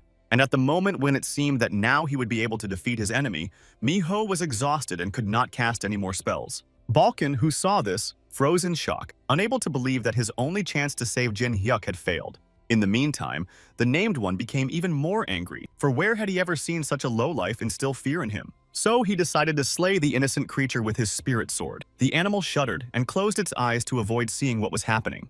But the moment the attack was about to take place, a purple beam of magic appeared out of nowhere and drew the spirit's attention away. Balkan stared in disbelief at the place where the nine-tailed fox cub they had once rescued had just been. And now, there was not only a snow-white ball of wool, but also an annoying boy, already familiar to the first spirit lord. The young climber thanked his protector, then informed that he must now destroy the ghostly scum. The Named One shouted fiercely, for the body he longed for was already occupied by someone else. Even though the enemy was a ghost, but still as a bullet in the future it might come in handy, so the Star of Doom started absorbing spirits. All those who gathered here for one thing are now useful for another, so still haven't gotten over Miho's fascination. But with the ghost, things were worse, because he was powerful unlike his rivals, so it would take more forces on him. The forgotten hero for this purpose decided to use an ability called the 10-Finger Spiritual Bullet. This spell easily pierced through the skull and armor of the Named One without any difficulty and went even beyond the room. Balkan, who was watching, marveled at the guy who could shoot out spiritual energy by gathering it at his fingertips. The spell was simple and powerful, but that was the beauty of it. As a result, the tower now had a huge hole in it. The result wasn't bad, and even Jin Hyuk was pleased with himself, now expecting praise from his teacher. The head of the Tower of Class Change, after the charm Miho used on him, was now snoozing without hind legs. And Marionette, who visited this place, could not believe his own eyes, because what happened to him is hard to call an accident. He didn't understand what he had to do this to the room and the whole structure. It was chaos now, and privacy was out of the question.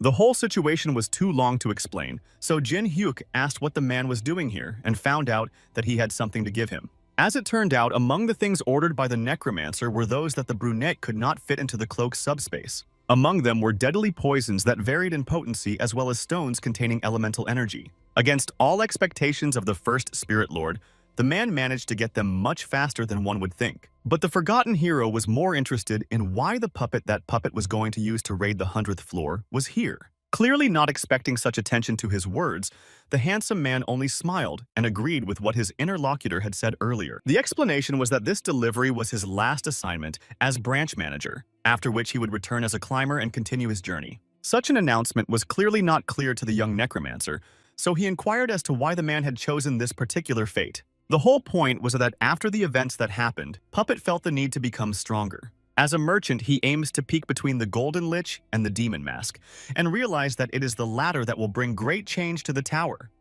In the midst of such changes with the skills of a 100th floor climber, he has no right to be called the best in the business. Listening to the confession of his interlocutor, the guy decided that the best option would be to support the man in his decision. And to himself, he couldn't help but note how much the puppet now resembled young William when he himself was still in his old body. Therefore, he promised that when the brunette had mastered the proper skills, he would definitely tell him about his and Golden Lich's plans. It didn't take long for the brunette to react, so he bowed low and confessed that those were the words he wanted to hear. After their conversation ended, the branch manager picked up his doll and left the class change tower. The young necromancer, along with Balkan, watched their guest closely as he rode the carriage away from the meeting place. And now that they're alone together, it's the perfect opportunity to finally taste the gifts they've brought. Such an offer knocked the first Spirit Lord out of his stride a bit because he didn't expect these items to be useful so quickly. But the forgotten hero reassured his companion that all the effects of the items would obviously not go to waste because of his gift. The gluttony characteristic obtained in the first step in the window will turn the power of crystals and poisons into his own. When Ken woke up after being charmed by Miho, the first thing he did was scream since all his memories were still in the room. But Balkan, who was standing near the boy, not wanting to leave him alone after what had happened, hastened to reassure the superintendent. The blonde was intensely curious about what had happened to the necromancer and his pet, who was desperately protecting his master. The first Spirit Lord rushed to reassure his new acquaintance and announced that they were fine, or perhaps not. Such wording seemed strange to the guy, so he decided to clarify what the man meant. But there was no need for an answer to that question, for at the same moment a deafening scream was heard not far from them. As it turned out, the source of this sound was Jin Hyuk, who was absorbing the second crystal at this moment. This time, it was red and symbolized the element of fire that was pouring out of his mouth, thus causing a lot of pain. The cub of the nine-tailed fox, who was watching his master, was very frightened and was now shaking all over his body. The goddess decided to stand up for her spawn and asked that the Star of Doom not show the little girl such things. But this didn't stop the climber, and with the help of his gluttony abilities, he hurriedly absorbed all the power he had received. Although the flames were stopped immediately afterwards, the burn injuries were still visible around the young man's mouth. However, there was an upside to this, because the forgotten hero still managed to get a resistance to burning, and now all that was left was to use poisons. The consequences of such an action proved to be stomach pains for the young necromancer, but as it was necessary. As Jin Hyuk had said before, given the 9 stars martial techniques, he needed to master the resistance to various types of damage as quickly as possible, especially to poisons since the opponents have one ally who specializes in them, and if the guy had followed his tricks, then he wouldn't have died. Meanwhile, they were approached by one of the orc spirits who had once been defeated in battle by a forgotten hero. This is where the team gathered for a reason, but to get more soldiers and feed Miho. Therefore, as soon as there was no one left alive among the unclean, the cute animal could start the meal, and the owner gave permission for it. The men argued among themselves about whether they should help the little girl with the removal of the organs, since she was still a child. But it's hard to imagine how surprised they were when the docile pet bared its sharp fangs and easily got to the liver. Thanks to this battle, Miho's quest began to progress, and the child of the goddess ran to her rescuers after finally satisfying her hunger. If Jin Hyuk could launch a wave of monsters, he'd be happy to do it, but since they're in a big city, attracting other people's attention isn't a good idea. As the allies walked down the street, Star of Doom asked Balkan who he had fought with last night, which was no secret to the boy. Considering the mana fluctuation, he felt the opponent was not one of the simple bullies but someone from the royal race. Since there was no point in hiding the truth anymore, the first Spirit Lord shared that he had fought a rather strong dragon. But all went well as the man managed to immobilize Handrik with spirit magic. This caused Jin Hyuk to emit demonic energy right in the middle of the city, because where had he seen such creatures among humans? So the guy had to pull himself together to avoid attracting attention and aggravating the side effects of the poisons. However, Balkan decided to share that the opponent was an unusual member of his race, which caused misunderstanding from his friend. Noticing the young necromancer's interest, the older man began to recount everything that had happened that night. Having heard the story to the end, the climber thoughtfully stood still, trying to understand how such a thing could have happened. After all, according to all the laws of the magical world, it is hard to imagine the body and soul acting independently of each other. But the first Spirit Lord decided to remind him that a prime example of such an anomaly stood right in front of him. So if all the words Hendrik said during the battle were true, then even Jin Hyuk knows who he was in his past life. Long ago, at the beginning of his rise, he destroyed young dragons as well as those who came to avenge them. It was for this reason that a man who was particularly ruthless to the species was given the title of Dragon Slayer. But then he died on the 700th or 800th floor, and given the young necromancer's current situation, it could be a trap of the royal races. So to clear all doubts about the enemy, they all need to meet this Hendrik. Suddenly the guy coughed, which angered Balkan, because he had told the forgotten hero not to overdo it with the materials he had received. His gluttony is certainly a powerful thing, but everything has a price. The poison and the stones had taken their toll and caused internal injuries that had better be healed soon. However, this decision was clearly not to the liking of the young man, because in this way the holy power can wipe out the elder along with other soldiers from the face of the earth. Therefore, it would be far better to master such power even if he continued to walk and cough up blood. Suddenly, Miho, who had been sitting calmly on her master's shoulder all this time, growled, surprising Jin Hyuk greatly. The animal's screams made Demon Mask feel insecure because he didn't know why his pet was behaving like this out of the blue. Moreover, because of the fox's location, all the sounds it made were projected directly into the ears of the forgotten hero. And while the guy was trying to subdue the little girl, Balkan realized that something strange was happening to the people around him. Unlike their two companions, they didn't react at all to the animal's cries, though those couldn't help but attract any attention. In addition, if you looked at them carefully, it seemed that the pedestrians continued their movement unconsciously. The reason for this behavior was revealed very quickly, and she was now standing right behind the first Spirit Lord and his partner. So unwilling to remain in such a defenseless position in front of the supposed enemy, the men turned around. In the middle of the street, among all the passers-by who had unknowingly separated into two even columns, was a strange girl in a cloak. With each second shortening the distance between them, she smiled and stated that she was pleased to meet Demon Mask. Aside from the strange human behavior, there was something about the stranger that clearly couldn't help but attract Jin Hyuk's attention: a halo. It was hard to predict what the blonde had found him for, so the Star of Doom decided to be proactive in case they wanted to attack him. However, the attempt to strike was prevented by the beauty who asked him not to do anything the guy might regret. The agility of her opponent surprised the young necromancer, but instead of seizing the moment, she tried to get acquainted again.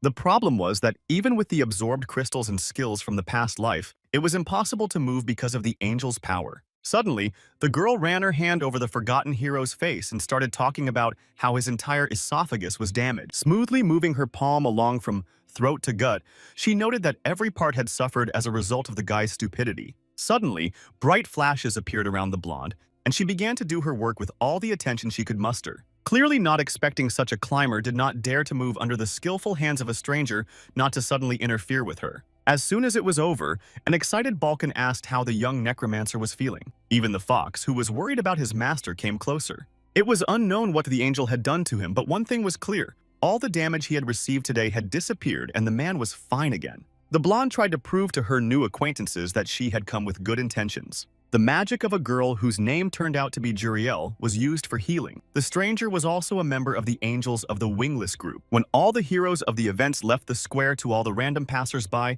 their consciousness returned, so someone could not remember what he wanted to do. Even those who weren't in the epicenter felt the alien magic, like the maids at the Golden Lich Hotel.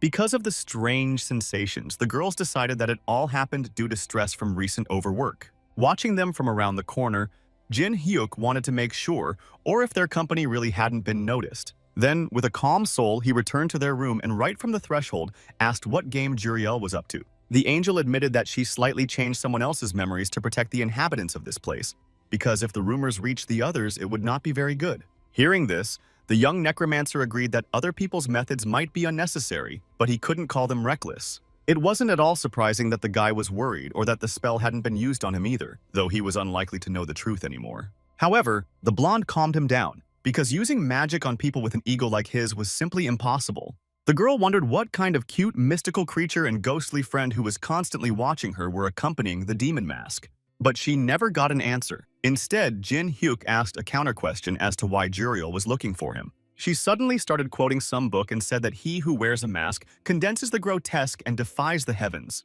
Plus, if the hero she's talking about and his men are weak in the end, they will still triumph. The reason the angel was searching for the legendary demon mask was because of a prophecy that had come upon the wingless. Moreover, it is quite possible that it was God who sent these words to his creatures trying to convey something. But to fully understand the whole situation, it was necessary to find out who the wingless were, because this was the first time the guy had heard of them. Suddenly, the blonde, who had been standing calmly before, began to take off her outer clothing, which shocked the forgotten hero.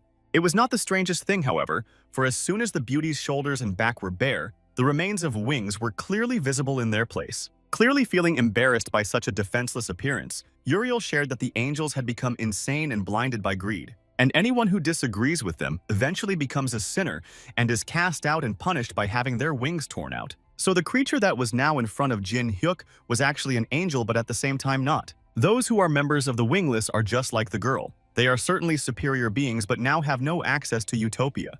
And according to a prophecy they recently received, the demon mask will attempt to wreak havoc in the lands of the 4 royal races. Wanting to take revenge on all the offenders who kicked the wingless out of their hometown, this organization wants to help this guy. With the help of a mental link, the forgotten hero contacted Balkan to consult him on what he should do and whether he should trust the girl. Since the elder decided that Uriel was not lying, the forgotten hero agreed with the man and asked the angel what kind of help her organization was willing to provide. She sadly lowered her gaze and said that she was not surprised by the young necromancer. The fact is that the power of the wingless is immense, but because of this, Utopia sees them as a threat and watches them closely. So their help would antagonize the angels. To refuse an army of former supreme beings is a waste, but to accept the offer is a huge risk. Even so, the handsome man decided to clarify that if he ever needed the power of the girl's friends, whether they would help him. Watching the guy carefully, the blonde replied without any hesitation or doubt that they would be happy to do so. As long as both sides are happy with these terms,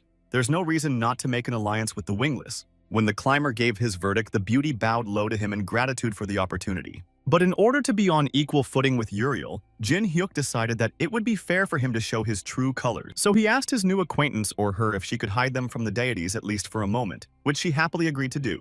The wingless angel got right down to business, pulling from his back one of the feathers that flared there. As soon as the necessary element of magic was in her hand, the girl breathed on it, thus lifting it into the air. The result of this spell was that the space around them shifted, just as it once had with the Golden Lich. Lastly, before doing what it was all for, the forgotten hero clarified, or they will definitely not be able to be heard. So quickly pulling the mask off his face, Jin Hyuk shouted that Baal, who is constantly watching him, is a sick, voyeuristic bastard. Not expecting such a turn that would be accompanied by such a set of words, the angel froze, looking at his ally with shock.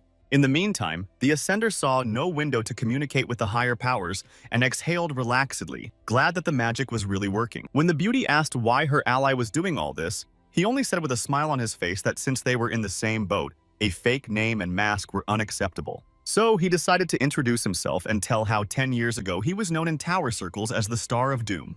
The blonde couldn't believe that she had managed to make an alliance with a man in whose fate she had played a significant role. Feeling guilty for that, Juriel dropped to her knees right in front of the startled guy who was already running to help her back to her previous position.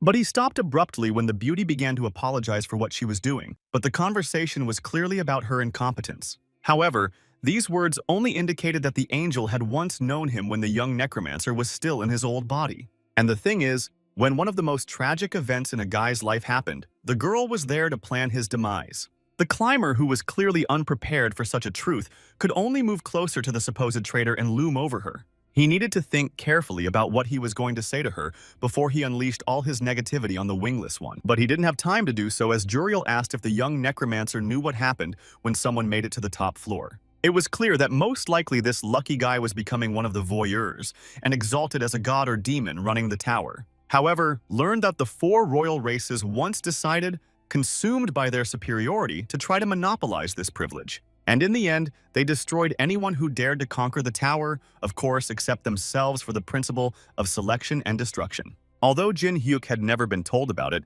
he just assumed that this was how it was going to happen, and now thanks to the girl, he was convinced of his guesses. So without making his enemy wait long, the forgotten hero released his powers, which at the same moment reached for the angel's body. He was sure the leader of the traitors was in front of him, so he was going to do to her head what they had once done to her wings. As the power of the spirits gripped Juriel tightly around her neck, trying to destroy her, she suddenly said that was why she was who she was now. The words caused the climber to loosen his stranglehold for a second, trying to understand what he was even talking about.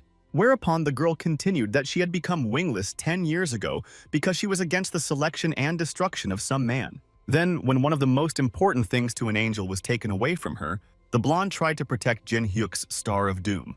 And right now he was standing in front of her in his new reincarnation, and just a few minutes ago they had managed to make an alliance. Said words had the desired effect, so they went back into the room, and the forgotten hero let go of the angel's neck. The boy felt guilty for his act, so he decided to apologize, but Uriel assured him that it was okay, and it was a burden she had to bear. Of course, he didn't want to take out his anger on the blonde, and he was well aware that wingless and angels were different beings. Hearing this, the new acquaintance could only be thankful that the demon mask understands everything and doesn't get mad at her just because she is who she is. Then she said that there might be other victims of the four royal races, and if you contact them, it would be nice to get their help. This advice only amused the young man, who realized that wherever he was, there would always be different people around. Anyways, there are others banished by the higher beings, and if their team manages to gain their trust, they will help greatly in the fight against the abusers. Anyway, the conversation was coming to an end, so Jin Hyuk asked where he could find the girl and learned that she would be at the wingless shelter.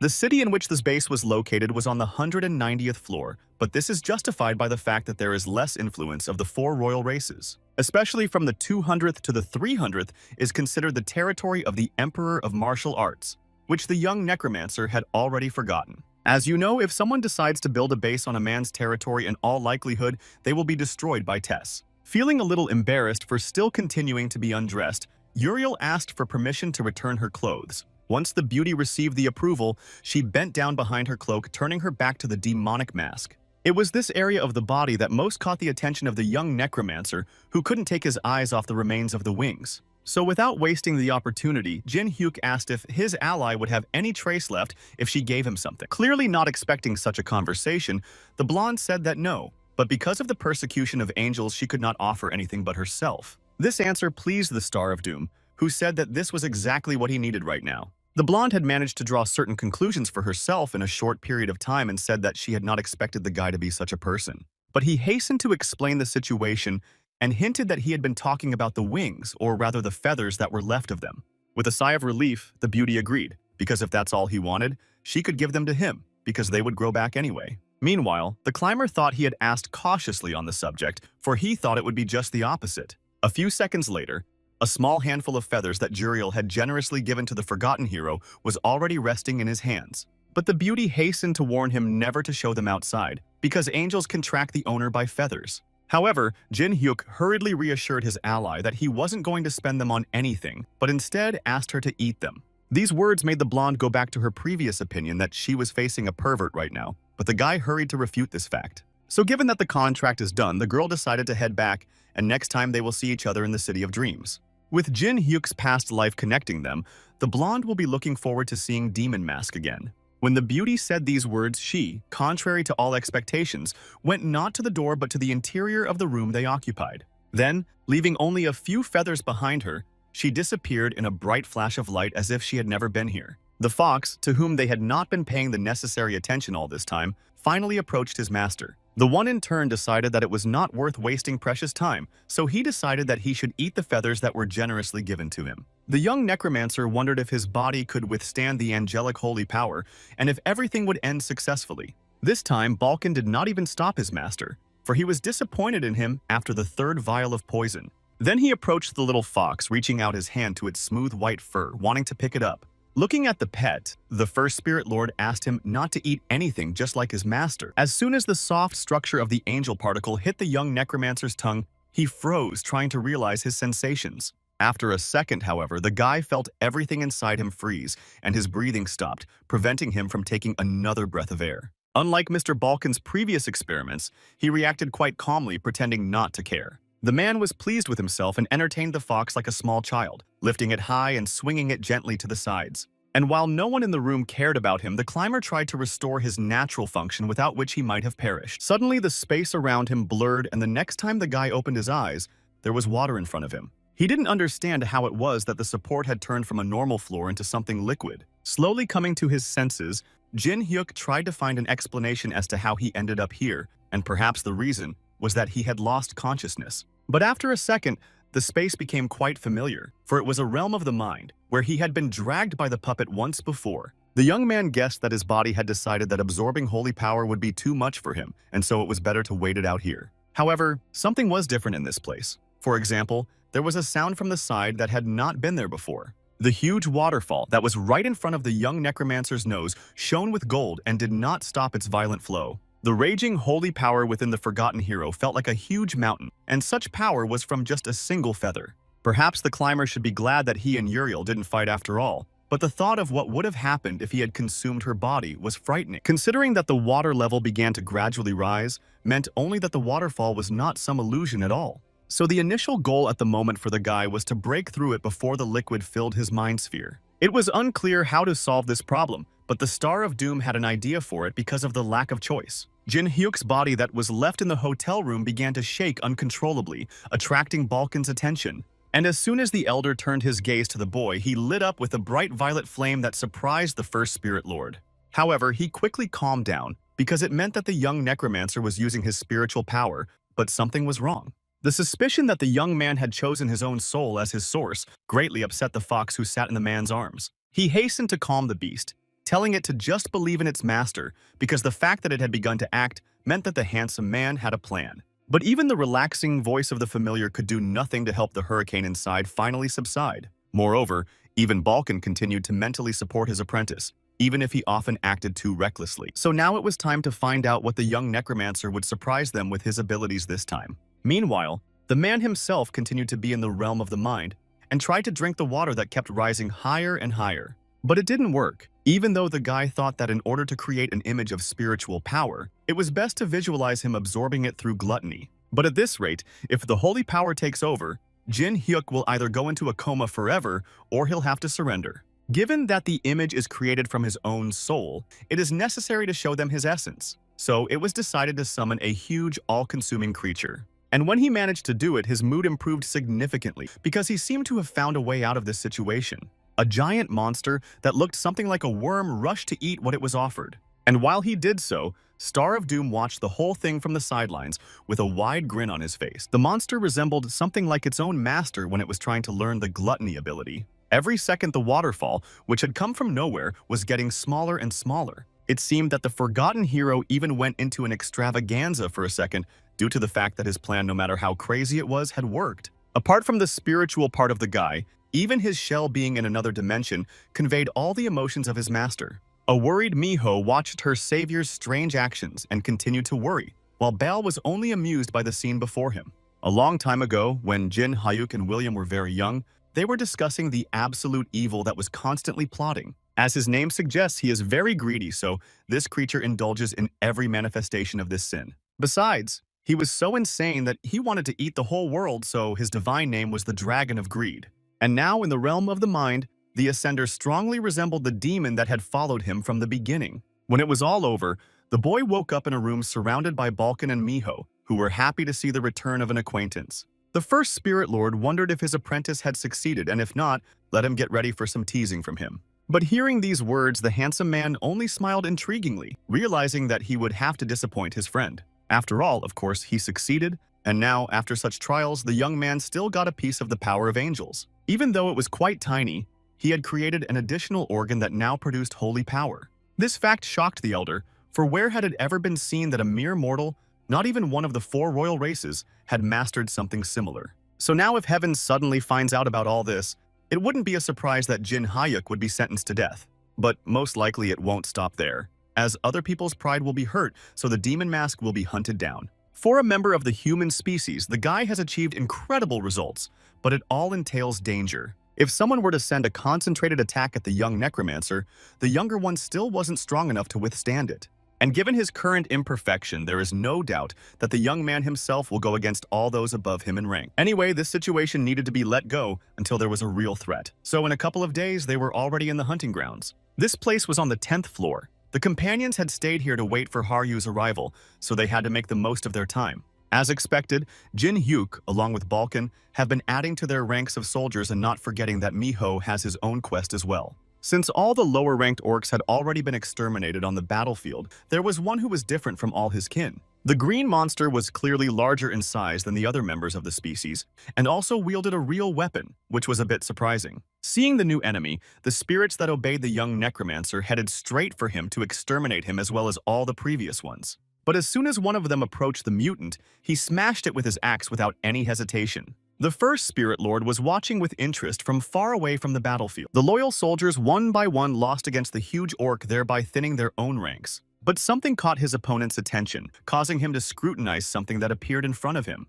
The new opponent in the form of the Spirit of Death was obviously much stronger than its predecessors, and not without reason instilled fear. Climber meanwhile walked over to Balkan, who was watching, and asked him if the man was impressed with the new wrestler. To which the elder said with a smile on his face that the Holy Spirit soldier was well within the expectations placed on him. An exceptional healer for the undead, and the rest of the absorbed souls, he negates the fundamental principle of necromancy in which materials go nowhere. However, this force is called holy for a reason, and it seeks enlightenment, so the companions only have to keep their eyes open. The fox, who drew from these battles for his own gain, had fairly emerged from the pile of bodies, finally quenched his thirst. The men noticed this, so they wondered if the animal liked what they had prepared for him. Given that Miho was nearing the end of the quest, the first Spirit Lord and the Star of Doom decided that they would most likely finish it tomorrow.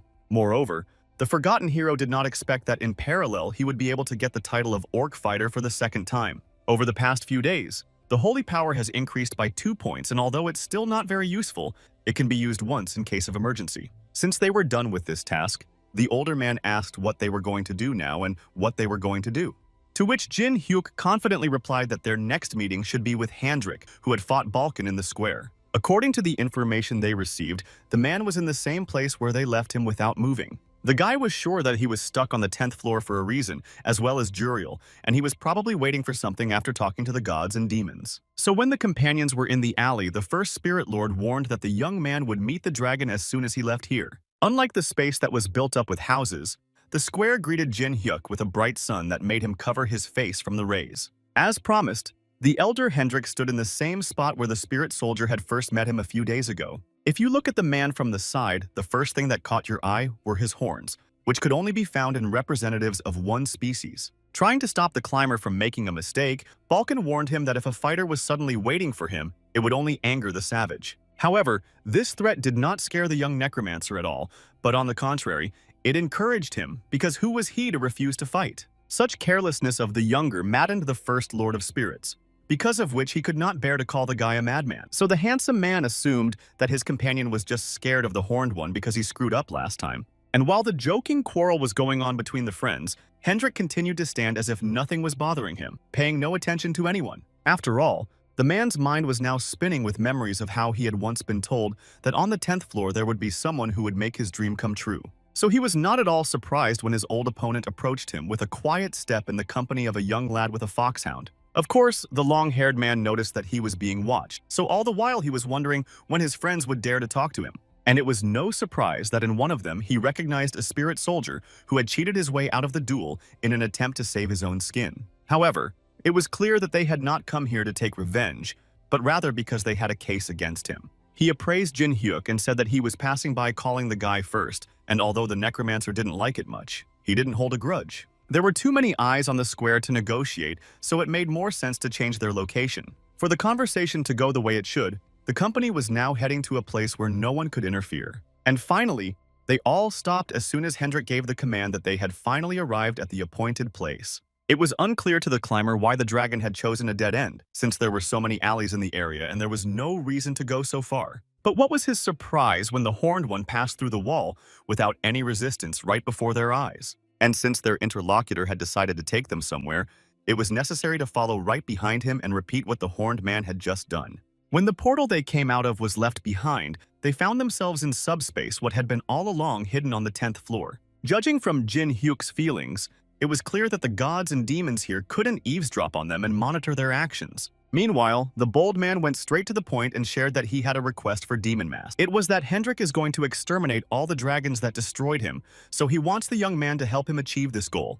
Given their recent conversation with Uriel, their wishes matched. However, the young necromancer wondered if the Slayer was dreaming too small for a man. These words certainly hurt the horned man, so he hinted without picking his words that the Star of Doom should watch what came out of his mouth. The first Spirit Lord, knowing the power of his interlocutor, hastened to restrain his apprentice, not wanting to repeat the past experience. After all, this monster is on a whole other level, so you don't want to hurt and provoke him unnecessarily. But the forgotten hero hastened to reassure his friend over the mental link, warning that he had his own plan for this. Then he turned to Hendrik and said that although he didn't know what had happened to him in his past life, he could understand why he reacted that way. However, the man must realize that not only the four races are responsible for what happened, and he doesn't care about other people's obsession with dragons, as it is not enough. So the young necromancer wishes to destroy all those who threatened him, and he doesn't care what species these scum belong to. It is for these reasons that the Horned One is unlikely to become his ally, as he is too small-minded. What he heard both hurt and angered the dragon, for the man standing before him wanted to attack those who commanded the tower. Of course, they are united by the fact that they have already died once but are still alive, but those responsible must be punished. The first Spirit Lord, watching his old adversary, noticed every detail and change in the Horned One's behavior. The fact that Hendrik had laughed at one point in the conversation, however, was too unexpected even for Balkan. The forgotten hero, who had obviously expected such a reaction, only glanced at his friend to show that his worries were in vain. Meanwhile, the fighter, as soon as he could calm down, agreed with Demon Mask and his opinion, then apologized. The dragon suspected that the man standing before him was the one mentioned in the prophecy that Juriel had told him. The fact that the wingless representative had already managed to contact the man slightly shocked Jin Hyuk.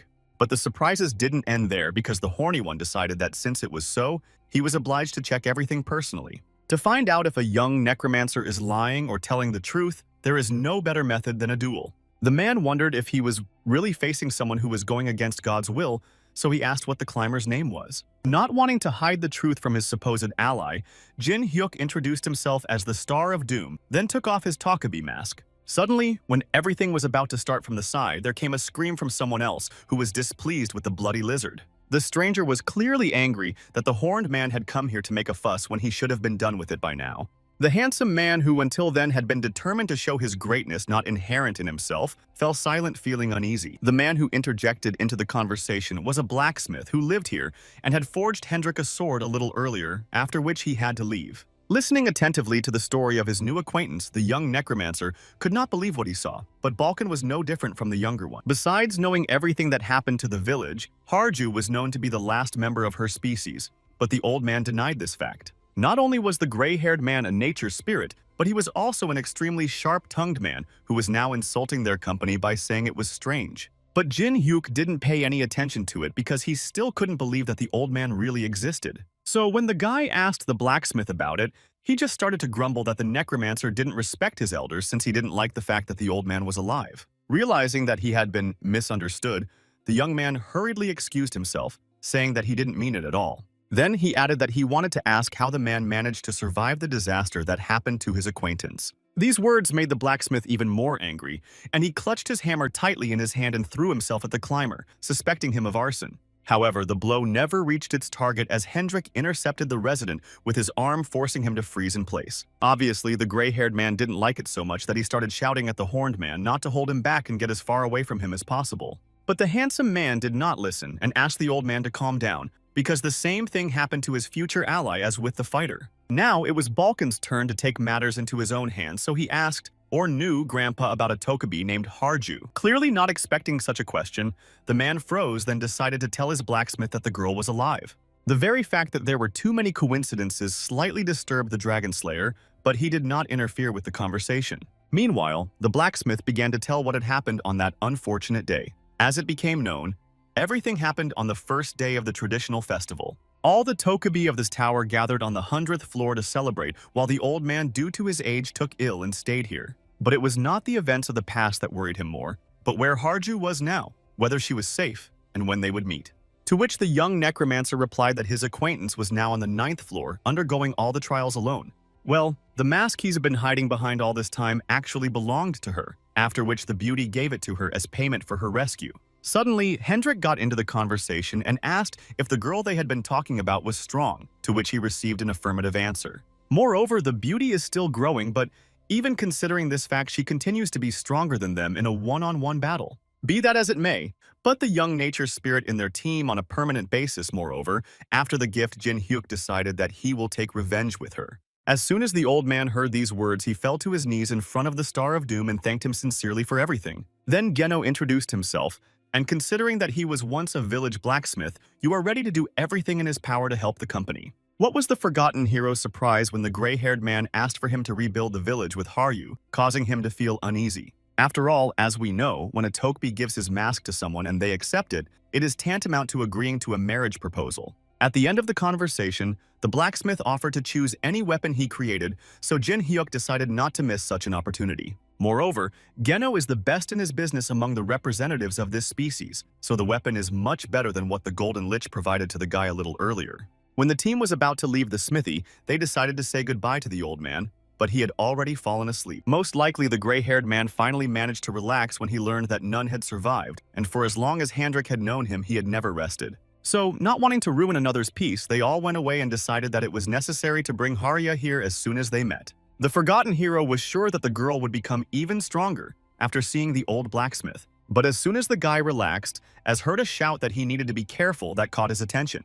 A huge red beam that he managed to dodge at the last moment passed over his shoulder. And after just bumping into something in its path, it exploded like a bomb, destroying some nearby structure. However, the climber was clearly unhappy with what had happened, because apart from their team and the dragon, there was no one else here. So, suspicion could only fall on the fighter, who praised his acquaintance for his good reaction. Then he said he was testing him, because if he wasn't strong enough to survive, he should forget about going against God's will.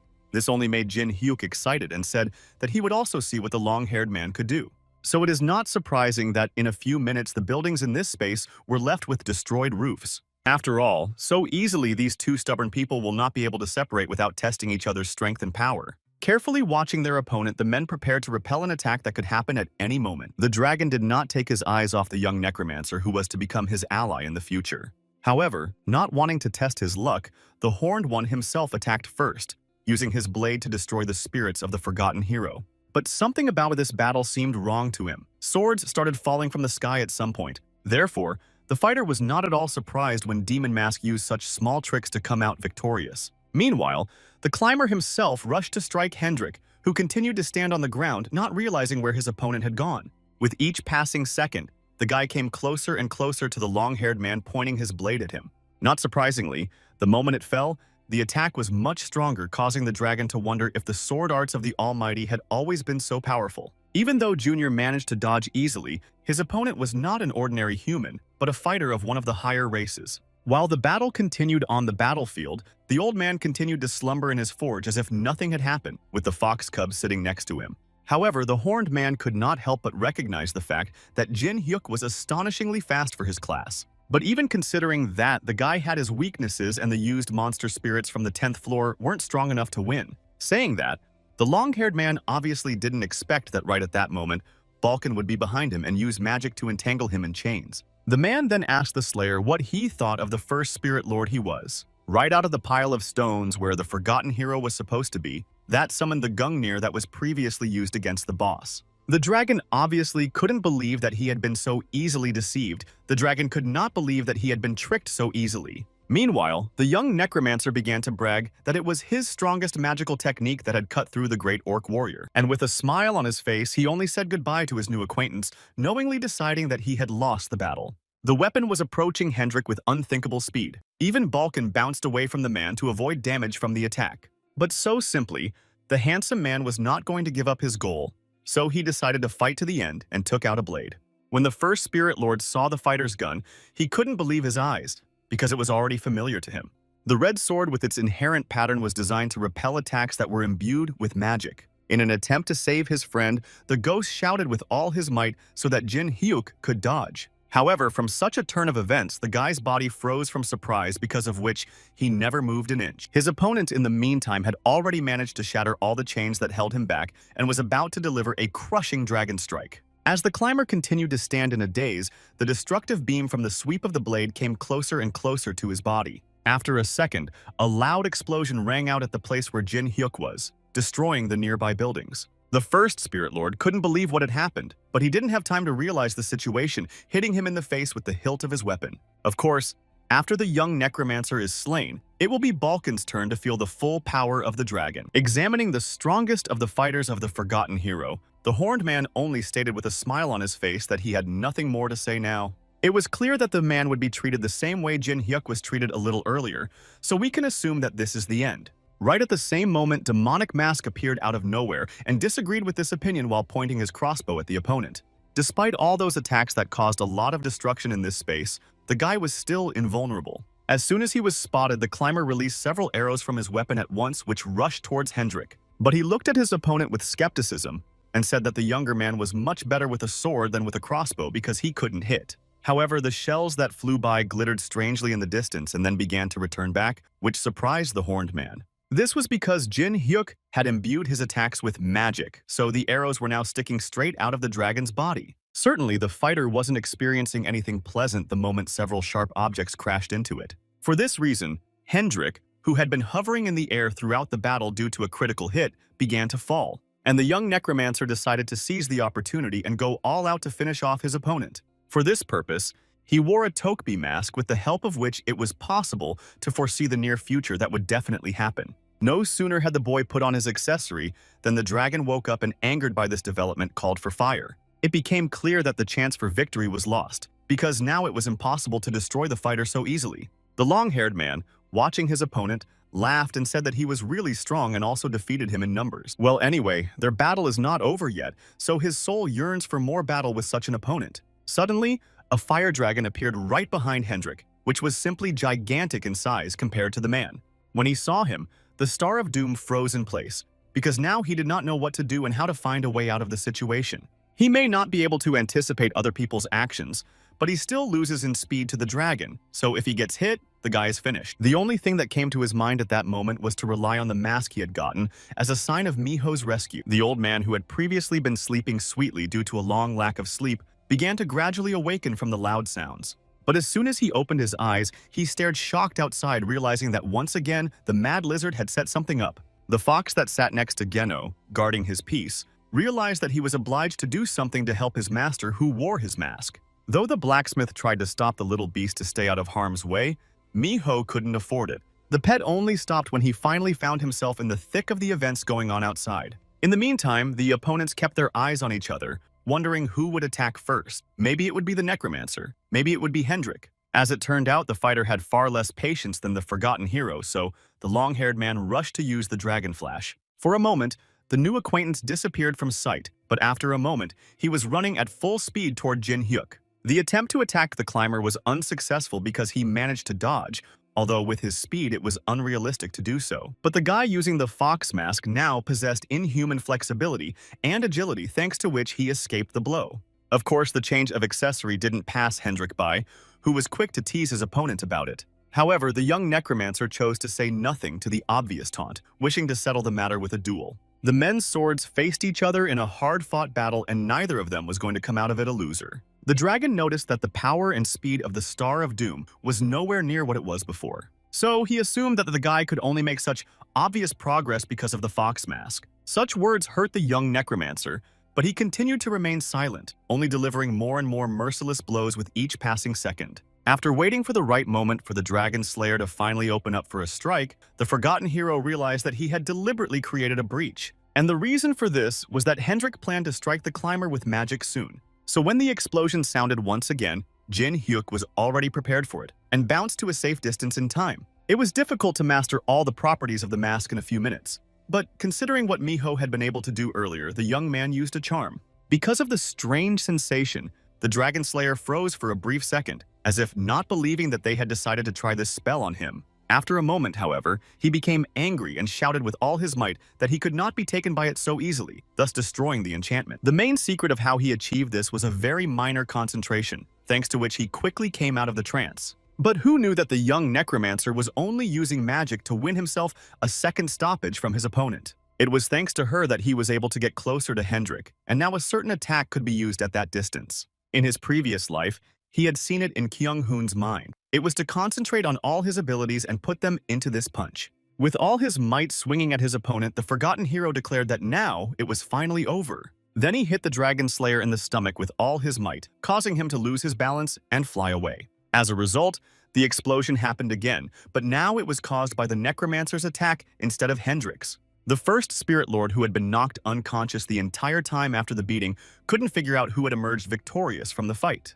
However, he noticed among the dust and dirt that rose into the air a foreign silhouette that clearly resembled his apprentice. Not holding back his emotions, Balkan shouted out the name of the guy who looked kind of weird after everything that had happened. The problem was that with his last blow, the Forgotten Hero had used up all his strength, so now he couldn't even walk a centimeter. When he tried to replicate someone else's technique, he was sure he would finish off his opponent with just one blow.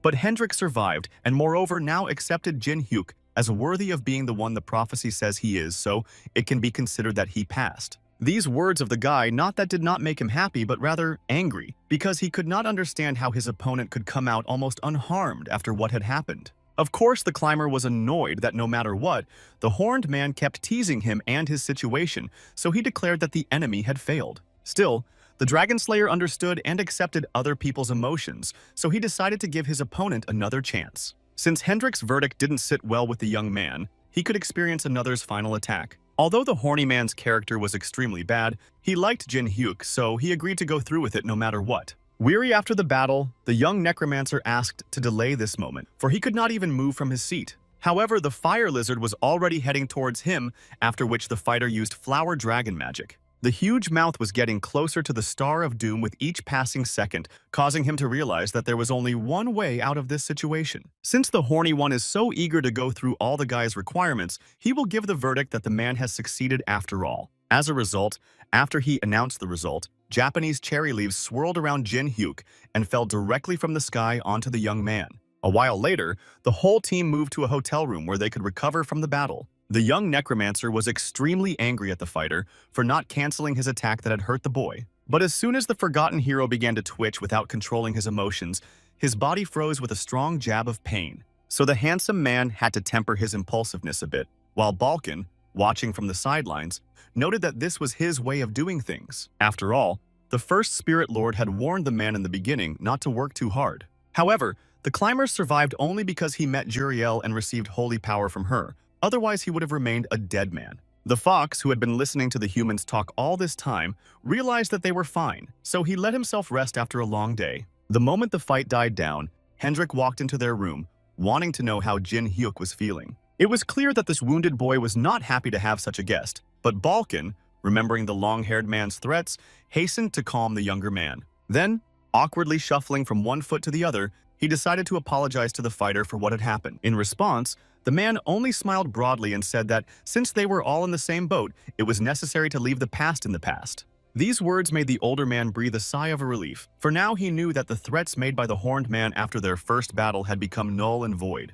The guy standing in front of him looked like a psycho when he fought Jin Hyuk, but in a normal setting, he's completely different. Looking at the young Necromancer, Hendrik tried to realize how much he had overreacted during the last attack. Direct evidence that the climber was clearly not in his right mind was that he kept shouting for his acquaintances to fight him. The Star of Doom claimed that next time he would definitely defeat them, which the fighter didn't doubt for a second. The reincarnation victim exhaled a little and talked about calling the long-haired man here because he wanted to hear his story. What interested the wounded, beaten man most was what Hendrik's past life had been like in the smallest detail. In addition, in order to plan their next steps, the interlocutor had to tell how exactly he was destroyed. So the lizard got down to business, starting with the fact that his family and hometown had disappeared from the face of the earth due to the dragons. They all fled from this all-consuming fire, but as it turned out, the enemy was too strong, so the element consumed everyone. However, in trying to destroy members of the human species that were in sight, the creatures accidentally missed a small boy. He sat between the buildings trying to hide from enemy eyes and watching his kin die in agony. Then he turned his gaze to the dragons and decided that the reason he had managed to miraculously survive was because of his rage against the lizards. Leaving his whole life behind him, the boy climbed the tower like other climbers. Luckily, he was not lacking in talent. Hearing these words, the first Spirit Lord noticed that Hendrik reminded him of a foolish apprentice. After a little while, the fighter managed to destroy the first dragon on the 600th floor, and from that moment he began to plan his revenge. It became clear that this event was the starting point after which the hunt for the 4 royal races and the guy himself began. After all, a punishment squad couldn't allow such insolence from a human in their direction, but for a slayer it was commonplace. Of course, when raising the level of each climber was waiting for a system of penalties that did not allow the strongest to monopolize the tower. Because of this, everyone gets a restriction on their abilities on the floors below the ones they reach. That's why Jin Hyuk was able to repel the Golden Leaf's attack. These thoughts led the young necromancer to speculate as to which floor Hendrik ended up staying on. The long-haired man did not hide the truth and decided to share that he had reached the 900th level where his plan came to an end. If the interlocutor hadn't been lying all this time, it could only mean that the handsome man was on the verge of becoming sublime. But in the end, a stronger punitive unit than the previous ones was sent to catch him, and in the end, he could not stand up to the 4 royal races. It was after that that the guy died and became what the allies see him as now, which was pretty ironic. After all, among all possible options, Hendrik's soul moved into the body of the dragon he had once been the slayer of. With a smile on his face, the long-haired man shared that he would like to end this life, but doing so in such a strong vessel is a challenge. So instead, he has come to terms with reality and now uses his shell as a tool for revenge. The lizard's sincerity certainly brought the young necromancer to his senses, and he was sure that everything he had said before was not a lie. What was the forgotten hero's surprise when the man stated that he wanted to continue his journey with their team? But when the dragon explained this decision by saying that he couldn't get away from weaklings like them,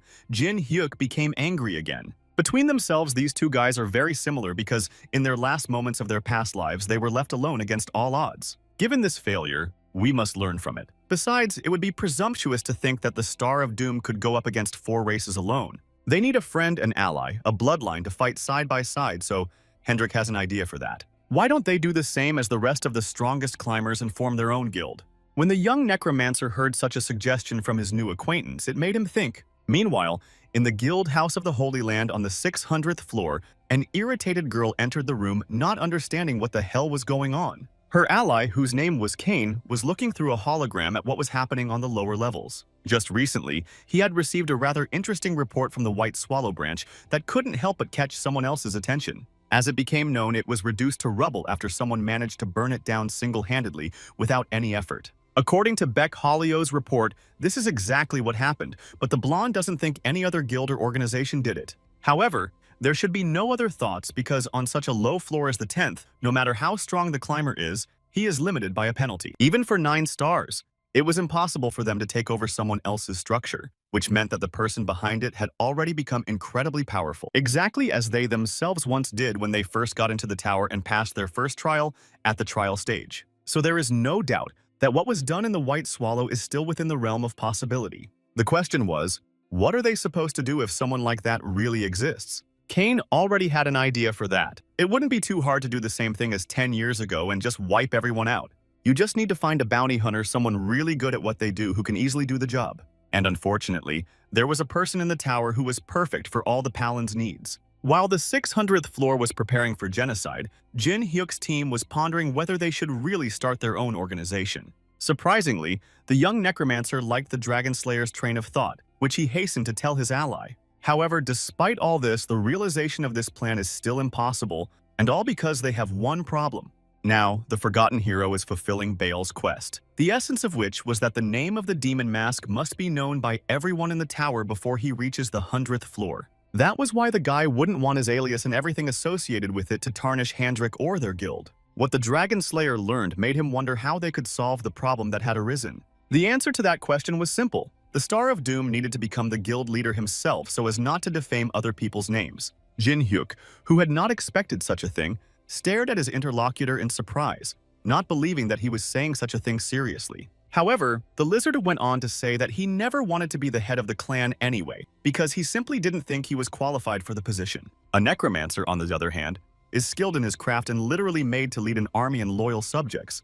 The only question was whether Hendrik was willing to follow someone and take orders from someone who continued to be weaker than himself. The long-haired man Having heard the boy's anguish, decided not to answer. Instead, he immediately dropped to one knee without a second's hesitation, expressing his submission. It was a gesture that caused the younger man to be stunned, for where had he ever seen a member of one of the strongest races in the tower serve a human? With his actions, the Dragon Slayer only wanted to convey his true wishes to Jin Hyuk, who may have lost the battle but can win the war. Obviously, the guy knows the humiliation Hendrik went through on his last breath. The moment the fighter's body was scarred and the swords that had embedded themselves into his flesh, he felt incredibly helpless. Therefore, such a person like Demon Mask will not be afraid to obey because the young man once had to go through it too. So, if it doesn't prevent the lizard from accomplishing its goal, the Ascender agrees to the offer to become the head of their guild. That Jin Hyuk still made such a decision only caused the Dragon Slayer to smile in relief. Taking into account that they have chosen the leader with a bit of grief, the only thing left is to come up with a name for their organization. At that moment, one remembered the words of Juriel, who quoted the prophecy that he who wears a mask condenses the grotesque and defies the heavens. So the Forgotten Hero suggested that their community should be called the Unruly Heavens, which fits the situation very well. In order to create a guild, you had to pay a fee to the company or just ask Puppet to create one for free. But as the man resolved to continue his ascent, his position was now filled by Halcyon, who used to help guests at the front desk. Now the kid had become the manager of the 10th floor branch and was proudly doing his job. The young Necromancer wasn't sure if his interlocutor knew anything about their arrangement with the Golden Lich. Suddenly Ken, who runs the class change tower, appeared near Halcyon. The blonde smiled when he saw his acquaintances. After all that had happened, the guys had become very good friends, so he thought of paying a visit to his friend as renovations were ongoing at his place of work after the ordeal. And since they were all gathered here, the guy was interested in what brought the Demon Mask here and how he could help him. To which Jin Hyuk said that he was going to start his own guild, and the brown-haired man rather shyly said that then everyone would want to join the organization. But before doing so, the guy had to warn that the plan required more than 2 participants. And since that was the case, Hendrik, along with Balkan and Miho, who was still a member of their team, were perfect for the role.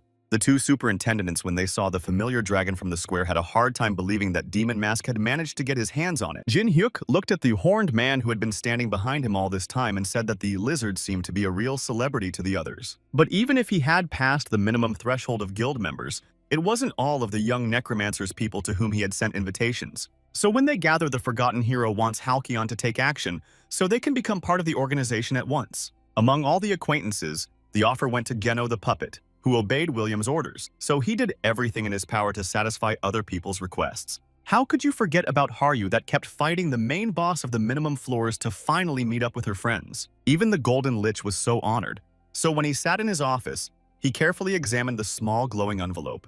While trying to accomplish the tasks that were in front of him in the quests, Jin Hyuk used a 10-finger spiritual bullet. This spell helped to somehow split the magic, causing a huge number of enemies to be hit at once. The tasks at hand were obviously accomplished with much greater speed and wasted less time than it would have taken in the past. But on top of that, the young Necromancer still had a quest from the Nine-Tailed Fox that he thought he would be able to finish today. With so many bodies that didn't move, the fox took the opportunity to eat someone else's liver. So in just a few minutes, a bright beam of magic appeared from the side of the beast that caught the men's attention. Perhaps they were a little intimidated by the fact that nothing about what would happen once she reached the target was mentioned anywhere. But the window over the Forgotten Hero that appeared the moment this question arose said that the fox would return to its true form. The light source was too bright to see anything, but the first Spirit Lord managed to do so. He called out to the younger man, causing the boy to notice an unfamiliar silhouette that was approaching them. The realization of what had happened made the young Necromancer freeze in place and stare directly at the looming figure. A miniature girl who was impressive in her beauty and snow-white hair hovered in the air near her master. Then, unexpectedly for him, fell right into the hands of a man who at the last moment managed to intercept another man's body. The team members watching ran up to their friend to see if he was all right. Even Demon and Ninetails were watching with interest. Given that the little girl had been in her animal form before and mistook Jin Hyuk for her master, she decided that he was her father. It was from these reasons, now being in his arms, that Miho called the man her daddy and looked trustingly into his eyes. This kind of treatment shocked not only Jin Hyuk, but also the first Spirit Lord along with Handrik and Baal. Suddenly, a foreign voice was heard from outside, the owner of which made everyone present pay attention to him. Tired after 100 attempts to climb to the 10th floor, Harju looked at her savior as if she had been betrayed. But what interested her most was why the little one had appeared from where it had clearly not been before. Poking her index finger rudely at the Tokabi, Miho asked Jin Hyuk who was standing next to them. Then she added her favorite address to the guy, which made the loyal warrior even angrier. Trying to solve this situation, the young necromancer went directly to the nine-tailed fox, wanting to know what the hell was going on. But instead, I got a notification saying that for completing the quest, the forgotten hero received a baby girl as a pet. So given that the Ascender had accomplished his task, the goddess could finally leave her daughter in his care. Instead of support from his friends, Jin Hyuk received only ridicule and congratulations for finally becoming a father. However, unlike the men, Harju was not at all happy about what she had learned, causing her to collapse to her knees. Trying to do the math in her head on when the necromancer had time to become a father, if his daughter was already so grown up, her mind was simmering. She didn't expect such a strong and tough guy to stay loyal to her, but she was brought back from her thoughts by Hendrik, who came over to meet her. The man revealed that he had joined the Star of Doom group and had long ago heard about the beauty in front of him. But instead of introductions, the dragon didn't expect to trigger the Takabi's memories of what had happened on the ill-fated day. Pictures of the past seemed to have regained reality, and now the girl saw her family, friends, and neighbors trying to avoid imminent death. Little children who, because of the crush and panic, had already lost their parents and now only had to wait for their end. And the reason for all this was the dragon, who was leaving the village as if nothing had happened, with a sense of accomplishment. He looked too much like Hendrik in his build, hair, length, and horns, so the girl had no more doubts. Realizing that she was now facing an enemy of the settlement, she swung her blade with all her might in an attempt to deliver a devastating blow. But the fighter, as Jin Hyuk had already learned in practice, was not a weak opponent, so he easily fought back against the Takabi. Then during the battle, he still had time to shout to the necromancer to explain to the beauty that she misunderstood something. However, the forgotten hero did not rush to help his new friend, saying that since Haryu was angry as soon as she met him, let him deal with it himself. And although the fighter warned that the new acquaintance could get hurt in such a case, the climber was still confident that the girl could cope. As soon as Hendrik was given the green light, he smiled relaxedly, realizing that he just got a new opportunity to fight someone. So this fight that will take place between him and the young Tokabi he will consider as an entrance exam to the defiant heavens. Without sparing his strength, the fighter threw back the beauty, whose blow he had been blocking with his own blade all this time. But even the fact that she flew a few meters didn't stop Harya, and she ran to meet her enemy again. At some point, they came face to face, and Hendrik realized that his opponent had a lot of courage. Anyway, the girl's going to have to find something more in herself to somehow defeat him. The power of the dragon was felt with every cell of the beauty's body, but she still did not give up, wanting to avenge all her kin. With just one punch, the fighter pushed back again, his opponent creating a small depression in the ground. Starting this fight, Harju obviously couldn't even think that the difference in their strength would be so huge. The main enemy of her kind is now right in front of her eyes, but she lacks the strength to take revenge, so the sword spirit shows up to help. He agreed to lend his power to the beauty, thanks to which Takabi would be able to destroy the dragon. After much persuasion, Jin Hyuk's admirer still decided to give in to the provocation and use a banned weapon. She didn't care if the spirit might possess her again and she would tear everything around her. The girl's main task was to avenge her village. However, as soon as the blade of the blade collided with the alien weapon, it stopped due to the fact that it was clearly losing the battle. The fact that Hendrik had stopped the Dragon Slayer's sword with just one hand caused the nature spirit's eyes to rage. But it did not end there, because although the man was favorable to the opponent, but still was not going to forgive such insolence, so he kicked her. The girl fell to the ground, and the long-haired man approached her and said that his sword was unusual, at least because of the material it was made of. These words made the beauty gather her thoughts and ask the sword spirit for help again without fearing for the consequences. She was literally begging to be given such a power with which to accomplish a righteous revenge. The spirit lurking on the shutters of the blade was endlessly pleased that he had finally been given freedom of action after a long imprisonment. So as soon as the green light came on, he once again subdued Harya and her body, as he had once done in the village, on the floor below. The dragon saw that something had changed in his rival in addition to the silk thread of the sword she was now waving. In the pursuit of revenge, Haryu lost herself but still continued to rant about repaying the wrongs of all the destroyed Tokabi. The fighter noticed where the beauty was aiming, so at the last moment before she struck him, he managed to jump aside. The man realized that this was a power beyond his opponent's level and that it was the sword that had forcibly given it to this poor girl. So his duty was to stop what was happening, or else the swordswoman would be in danger. He grabbed the other man's hand in an attempt to realize his goal. Then he began to talk the new acquaintance into believing that she was under the power of a parasite that was consuming her and she couldn't handle it. But the beauty was unwavering in her decisions and tried with all her might to wrench her hand back from the stranger's trap. Memories of the burning of her village and all the people in it were still too fresh to forgive her abuser for what he had done. Anger surged back into her eyes, which now bore little resemblance to human eyes. Instead of whites, the eye sockets glowed with pink splashes. So the desire to repay the dragon in its own coin was much stronger than surviving the battle in general. The only thing Hendrik had left to do was to watch the maddened beauty that was running circles around the battlefield. The man understood her feelings and emotions because he also hated dragons so much that he couldn't help it. The fighter was happy that unlike the girl, he had been wielding the sword much longer, so he could change the course of events. The long-haired man felt a responsibility to get Haryu off the wrong path, albeit by a rather brutal method. The nature spirit will definitely be in a lot of pain, but the man will do everything to make sure she survives in the end. When the Takabi heard the promise she had made, she glared at the lizard in surprise, trying to figure out what the lizard was up to. With a burst of fire, the long-haired man approached his opponent in order to realize the task before him. From how bright the attack was, the girl even had to look away for a second to see anything. But it was a fatal mistake, because Hendrik used his powerful blast on her, which caused her to have to release the sword from her grip after all. It didn't end there because the beauty ended up unconscious and ended up in the forest of her home village. While walking down a narrow path, someone's ball rolled to her feet, which the nature spirit picked up in her hands. Suddenly, she heard someone's voice calling her sister. She turned her head in surprise at the sound. 3 children ran straight to Harya, waving happily and asking their acquaintance to give them back their thing. So when the kids were near, the girl gladly fulfilled someone else's request for which she was sincerely thanked. When she was called again, the nature spirit thought of the younger ones having some other wish for her. But instead, the girls questioned why only the eldest had survived after everything that had happened to their settlement. Hearing that from someone who was close enough was not only unpleasant but extremely shocking. Immediately afterward, she was grabbed by the shoulder, and the children's faces changed to scorched bodies that begged to be saved because they too wanted to live. It seemed as if the entire village had come after her to take revenge on the girl who had unjustly survived the fire. They surrounded the weeping Harya, clutching every part of her body with their hands, not understanding how the poor woman deserved to be saved.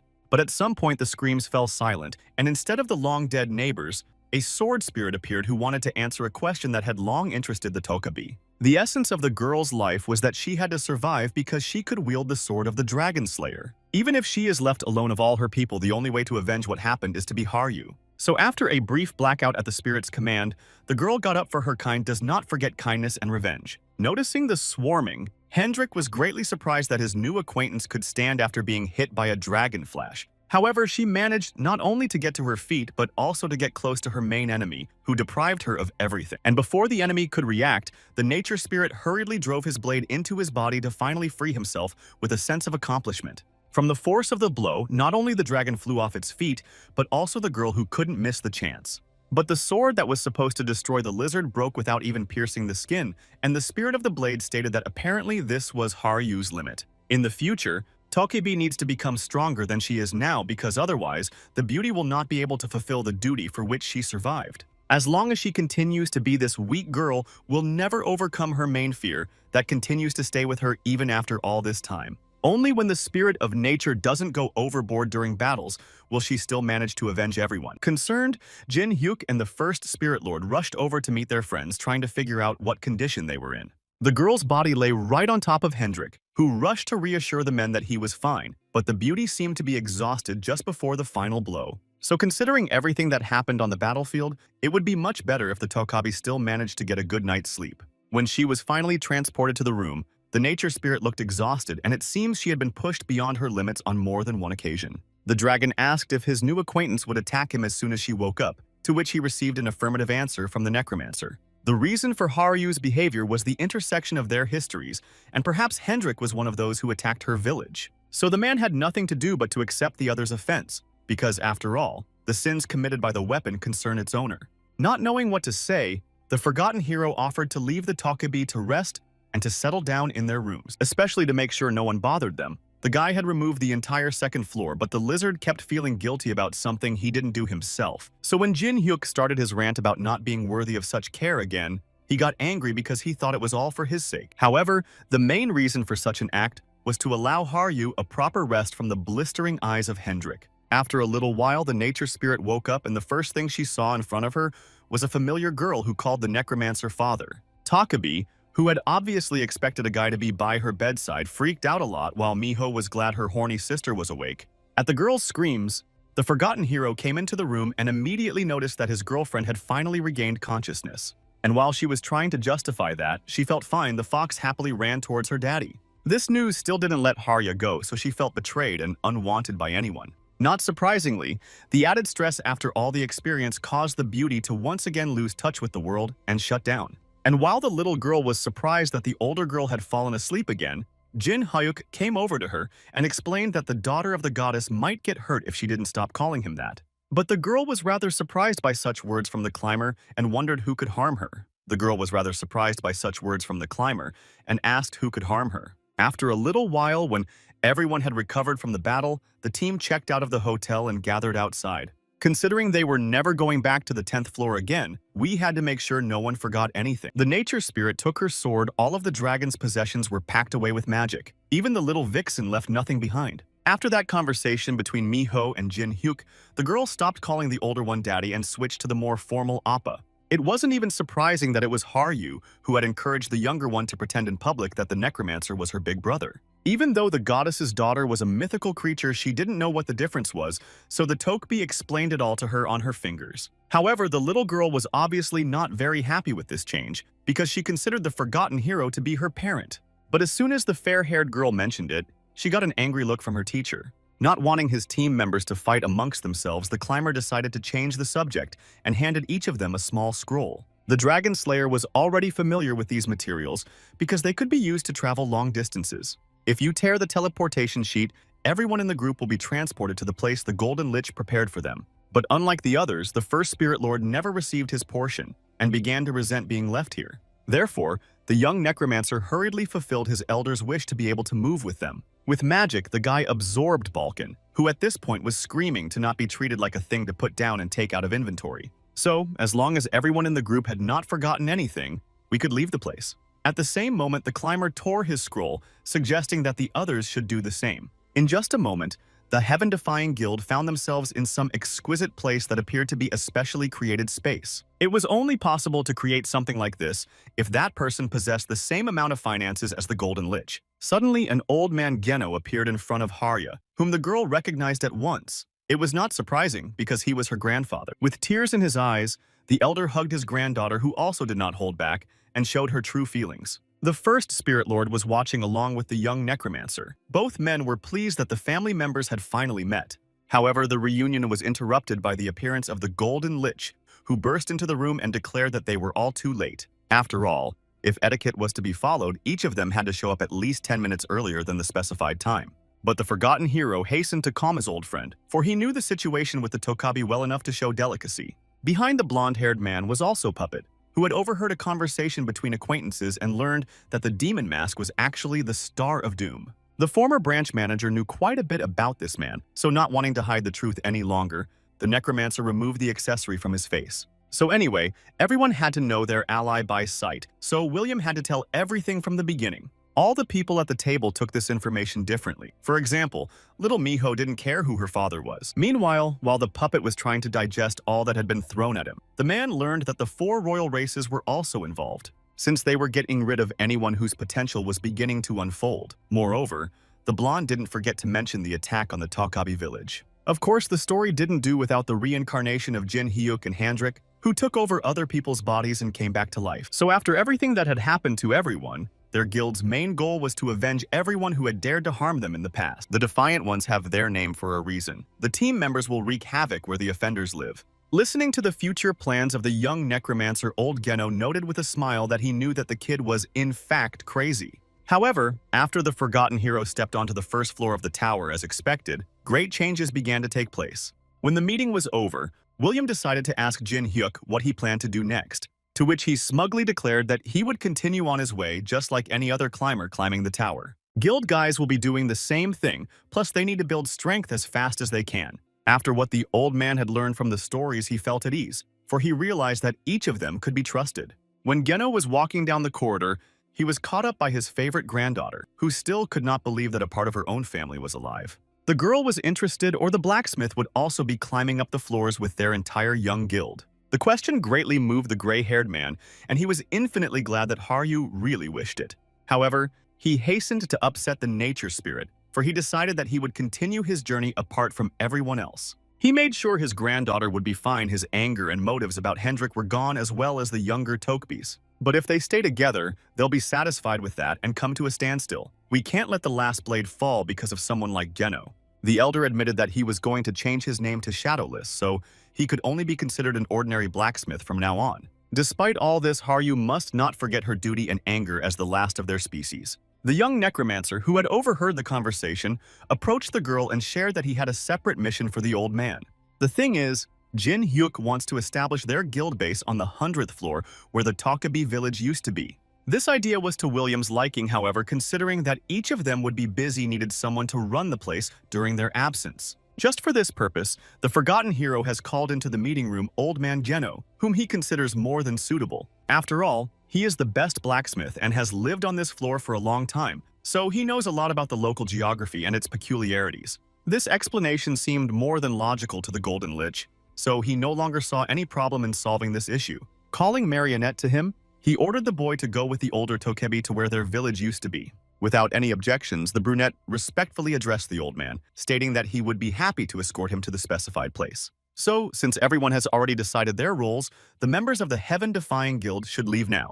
And since they were called so, it is necessary to finally reveal themselves to the world and justify the name they took. All business on the 10th floor was finished, so the team moved to the 11th, appearing in the safe zone of the level. The first to emerge from the enormous portal was a young necromancer looking with interest at vistas already forgotten for a long time. Unlike all the previous trials, this is where, as practice shows, everything starts for real. The traitors who did this to him in his past life and those creatures who destroyed the peace of his friends can already begin to be feared. The whole team humbly followed their leader because they trusted him unconditionally after the trials they had gone through together. Of course, that forgotten hero didn't care deeply how high their target was now, but it wouldn't save any of them. The guy didn't feel that someone was following them, so he continued on his way as if nothing had happened. The blonde-haired beauty who was hired by the members of the Holy Land Guildhouse came here to do her job. So now she was trying to find out more information about everyone so that she could strike a decisive blow later. After a little while, the team was already on the 50th floor where the demon mask was rumored among the ordinary peaceful people. Just as Jin Hyuk planned, word of mouth is spreading as fast as possible, so he won't be surprised if he still manages to complete the quest. In contrast to the first 10 stages, the opponents now were armed men who at the sight of an outsider tried to destroy him. However, having given the command to attack the forgotten hero, they obviously overreacted, because the powerful necromancer could summon his own army. With the help of the fallen soldiers of the Holy Kingdom, the guy hurriedly got rid of everyone who could harm him. What should not be forgotten is that, despite the magical reinforcements, the leader still had loyal friends. Therefore, when a few warriors rushed to attack the demon mask without cover, they were very much mistaken. Because in a second, they were met by Haryu holding her blade tightly in her hands and a small, dodgy vixen whose claws were no less dangerous. The people who were clearly not expecting such a thing could not understand where the two beauties had come from. But this was not the end of it, because a second later a loud explosion was heard in the huge hall of the palace, which caused the destruction of one of the walls. The branch manager, who was watching from the sidelines, was outraged that this was happening just as she took her position. The fact that they were so easily attacked made the redhead angry, so she decided to teach the daredevils a lesson with her own magic. The woman had the power of the elements of nature, but it was not surprising at all, because some passerby could hardly be in the Saint Realm's Daughter Guild. As a result, in just a few minutes, the vines that wrapped around the pile of rocks created a kind of huge, obedient soldier. So the sorceress could now order the golem to protect her and all the people under her command. Takabi, who was the first to notice what was happening, couldn't believe that on the 50th floor she would meet an enemy that only appears on the 120th floor. The redhead was clearly pleased with herself as soon as she saw her enemy's reaction to the creature's immense stone power, then ordered the golem to crush all the worthless traitors to the Holy Kingdom who are interfering with his coalition. However, no sooner had the monster taken a step towards the enemies than it was destroyed by Hendrik in one move. It was no secret that Demonic Mask's strongest associate was a dragon, so the woman tried not to be too surprised.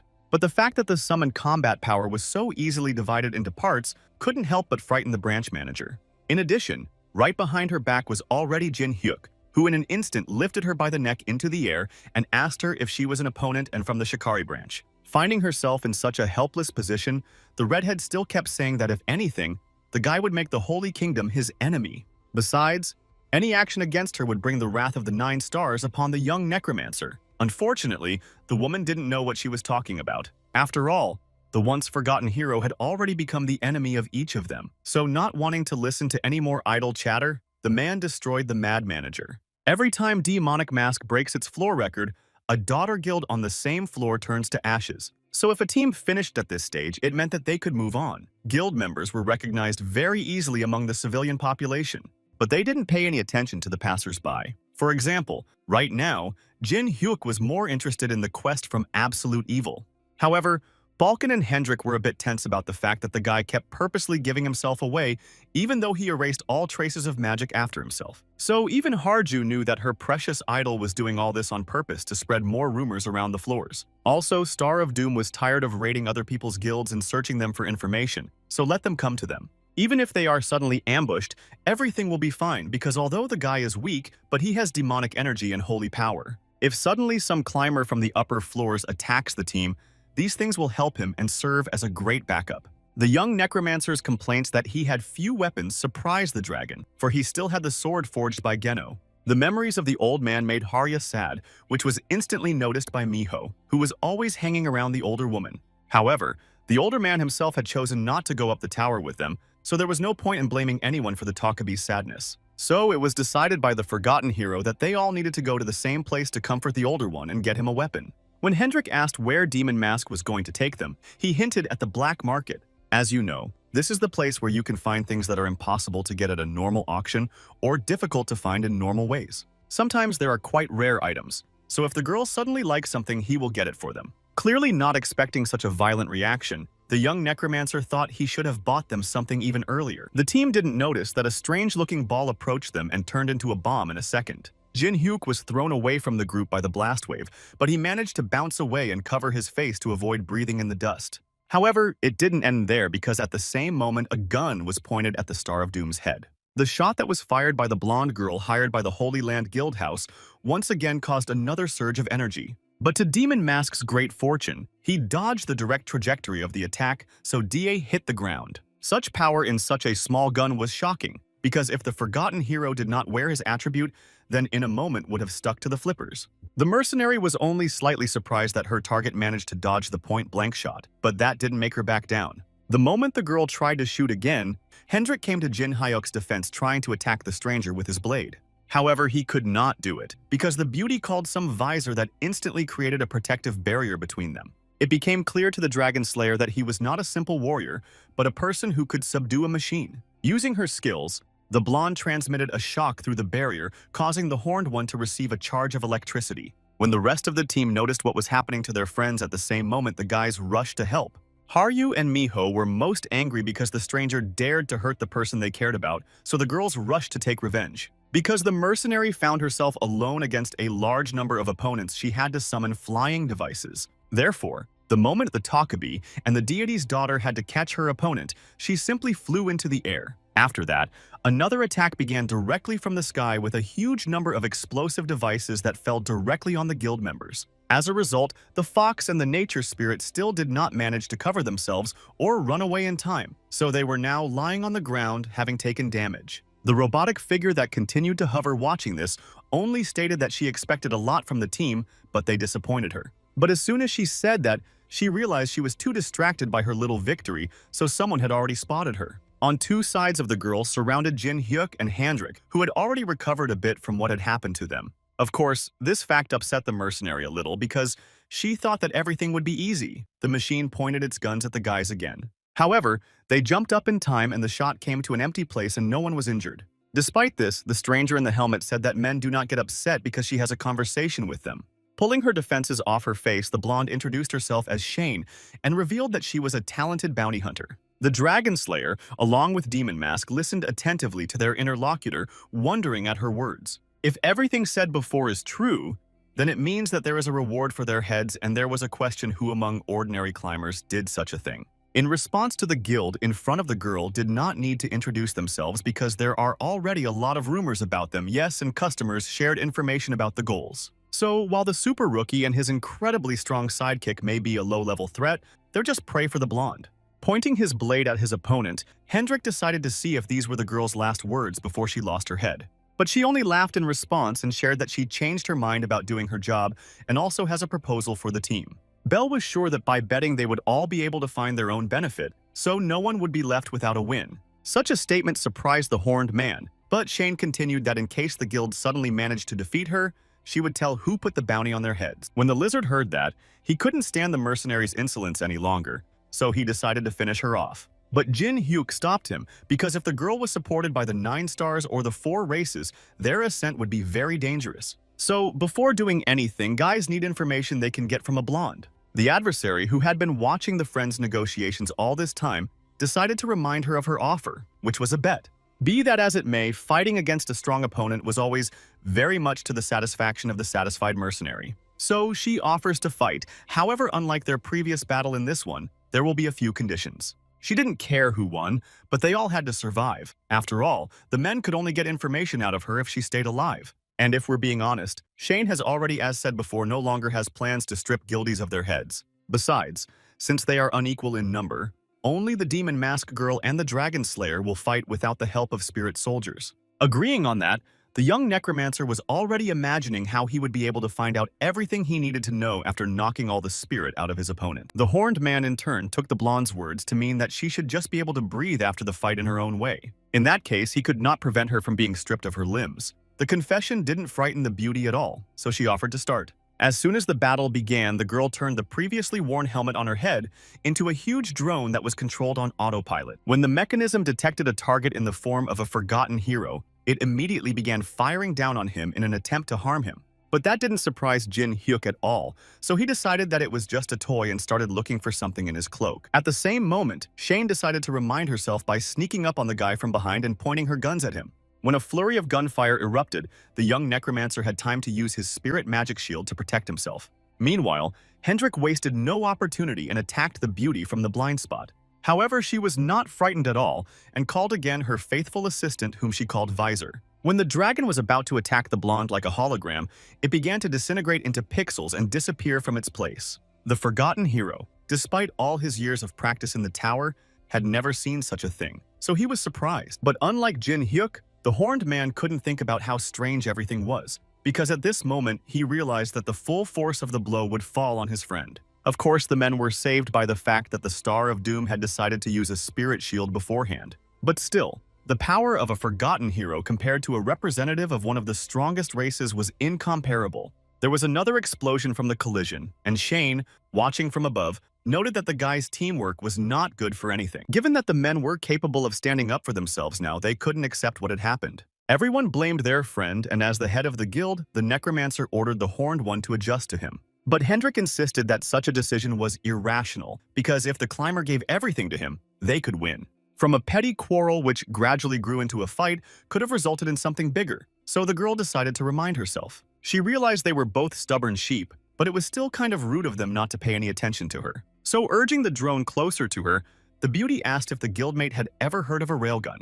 Without waiting for someone else's response, the mercenary decided to demonstrate live what this attack looked like. Literally in 1 second, the peaceful town was shaken by a powerful explosion that was controlled by a special mechanical technique. However, even that was enough for the young Necromancer to create a small portal away from the battlefield. So they, along with the Dragon Slayer, were now in a deep forest falling from a height through branches straight to the ground. The Star of Doom was glad that the forced teleportation had worked as it should, and that he had survived. But unlike the climber, Hendrik was clearly unhappy that they had escaped right in the middle of the heat of battle. The man's screams could be heard even by the deaf, so Jin Hyuk hurriedly covered his friend's mouth with his hand. Then, with a single movement, he pointed the drone at the ally who was trying to find the guys among all this greenery. It was surprising that such a thing could be created from a helmet and the opponent had some crazy skills and weapons. Given everything that had happened to them, the young Necromancer guessed that the mercenary was clearly not from the same planet as he was. The explanation was that the tower was connected to multiple worlds and dimensions,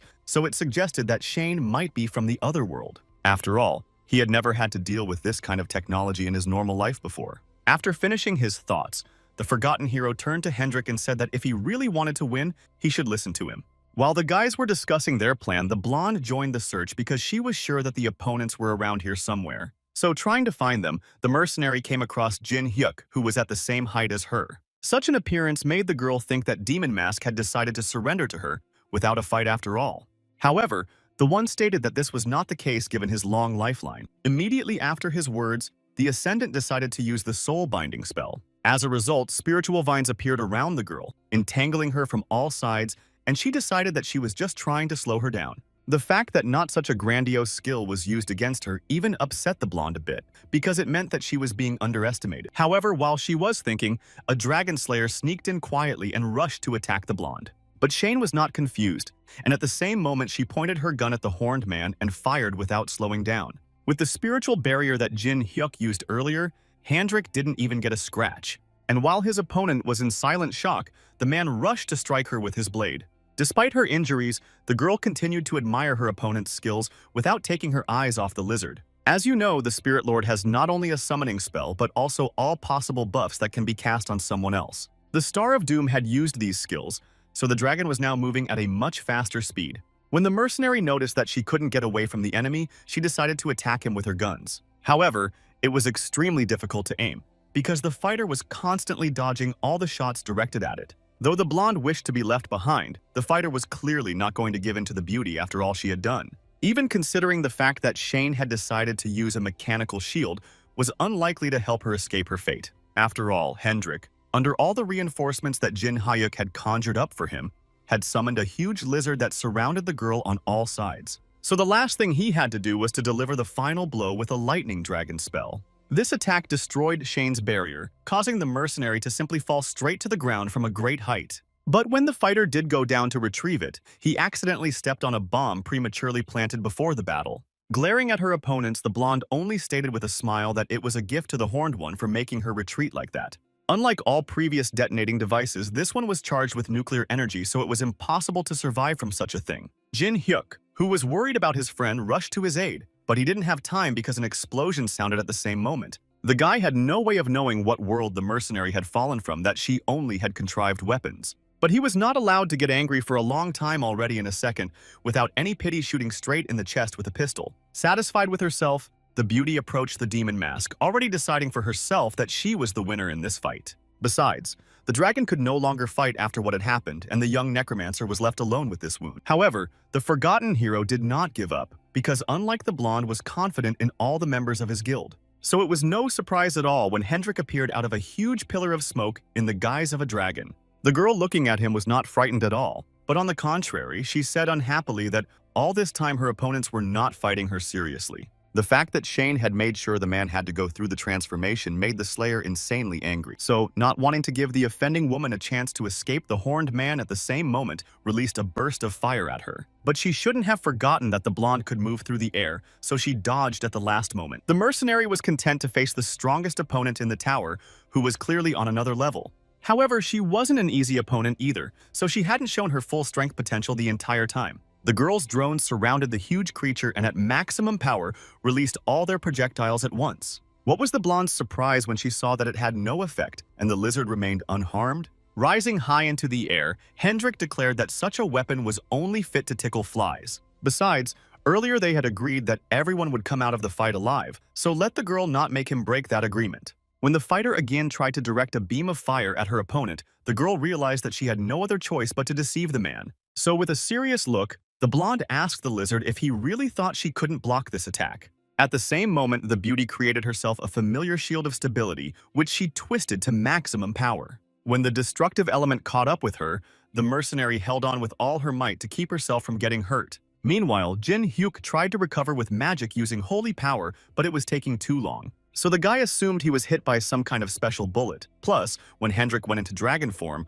all the buffs on him disappeared. It seemed as if the very existence of a guild member was confusing the mana in the area they were in. Although the man was a member of a strong race, but despite his size, he still couldn't handle the insolent girl, especially when she created multiple copies that looked exactly like her and flew around the huge lizard. With each passing second, more and more of them were coming, so Hendrik had doubts about which one to attack. The fighter was sure he was the only one who could control the magic of this zone, so he didn't understand how he was being tricked like this. However, with the girl's prompting, he realized that holograms are creations of science, not magic against which he has nothing to oppose. But even though the weapons were tangible, no matter how many times the mercenary shot at him with those things, it was useless. So the blonde had somehow created a huge automaton that was several times her size, and aimed it right at his main enemy, who realized that Shane was about to use something really serious. The girl admitted that this is the dirtiest thing in her arsenal that she tries not to use if possible. So, if his opponent is going to attack him with her most powerful device, why doesn't Hendrik do the same? Creating a pentagram of sorts, the man decided to strengthen his strongest attack that could only be created in this body. When the opponent struck, there was a huge flash followed by an explosion that could be heard several kilometers away from the epicenter. This was the reason why Shane didn't want to use the anti-material bomb, because it was more powerful than several nuclear bombs. An attack of this magnitude caused a power overheat when using the mercenary's shield. And when she decided she could rest and let her equipment do the same, the dragon reappeared in front of her. The fact that Hendrik had managed to survive the incident was amazing, even though the lizard's color had changed from bright red to gray. Therefore, the surprised blonde watched her opponent without expecting that he could still fight. However, as soon as she thought about it, the representative of the 4 superior races fell to the ground without strength, kicking up dust. The mercenary who witnessed the loss of the Horned One laughed quite a bit, as she still managed to defeat the dragon. But the girl was not allowed to relax by Demon Mask, who deigned to remind her that this was a 2-on-1 battle. And even if the representative of another planet has already crossed the guy off the list of problems, she clearly did it for nothing. For someone who had a hole in his chest, Jin Hyuk spoke very boldly, and even the cute face he showed when he took off his mask didn't resolve the situation. The blonde didn't understand why she couldn't just admit defeat, because the weapons she had left would be enough to defeat him. But the forgotten hero was clearly not going to fold his arms, so having picked up a piece of dragon from the ground, decided to absorb it with his skill. The fact that the young necromancer had decided to eat Hendrik's scales slightly startled Shane, who thought such a thing was strange. Meanwhile, the climber had already acquired wings and a horn. The guy's decision could be explained by the fact that they really need other people's information. With each passing second, Jin Hyuk's appearance looked more and more like a dragon. No wonder he was willing to go a little overboard to achieve his goal. Even the blonde who had been watching the transformation all this time felt strange to feel the power of a lizard from a normal human. The young necromancer did not hold back and rose up, wanting to demonstrate who the warrior would have to fight against. He could see why dragons were called monolords, because his body felt like he could do anything, including the creation of an infinite number of pentagrams that Hendrik had used on the mercenary a bit earlier. What she saw caused the technology lover genuine fear, because she had never had to face something like this before. Aside from being able to gain the strength of one of the strongest races, Jin Hyuk was still a necromancer, so he summoned a Gungnir. From each rune sprinkled magic tools that the forgotten hero had used earlier on the boss in front of the 10th floor. For this reason, the girl realized that there was no point in running anywhere, because wherever she stepped, she would be caught up. But she was afraid to give up the victory, so she took off. The level of the spell the guy used was the same as the dragon's. But unlike Hendrik, Jin Hyuk was not a member of the species, but had only been infused with their powers when he ate a foreign scale. And while the girl was afraid that her fears about the forgotten hero being able to gain any skills by absorbing things, he had already managed to catch up with her. The blonde took too long to think, but still tried to summon a beam saber to ward off the attack. And clearly it was not in vain, because the forgotten hero still used his magic against the mercenary while protecting himself with a shield. The change of mood of the opponent clearly amused the guy, because just a second ago she was so happy when she killed the fighter. So it was unclear to him where the great bounty hunter who had so boldly claimed to defeat them all had gone. That some lowly climber from the 50th floor could beat someone like her really pissed Shane off. So, since the Star of Doom is so eager to finally end it all, she's happy to do so. Using her mechanisms, the blonde created a chimera railgun that was about to hit the man. But he was not frightened at all, but rather encouraged, wanting to find out in practice which of them is actually stronger. Since the guy absorbed Hendrik's scales, it means he can use all the lizard chips, including Dragonfire Breath. Directing the elemental beam directly at the mercenary, the young necromancer clearly spared no effort, just like his opponent. Therefore, before she managed to unleash a cannon attack, her weapon was destroyed in the blink of an eye. Left without a support in the form of auxiliary equipment, Shane flew down and Demon Mask rushed after her. The girl looked extremely defenseless as she fell and stared blankly at her opponent, who was still able to defeat her. When they landed, Jin Hyuk's body began to reject the absorbed scales, causing him to spit them out along with the blood. Given his current skills, the forgotten hero couldn't make this power his own, as it was still too difficult for him. So, for himself, the young man noted that he would have to try his attempt again after some time. At this point, the problem was something else entirely. It was a question of what he should do after all that had happened. The blonde woke up safe and sound, though her landing had not been soft at all. No wonder her body was aching madly. However, before the moment of awakening, her opponents had already managed to recover and were now waiting for it to happen to Shane. The guys were even thinking of waking her up because she had been unconscious for too long. As expected of dragons, they regained consciousness much sooner than the guest from another world, but it still hurt the blonde. Looking around, she noticed that the space looked a little different than it had before she lost. As it turned out, Jin Hyuk created a barrier after the participants fainted and the place collapsed, so he couldn't leave it as it was. The words of the Star of Doom only brought a satisfied smile to the beauty's face. It seemed to make her happy that they had overdone it a bit. Anyway, she lost even though she thought she could win. But considering Jin Hyuk's ability to absorb other people's powers, she didn't have a chance from the beginning. It turned out that the blonde had really underestimated them, and if you thought about it that way, it wasn't clear why they'd made this bet in the first place. As Shane said once before, she didn't plan on destroying the guys, so she decided to come clean. The thing is that the girl wanted to fight the dragon, and that's why she couldn't miss the opportunity that fell to her. Such a confession made Hendrik angry, for he had not expected that they would have to arrange something like this because of such nonsense. But the mercenary was also understandable, because it was a great luck to meet one of the higher races on the lower floors. The young Necromancer was most furious because he used all the mana stones from the destroyed monsters to maintain the barrier. Anyway, if the blonde woke up, she'd tell them what they were all here for as promised. The guild members needed to know who actually ordered their demise to a professional bounty hunter. The fact that Demon Mask had decided to revisit this conversation saddened Shane a little, but still, one must keep one's word. First of all, there is one thing she should note, and that is that she was sent for by more than one person. Those who put a bounty on other people's lives were the people who represented the guild association. Unlike the enraged, forgotten hero, the Dragon Slayer had never heard of anything like this before, so he decided to ask directly who it was. The beauty began her story from afar by broaching the subject of fines. As you know, high-ranking climbers are limited in their abilities on small floors. However, this organization circumvents this system by taking over guilds at lower levels, which in turn do the same to even smaller organizations. Hearing this, Hendrik assumed that there were not many such forces in the tower so the customers could be traced, but there was no need. Who else but Jin Hyuk knew that there was only one person who could wield such power to do this? Once upon a time, he had already encountered such a chain reaction that stabilizes the strength of a guild association. So the name of the man behind all this is no secret to Demon Mask. In tower circles, the man is called Cain Palin. He is one of the 9 stars, and right now he was thanking everyone who came to his guild house. The members of his own class were preparing to listen to whatever the blonde was about to tell them. Donut Taylor even had an idea why they'd all been summoned. It was no secret that the subsidiary guilds had been ground to a pulp.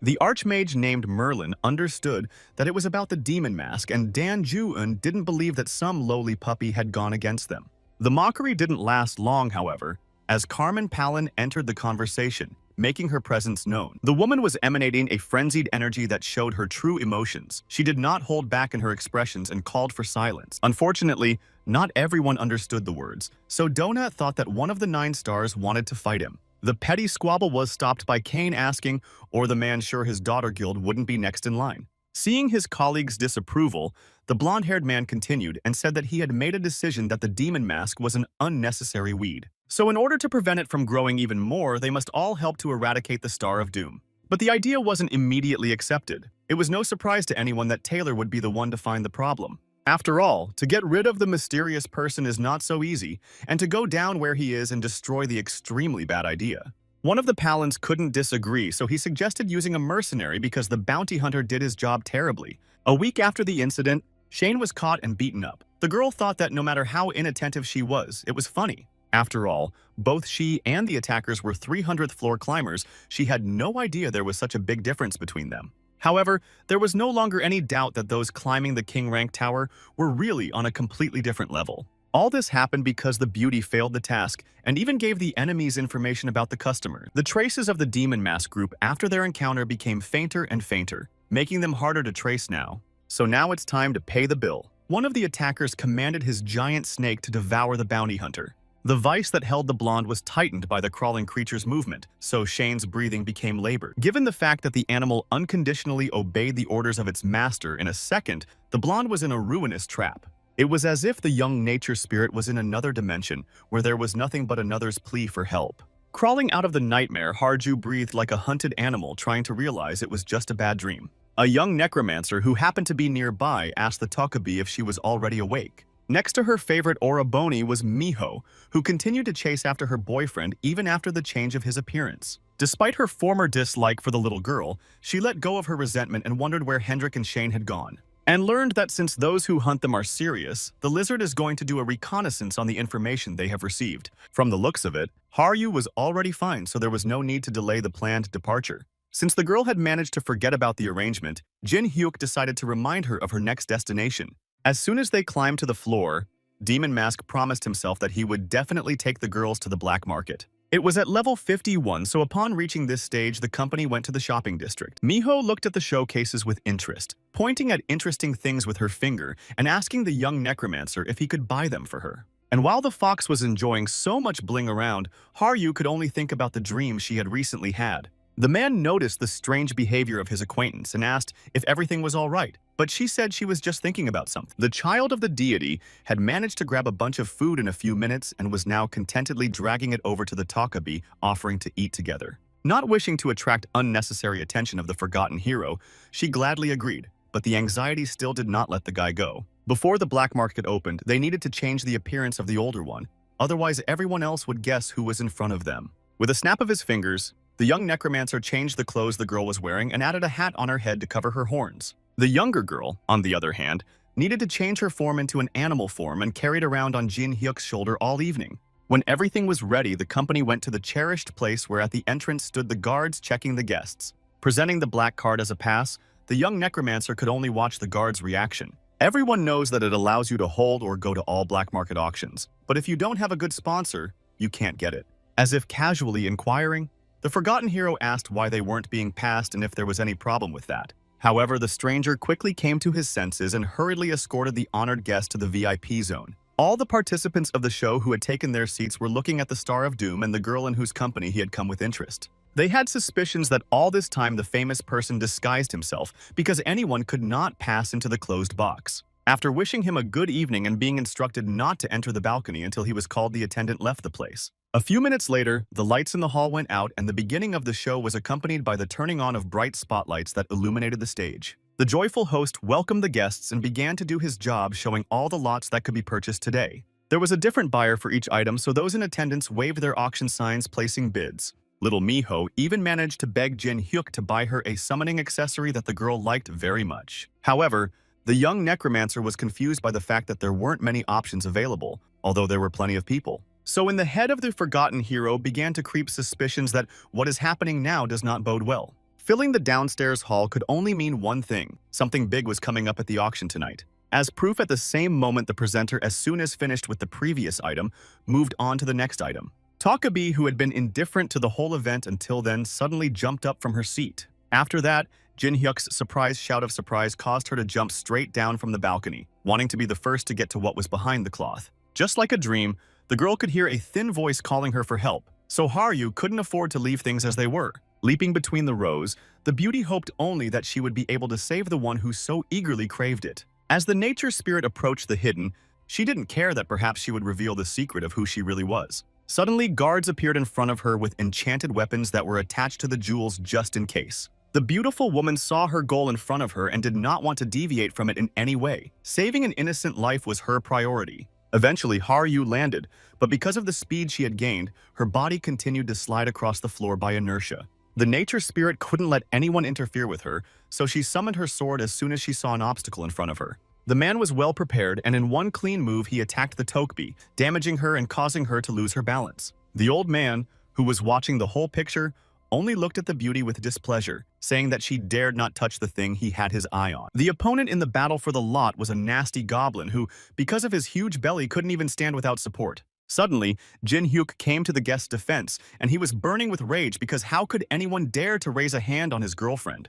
The bodyguard of the fat man who made the blow recognized the brave guy as the well-known Demon Mask. The rich man has a new target for himself in the form of a forgotten hero who has been on everyone's lips for a long time. But the guy was clearly not paying any attention to him, trying to ask the guild member the reason for such an act. All this time, the presenter was silently watching the unfolding scene, so he decided to bring all the attention of the guests back to him. Joking about the heated situation over the next lot, the man offered to support the resulting excitement and reveal the item. So as soon as the cloth was removed, the spirit of nature froze in shock, scrutinizing what had called out to her for so long.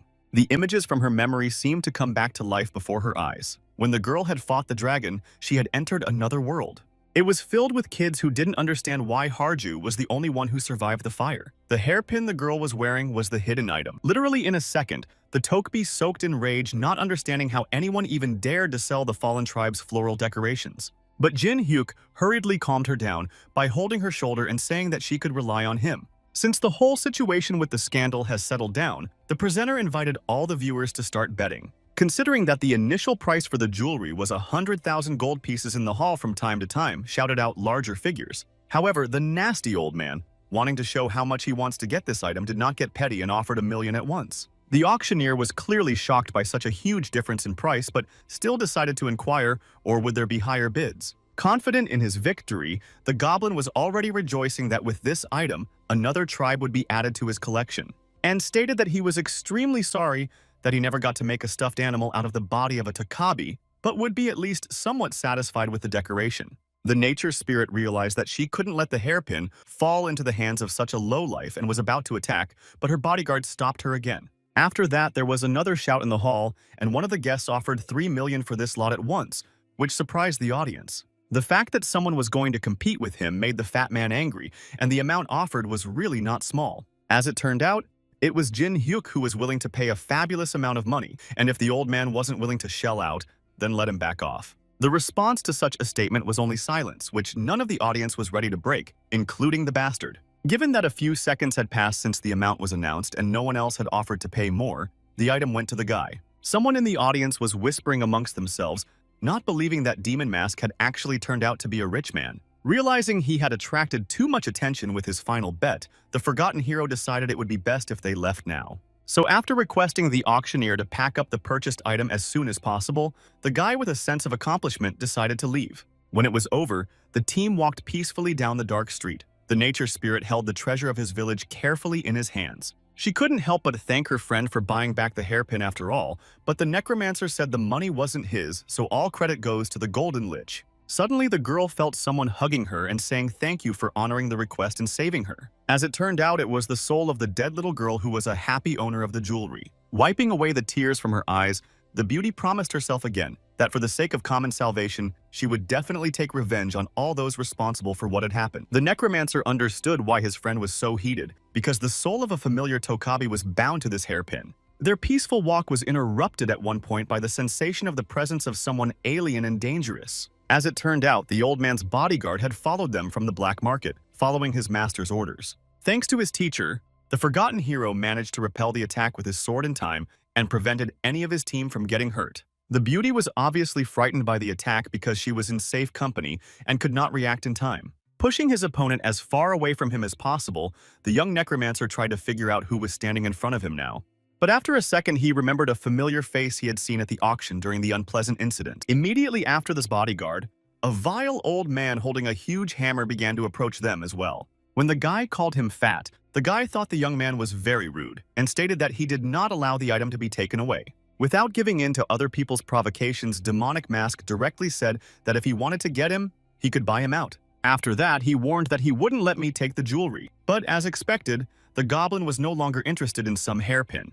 Because thanks to what happened, he's finally met a Tokbi representative he can make a scarecrow out of. When Harju heard everything that was going to be done to her, she didn't show a single emotion at first. However, in the next second, the enraged one threw herself right at the offender and said that he could try it if he could. These words were a point of no return, for the fat man took it as an invitation to swing his huge hammer. But he did not take into account the fact that due to the size of the weapon, it would be difficult to fight with it against an agile opponent. The young Necromancer watching the scene was very scared for her friend, so he asked her not to act rashly. And as the climber was about to go to her aid, the blade of another man's sword appeared in front of his face. The goblin bodyguard smilingly only stated that he would be the Demonic Mask's opponent in this fight. Meanwhile, the forgotten hero realized that the opponent was about Hendrik's level and perhaps even a more skilled swordsman. Therefore, both the guy and the girl against their enemies had to use a special skill of battle foresight. Having precisely calculated everything down to the smallest detail, the nature spirit was about to deliver the final blow to the goblin. However, he only looked at the girl with a nasty smile and then cranked the handle of the giant hammer. With his help, the fat man began to spray poison around him, thus forcing the Tokabi to back off his plan. Her main task at the moment was to survive, so the decision to hold her breath was made lightning fast. But the girl obviously didn't expect that her second weakness would be taken advantage of so vilely and thrown straight to the ground.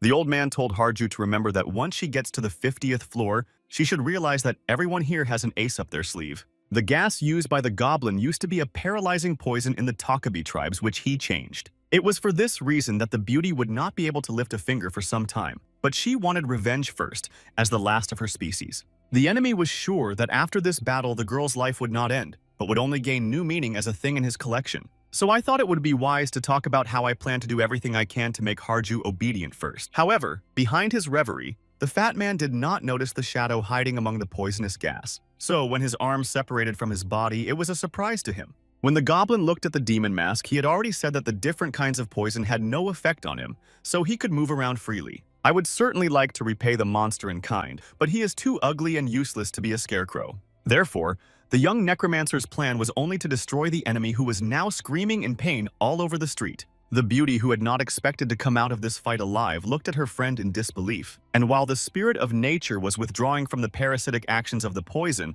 the forgotten hero circled like a predator around his prey. If the fat man dared to touch the Tokabi with his nasty hands, then the whole hand should go after the first one.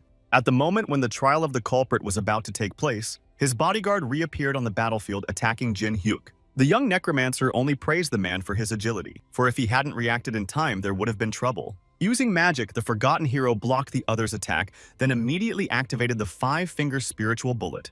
This spell triggered an explosion, but the fierce defender managed to avoid the damage by jumping aside. Obedient to his master, the man couldn't believe that his opponent was good with both sword and magic at the same time. The pressure the guy put on his opponent made him feel like he was facing a veteran upstart from the upper floors. Moving at an incredible speed, the servant approached the nasty goblin away from Jin Hyuk. Then he told the old man that the situation had changed, so it would be better if they retreated and dealt with the fat man's wounds. The bastard, who had not expected such a thing, thought it was some kind of a joke, that he was facing a living representative of the Tokabi he had been looking for so long. Listening to the other's displeasure from his master, the slender man still couldn't stand such a thing and put the blade of the blade to his face. Despite their situation, the signed contract still had its value and everyone had to adhere to the terms stated in it. Thus, in return for his protection, the fatty didn't have to interfere every time the bodyguard was in battle. So, holding back with his last strength, not to snap the man again, asked the goblin to flee the scene. Unwilling to be set up again,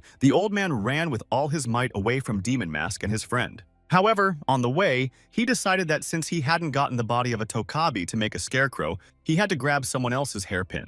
The little fox, who had been guarding Haryu's prized object all this time, was brutally kicked away from the flask. Not regretting what he had done, the self-satisfied goblin paid no attention to the beast and ran away. Unsurprisingly, such insolence did not go unnoticed, so the nature spirit rushed to reclaim what was hers.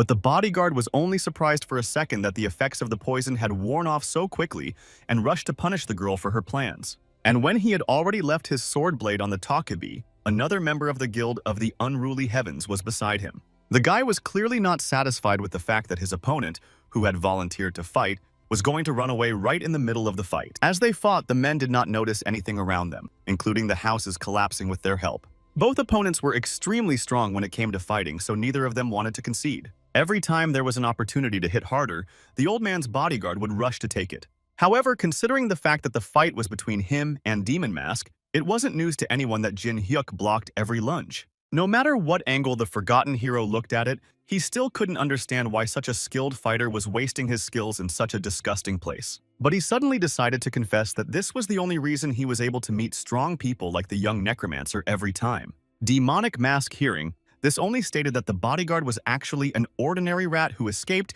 because he was afraid to climb. The dialogue that seemed to be building up between them was ruined by just one apt inference from Jin Hyuk. The opponent began to attack his opponent even more zealously, who clearly could not know anything about his life. A subject of the vile goblin, as if finding new strength in himself, swung his blade sideways in an attempt to hurt the guy. However, he kept dodging the blows time after time, trying to find the right moment to counterattack. Therefore, when it came, the Star of Doom did not spare his opponent and said that he was weak and slashed his chest with his blade. The wounded man froze in shock, unable to believe that he had lost this fight to a smug boy. When the bodyguard had just reached the 431st floor there, he saw the true appearance of the tower. Everyone who had ever met him had participated in fraudulent deceit and treachery. All of them could be called the lowest manifestation of human being. It was then that he was stabbed in the back by an associate who was clearly not particularly fair. In that moment, an overly trusting man lost his eyes at the hands of a man he trusted for nothing. The place he was in was disgusting, but at least here they didn't hide their filth from each other. Even after the bodyguard was wounded by the young necromancer, he continued to fight with his last strength, wanting revenge. This feeling was familiar to the forgotten hero, for who but he knew about the betrayal after which he was reincarnated in another body. However, the person currently standing in front of him was very different from the person Jin Hyuk had become as a result, because the man was weak in spirit, and if he were really strong as he thinks he is, he would have climbed higher instead of dropping his hands. After being in the tower for so long, he had 100 times to take revenge on everyone, and especially on the associate who had deprived him of his sight. Saying all these words that were unpleasant to his heart, Demonic Mask continued to beat up the bodyguard who was protecting the goblin. The young necromancer looked at what was left of the seemingly invincible warrior and realized he didn't want to become the same. So he decided for himself that he would never run away like the man did, but would destroy anyone responsible for his death. When the old man's subject was on the verge of annihilation, the fat man himself was doing the legwork, thinking up a plan to himself of how he would someday make scarecrows out of the guy in the tokbi. Seeing the exit to the main street in front of him where he could blend in with the crowd, the goblin didn't notice Harya catching up to him and striking him with her sword. The girl was well aware of what she had just done, but she was sure that exclusively so this monster would not be able to collect anything. After carefully examining the body of the fat man for the last time, something caught the eye of the beauty, because of which she even froze in surprise. Next to the rich man lay a gold map that glistened invitingly under the light of the lanterns barely penetrating the alley. Returning back to the bodyguard and Demon Mask, the former was lying exhaustedly amongst the debris of the ground. The man couldn't understand why the young necromancer didn't finish what he had started and finally finish him off. In response, the young man decided to remind him that his new acquaintance still had unfinished business with those monsters who had done this to his eyes. As if prompting the elder forgotten hero hinted that if he had been a warrior, he would have crushed all those involved. When the enemy heard this, he said with a smile on his face that when he was done, he would be sure to find him and make him regret letting him go.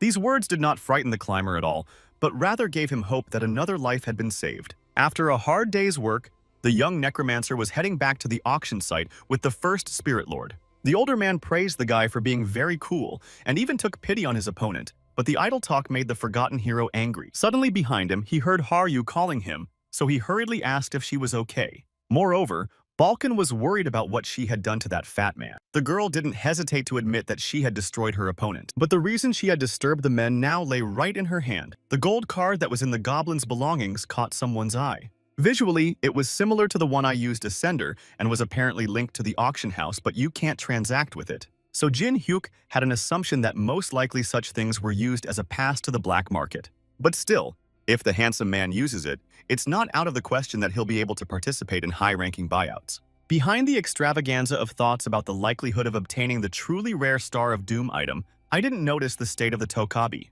Deciding to take matters into her own hands, the girl lowered her head low and apologized for almost putting everyone in danger when she lost control. However, instead of scolding the nature spirit, the forgotten hero only patted her on the head, stating that it was okay. The beauty's behavior is quite justified, considering how precious the redeemed hairpin was to her. But still, a Tokbi should always keep in her head the idea that sometimes you have to be cold-blooded for revenge. After listening to Jin Hyuk carefully, Haryu blushed a little embarrassed but still memorized all the moralizing. Once the team was near the entrance to the auction room, the climber held out the map his girlfriend had recently found, then asked if the level of ransom held is up to the standards of this item, to which I received an affirmative answer. Unlike the previous room, there weren't many people here, but that could be explained by the secret pass that not many people have. A few minutes later, the host, addressing all the guests, announced that the last slot for the day would now be available. Trying to somehow intrigue the audience, the man compared the redeemable item to the main course of the day. All the onlookers twitched in impatience, arguing over who would eventually get their hands on such a valuable commodity. Such animation seemed strange to the young necromancer,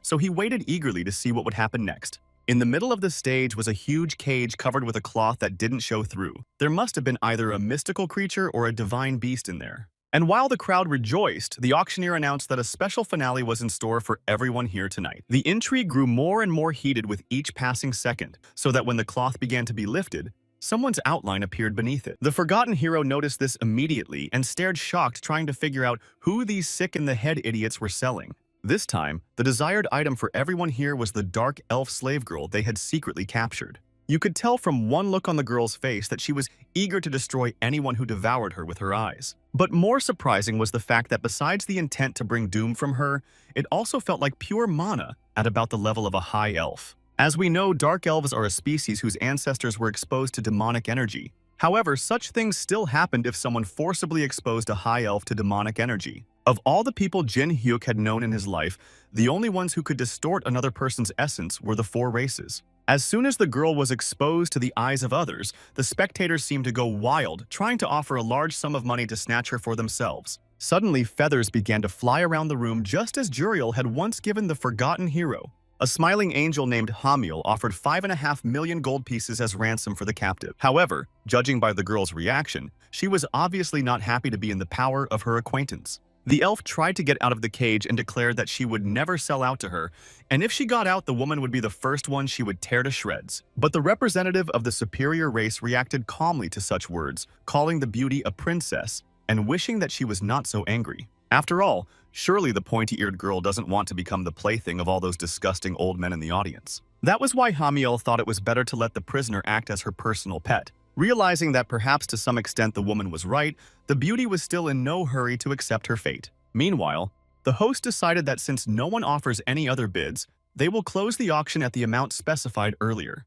The smug feathered one looked at the exquisite lot that in a few seconds would already belong to her. The elven girl, holding back tears of pain and resentment, couldn't believe that this was how it would end for her. However, suddenly, and pillars, someone shouted out that he was ready to buy back the beauty for double the previously offered rate, which amazed the angel. Lifting her head up, the woman tried to consider who had the ability to pay such a fabulous sum for an ordinary slave. Glancing at Hamiel in response, Demon Mask praised her for what for a birdie she counts perfectly. Feeling uncomfortable, the auctioneer decided that since the bids were not going up, it was necessary to end the buyout.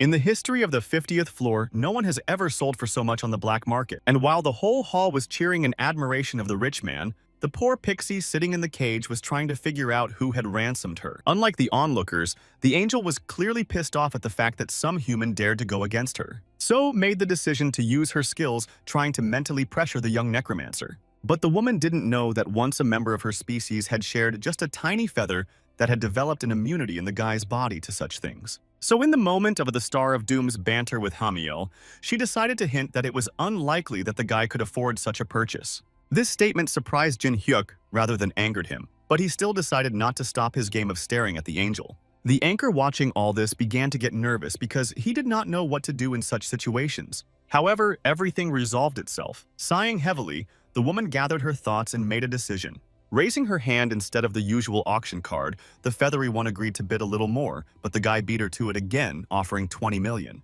At this point, even the calmly sitting Balkan and Harju couldn't believe that their friend was in his right mind. These games seemed to be causing the young necromancer more and more excitement by the minute, which he didn't even try to control. The very fact that the young man was not joking made the angel clench her teeth in anger, because she was so eager to buy the elf as a pet. The fact that he had defeated a representative of one of the 4 strongest races in a small battle was a pleasure to Jin Hyuk. One day, he will exterminate the tower's dominant species, but for now, he will be content with what he has. In the meantime, Hamiel didn't give up and continued to be hysterical because she didn't believe that Demon Mask had such an amount of money in his account. Since there were no new bids for a long time, the host decided to end the sale by signaling it by hitting the gavel on the board. When it was all over, the team was detained in the lobby and asked to wait a little while they were brought the purchase they had made. In addition, the forgotten hero was solemnly given a magic key thanks to which he will be able to remove the shackles from the dark elf. Satisfied with today, the auctioneer wished that the guy would come to them again and spend the same amount of money, but Jin Hyuk only sent him away. Leaving the team alone, the man left, and Harju, feeling a little embarrassed,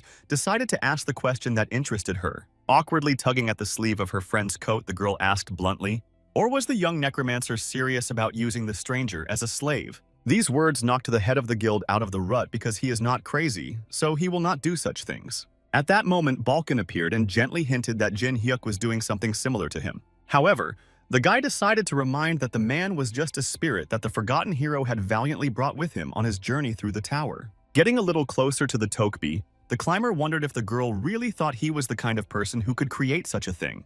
Because of this, the beauty felt ashamed, but did not have time to answer as the familiar Hamiel approached their team. The woman was glad to catch the company in the building. Feigning innocence, she decided to introduce herself, and maybe a similar thing worked on some other. But the climber immediately stated that if it came to take away his purchase, let's not even count on it. Angel, hearing this, started to deny and apologizing in advance for the rudeness, casually asked why the guy bought a slave. The very fact that the feathered one knew what she was doing but still asked the question only indicated that the woman was enjoying the privilege of her species. This is what the forgotten hero did not hesitate to tell Hamiel in his eyes, and perhaps hurt someone else's pride. The reaction was the angel's departure and her last admission that the report on the demon mask had already reached the bosses. After that, the young necromancer imagined pressing the tip of a loaded crossbow against the boar's back and pulling the trigger. The very idea of destroying a member of one of the 4 major races brought Jin Hyuk unforgettable pleasure. But still, he didn't realize it in real life, because if he put himself out to the fullest, he could finish that damn pigeon. However, as a consequence, the stronger angels will hunt him down. As long as he is weak, it is impossible to fight them head-on. Meanwhile, while he was trying to restrain himself, Hamiel walked over to Harju and complimented the hairpin they had bought earlier. The woman was sorry that she would not be able to see the jewelry again, as much as she was ashamed that she had burned all the others in person. Not only Takabe's heart twitched, but also the boys, who realized that the angel had come to provoke the girl on purpose. But as soon as he began to worry about the reaction of the beauty as she hurried to assure his friend that everything is normal. After all the lectures given by the young necromancer, the nature spirit decided that now was the best time to become cold-blooded. The cunning woman looked at the beautiful woman for a while longer, making sure she had definitely hurt her, and decided to leave. Everything that had happened in the last few minutes suggested to the forgotten hero that this would not be their last encounter. Before finally disappearing, the winged one turned to the team and said that they would see each other again on the 100th floor. Given that that was where their guild base was supposed to be, it was clear to the climber that Hamiel knew something about it. However, when the boy rushed to her trying to find out what else the representative of the 4 higher races knew, she disappeared, leaving only a few feathers behind her. And although the climber ultimately never realized what the bird was up to, he will definitely come back for more. A little while later, the guild members were on the outskirts of the 51st floor where Balkan was leading the spirit soldiers. They could be used to ward off unnecessary ears when Jin Hyuk was deep in the forest with the dark elf and the rest of the team. The girl wondered what the buyer was going to do to her, but the guy was quick to reassure her, especially since they weren't alone. But the sharp-eared girl didn't believe a word of it, for she knew firsthand that all his kind were into something like that. Surprisingly, the young necromancer was not going to prove his innocence, so the choice to believe him or not was left to the girl. At the moment, he was more interested in the elf's name, so she introduced herself as Elione von Yggdrasil. This surname was known in the tower because it was carried by the royal family named after the sacred tree of the elves. So if the blonde in front of him wasn't lying, then she really is royalty. Even though the spirit soldiers were guarding the perimeter of the forest, someone had managed to get through, and now the strangers were looking for something inside it. Meanwhile, the Ascendant reflected on the fact that the sharp-eared one was a high elf, but given her lineage, she still had room to grow. However, the demonic energy she received will also become stronger. Perhaps Hamiel, who Elione dislikes so much, has something to do with it. And since the girl has a grudge against the 4 races, that means she'll fit in perfectly and find like-minded people on their team. In the meantime, the beauty herself was thinking about how she could escape, because the chains on her hands suppressed all her abilities. So while in her head, the sharp-eared girl was making an escape plan, the young necromancer had already managed to use the key to open the cage. The blonde had not expected such an act from her master, so she was stunned for a second. And Demon Mask set to get the elf woman up off her knees, finally, to have a proper conversation with her. Instead of complying with Jin Hyuk's request, the girl tried to snatch the key from his hands to free herself. However, the guy had a time to react and lifted the limb up, causing the failed slave to crash to the ground. Climber decided to remind them that elves specialize in spirits and mana, so physical strength is clearly not their thing. Unwilling to resist any longer, Elione asked why they had given so much money for her and what they wanted in return. The blonde pretended to guess the secret desires of the forgotten hero, so she offered to fulfill them right here. She believed the young necromancer planned to use her to satisfy his lust, just like everyone else who had tried to buy her before. The guild girls present also heard what the elf girl said, so Harju hurriedly covered Miho's ears with her hands. At the same moment, all the demons and deities watching the guy also joined in, which made Jin Hyuk even angrier. Quite near them, an explosion suddenly sounded in the forest and distracted the team leader from the conversation. This couldn't help but be tense, so the guy decided to ask Balkan to report on the situation. The first Spirit Lord, being in the thick of the battle, warned the host that unknowns were trying to penetrate their soldiers. Therefore, as the Elder himself believes, it is likely that their location was revealed to the nearest climbers, who were now too numerous. Suspecting that Hamiel was involved, the young Necromancer sent a joyful Miho and a frustrated Harya to help in the fight. Not wanting to leave the forgotten hero alone with the Dark Elf, the girl asked if he would do anything to her. Such distrust of his person only made the boy angry, but considering that no one would interfere with them now, it was necessary to talk. But before doing so, the blonde asked if Demon Mask happened to have a drink. Meanwhile, in another part of the forest, a fierce battle was being fought where the Tokubi, along with the child of the goddess, were trying to destroy their enemies. Thanks to the girls, the first Spirit Lord managed to prepare himself at the expense of the fact that no one interfered with him and did not try to send him to the next world. So now Balkan only needed to use one spell to deal with them all in one blow. The slightly groggy elf spoke of how Jin Hyuk's companions were powerful, but considering that he could control them, the guy was even more powerful. However, she didn't understand why, wielding such power, he'd let that angel get away, especially considering the fact that she'd been fined by the tower. The young Necromancer only sadly noted that if he started fighting now, he wouldn't get anywhere. And unlike Elione, the forgotten hero suppresses his emotions for a higher purpose, while the girl throws herself headlong into her feelings. Suddenly, the blonde asked, had the climber ever had to open the belly of one of the precious family members? Demon Mask had not expected such a question, so he didn't even find something to say.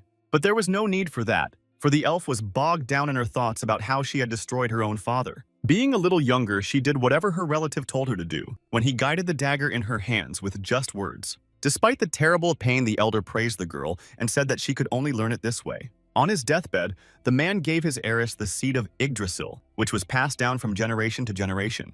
The future of their entire family now depended on the little elf who had to cut her father open so he could entrust her with his most precious possession. The girl's older brother Ellard knew that his parent was badly wounded and could not go far, so he chased after him.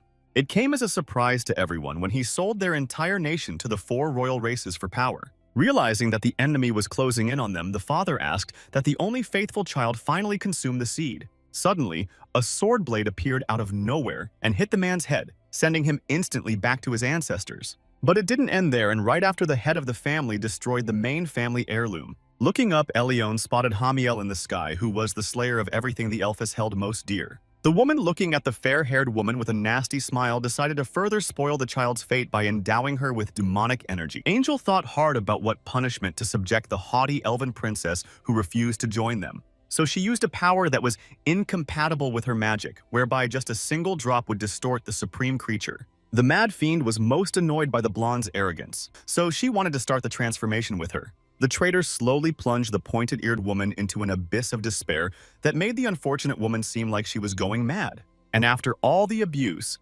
eventually Elione was sold to the slave market where she met the Demon Mask. It became clear that even the elves had been eradicated by the 4 races except those on the 300th floor because they were too powerful. Since the enemy was beyond anyone's reach in such cases, Guildhouse Holy Land believed that the most effective way was to use traitors. That was the end of the heartwarming story of a slave who lived her whole life to help others. The problem was that the bastards who had made the Elfess a thing for sale and taken over her kingdom were still alive. So contrary to all of Beauty's expectations, her story doesn't end until one of them goes to the dust. But the young Necromancer had an idea how to fix it. Without a second's hesitation, he offered his new acquaintance to join their guild. Meanwhile, in another part of the forest, Haru was trying to catch her breath from a long battle against her attackers. The thoughts of what Jin Hyuk was doing with the Dark Elf did not leave the young Tokubi's mind. The girl was immensely afraid of Elione stealing the heart of their team leader with her charms. So she decided she couldn't let that happen and returned to the forgotten hero immediately. Hovering in the clouds, she didn't even notice the red orc who might have come here because of the noise creeping up from behind. The huge monster growled menacingly at its victim, who was several times smaller, was already preparing to attack. However, in the distance, a familiar figure who was constantly protecting Haru appeared a few seconds before it could happen. The climber was easily able to slay his opponent, thus causing the girl to admire him even more. The guy first of all inquired if his friend was okay, but she didn't answer and only asked what was wrong with the Dark Elf. Realizing who they were talking about, the young Necromancer did not hold back the truth and told them that Elione had made the decision to leave them. After Demon Mask's words that Oculus should take revenge on anyone who harmed her family, she seriously considered it. Even her siblings had betrayed their own family by choosing the 4 races, so Jin Hyuk was sure they wouldn't stop there. For all that they have done, the revenge of the beauty must be flawless and the offenders must pay several times more. Because unlike the girl, he plans to do just that. The 9 stars and the 4 royal races that destroyed him will get the same in return. When Elione found out what happened to the young necromancer, she thought her life story was just a whimper. So, feeling a tinge of shyness, the beauty jumped a great distance away from the forgotten hero. At that moment, the Ascendant realized that the Elphys was not going to join the Guild of the Rebellious Heavens. The blonde confirmed this fact and stated that she was leaving to reach a level of strength to match the guy. But once she becomes confident in her own power, she will return to her saviors. However, one last thing before she disappeared, the pointy-eared girl wanted to know the real name of Demon Masks. So not wanting to hide the truth, the guy shared that his name was Cha Jin-hyuk, who is also known as the Star of Doom. In the end, pleased with herself, the beauty said that if she died, the acquaintance could use her soul or body as he wished. Then in a second, it disappeared high in the sky, leaving behind only a small glow that looked more like a star. Once they were done with that, it was time to move on to the next location before more climbers piled in. Also, staying on one floor for a long time can be dangerous, so they will make it a priority to climb to the 60th level. Just there in the metropolis, the Golden Lich, who was now using his gold magic, would be waiting for them. With the help of the Golden Tide spell, the man succeeded against the opponents who rushed in. Feeling exhausted and tired after the battle, the blonde was breathing heavily, trying to catch his breath. The fact that the richest and most powerful man in the tower was attacked in his own apartment was shocking. Looking at everything that was happening now outside the window, it was clear that the enemies were too confident in bringing their army here. The fanatics of the Holy Kingdom even managed to find out that the store under a false name belonged to William, so they tried to destroy it. However, it was Marionette who was caught in the act, trying his best to maintain the integrity of the structure. In addition, this business was originally created to support the rebellious heaven, and if the 9 stars caught them, everything would come to an end. In no way could the man let the Golden Lich get into this mess, so he started cleaning up his own mess. After the usual climbers, some giant appeared on the battlefield holding a huge mace. Even though Marionette was already injured, he was still able to move with the help of his puppets and thus dodge the attack. The new opponent, who thought that for a weak puppeteer guy is not bad, was the head of the guild giant Hippo, whose name is Jose Yan. So given the fact that the leaders of the organizations have taken over, the enemies are really going to raise this place to the ground. The last puppets with which the former branch manager maintained his position were destroyed by a new figure on the battlefield. The head of the White Swallow definitely remembered what happened on the 10th floor, so it is possible that he is only here for revenge. And now that 2 leaders from different guilds had gathered in the same place, it wasn't surprising that they couldn't get along at all. They blamed each other for someone trying to steal the loot from someone else. Fatty decided to claim that Beck Hollio's 6 had leaked all the information in the first place. So while the men are fighting amongst themselves for the puppet, has come the perfect moment to enslave the distracted captains. Releasing magic threads from his hands, the guy wrapped them around his opponents, wishing they would become his puppets. Luckily, he had succeeded, so his enemies were not much of a threat to him as long as they remained bound. However, at the same moment, a girl suddenly appeared from somewhere from outside and knocked the ground out from under his feet with a single blow. From the pain that pierced every part of his body, Marionette couldn't stand it anymore and screamed with all his might. The attacker was a guerrilla guild leader named May. While her rivals were fighting amongst themselves, she grabbed her opponent. So she demanded to be credited as the person who finally managed to catch the puppeteer. With each passing second, more and more leaders from different factions who were pursuing a common goal were coming to the square. The head of the guild that was called Path of the Divine was condescendingly watching everything that was happening from on high. Because the others had allowed the demonic mask to attack Escherham, believed that the reputation of the Holy Realm had been damaged. However, the way the other leaders behaved is too shameful to even comment on. These words were clearly not to anyone's taste. And while the 3 men were arguing again, May only cared that she got her fair share in the end. The puppet who regained consciousness realized he couldn't let the outsiders take over the place, so he used a self-binding spell. This magic forced the Ascender to subjugate himself to himself. The opponents watching were surprised at this choice. However, the man had to stop all these people from taking a step further from where they were now positioned. The former branch manager was doing it for Golden Lich and his own dream of unleashing a shock ray at the traitors. Given that the brunette was using force beyond his capabilities, Beck Hollio ordered everyone to dodge. But suddenly a few more new faces appeared on the battlefield, and the snake that was in the mage's charge rushed straight towards the source of the light. When it was over, Jin Hyuk's ally couldn't understand how his attack had been blocked by someone. But the answer to his question appeared right in front of the man. The huge creeping creature that had destroyed Shane earlier had now gotten to the puppet. Using just one tail, the cold-blooded monster crushed the man to the ground, thus causing him to cough up blood. And while he was trying to get a breath of air, the enemies had already managed to set fire to what the guild representatives had been working on for so long. In addition to everyone there, they were also joined by the Snake King Basil and the undead king called Toon. The guilds were unclear why the ascenders from the 300th floor appeared here, even though they didn't belong to any of the organizations. However, Escher explained instead that they were mercenaries called in for this strategy. In addition, the two strange guys would lead everyone else present. But contrary to all expectations, the guild leaders did not agree with this decision. It was not even clear why they should listen to someone else's commands. The head of the divine path to such charges only explained that it was Sir Kane's order, and anyone who disobeyed it would go against the will of the 9 stars. This threat didn't work, so everyone gathered decided to disperse back to their guilds. As soon as they started to leave, a strange crunch was heard, as a result of which Jose Yang lost his head. As the sound echoed behind them, the guild leaders still gathered their strength and turned around to see what had happened.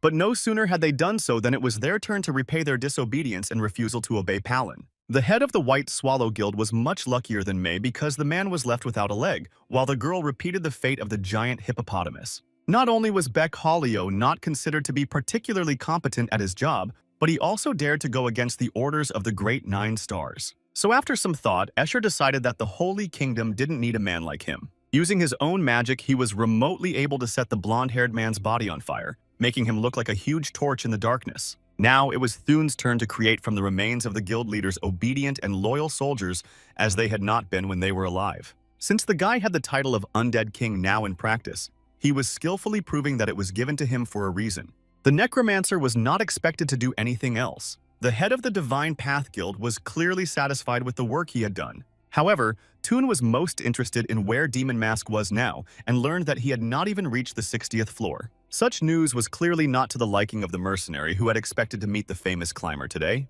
This place was only the supposed source of Jin Hyuk's finances, so after they finished here they would take care of the guy. Suddenly, the skeleton that was under the Necromancer's command presented a weapon to Asher's throat, surprising the man. But the emotionless undead king only said that since the forgotten hero was not here, he had nothing more to do.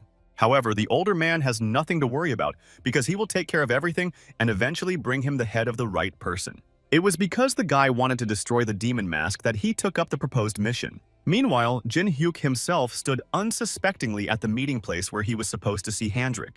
But instead of standing calmly, the Dragon Slayer was now beating some squishy guard caught red-handed in the act of crime. The horned man looked at the whole team and wondered why they had been gone so long, and what they had managed to find in the meantime. Considering that telling the whole story was too tedious, Star of Doom only brushed off the question. Suddenly, a beautiful bird appeared in the sky and flew straight at the representatives of the Unruly Heaven Guild. Everyone present was familiar with the carrier pigeon that can cross between floors, and this particular one belonged to the Golden Lich. Jin Hyuk's friend announced in a letter that he urgently needed to make climbing to the 60th floor his top priority because they were attacked.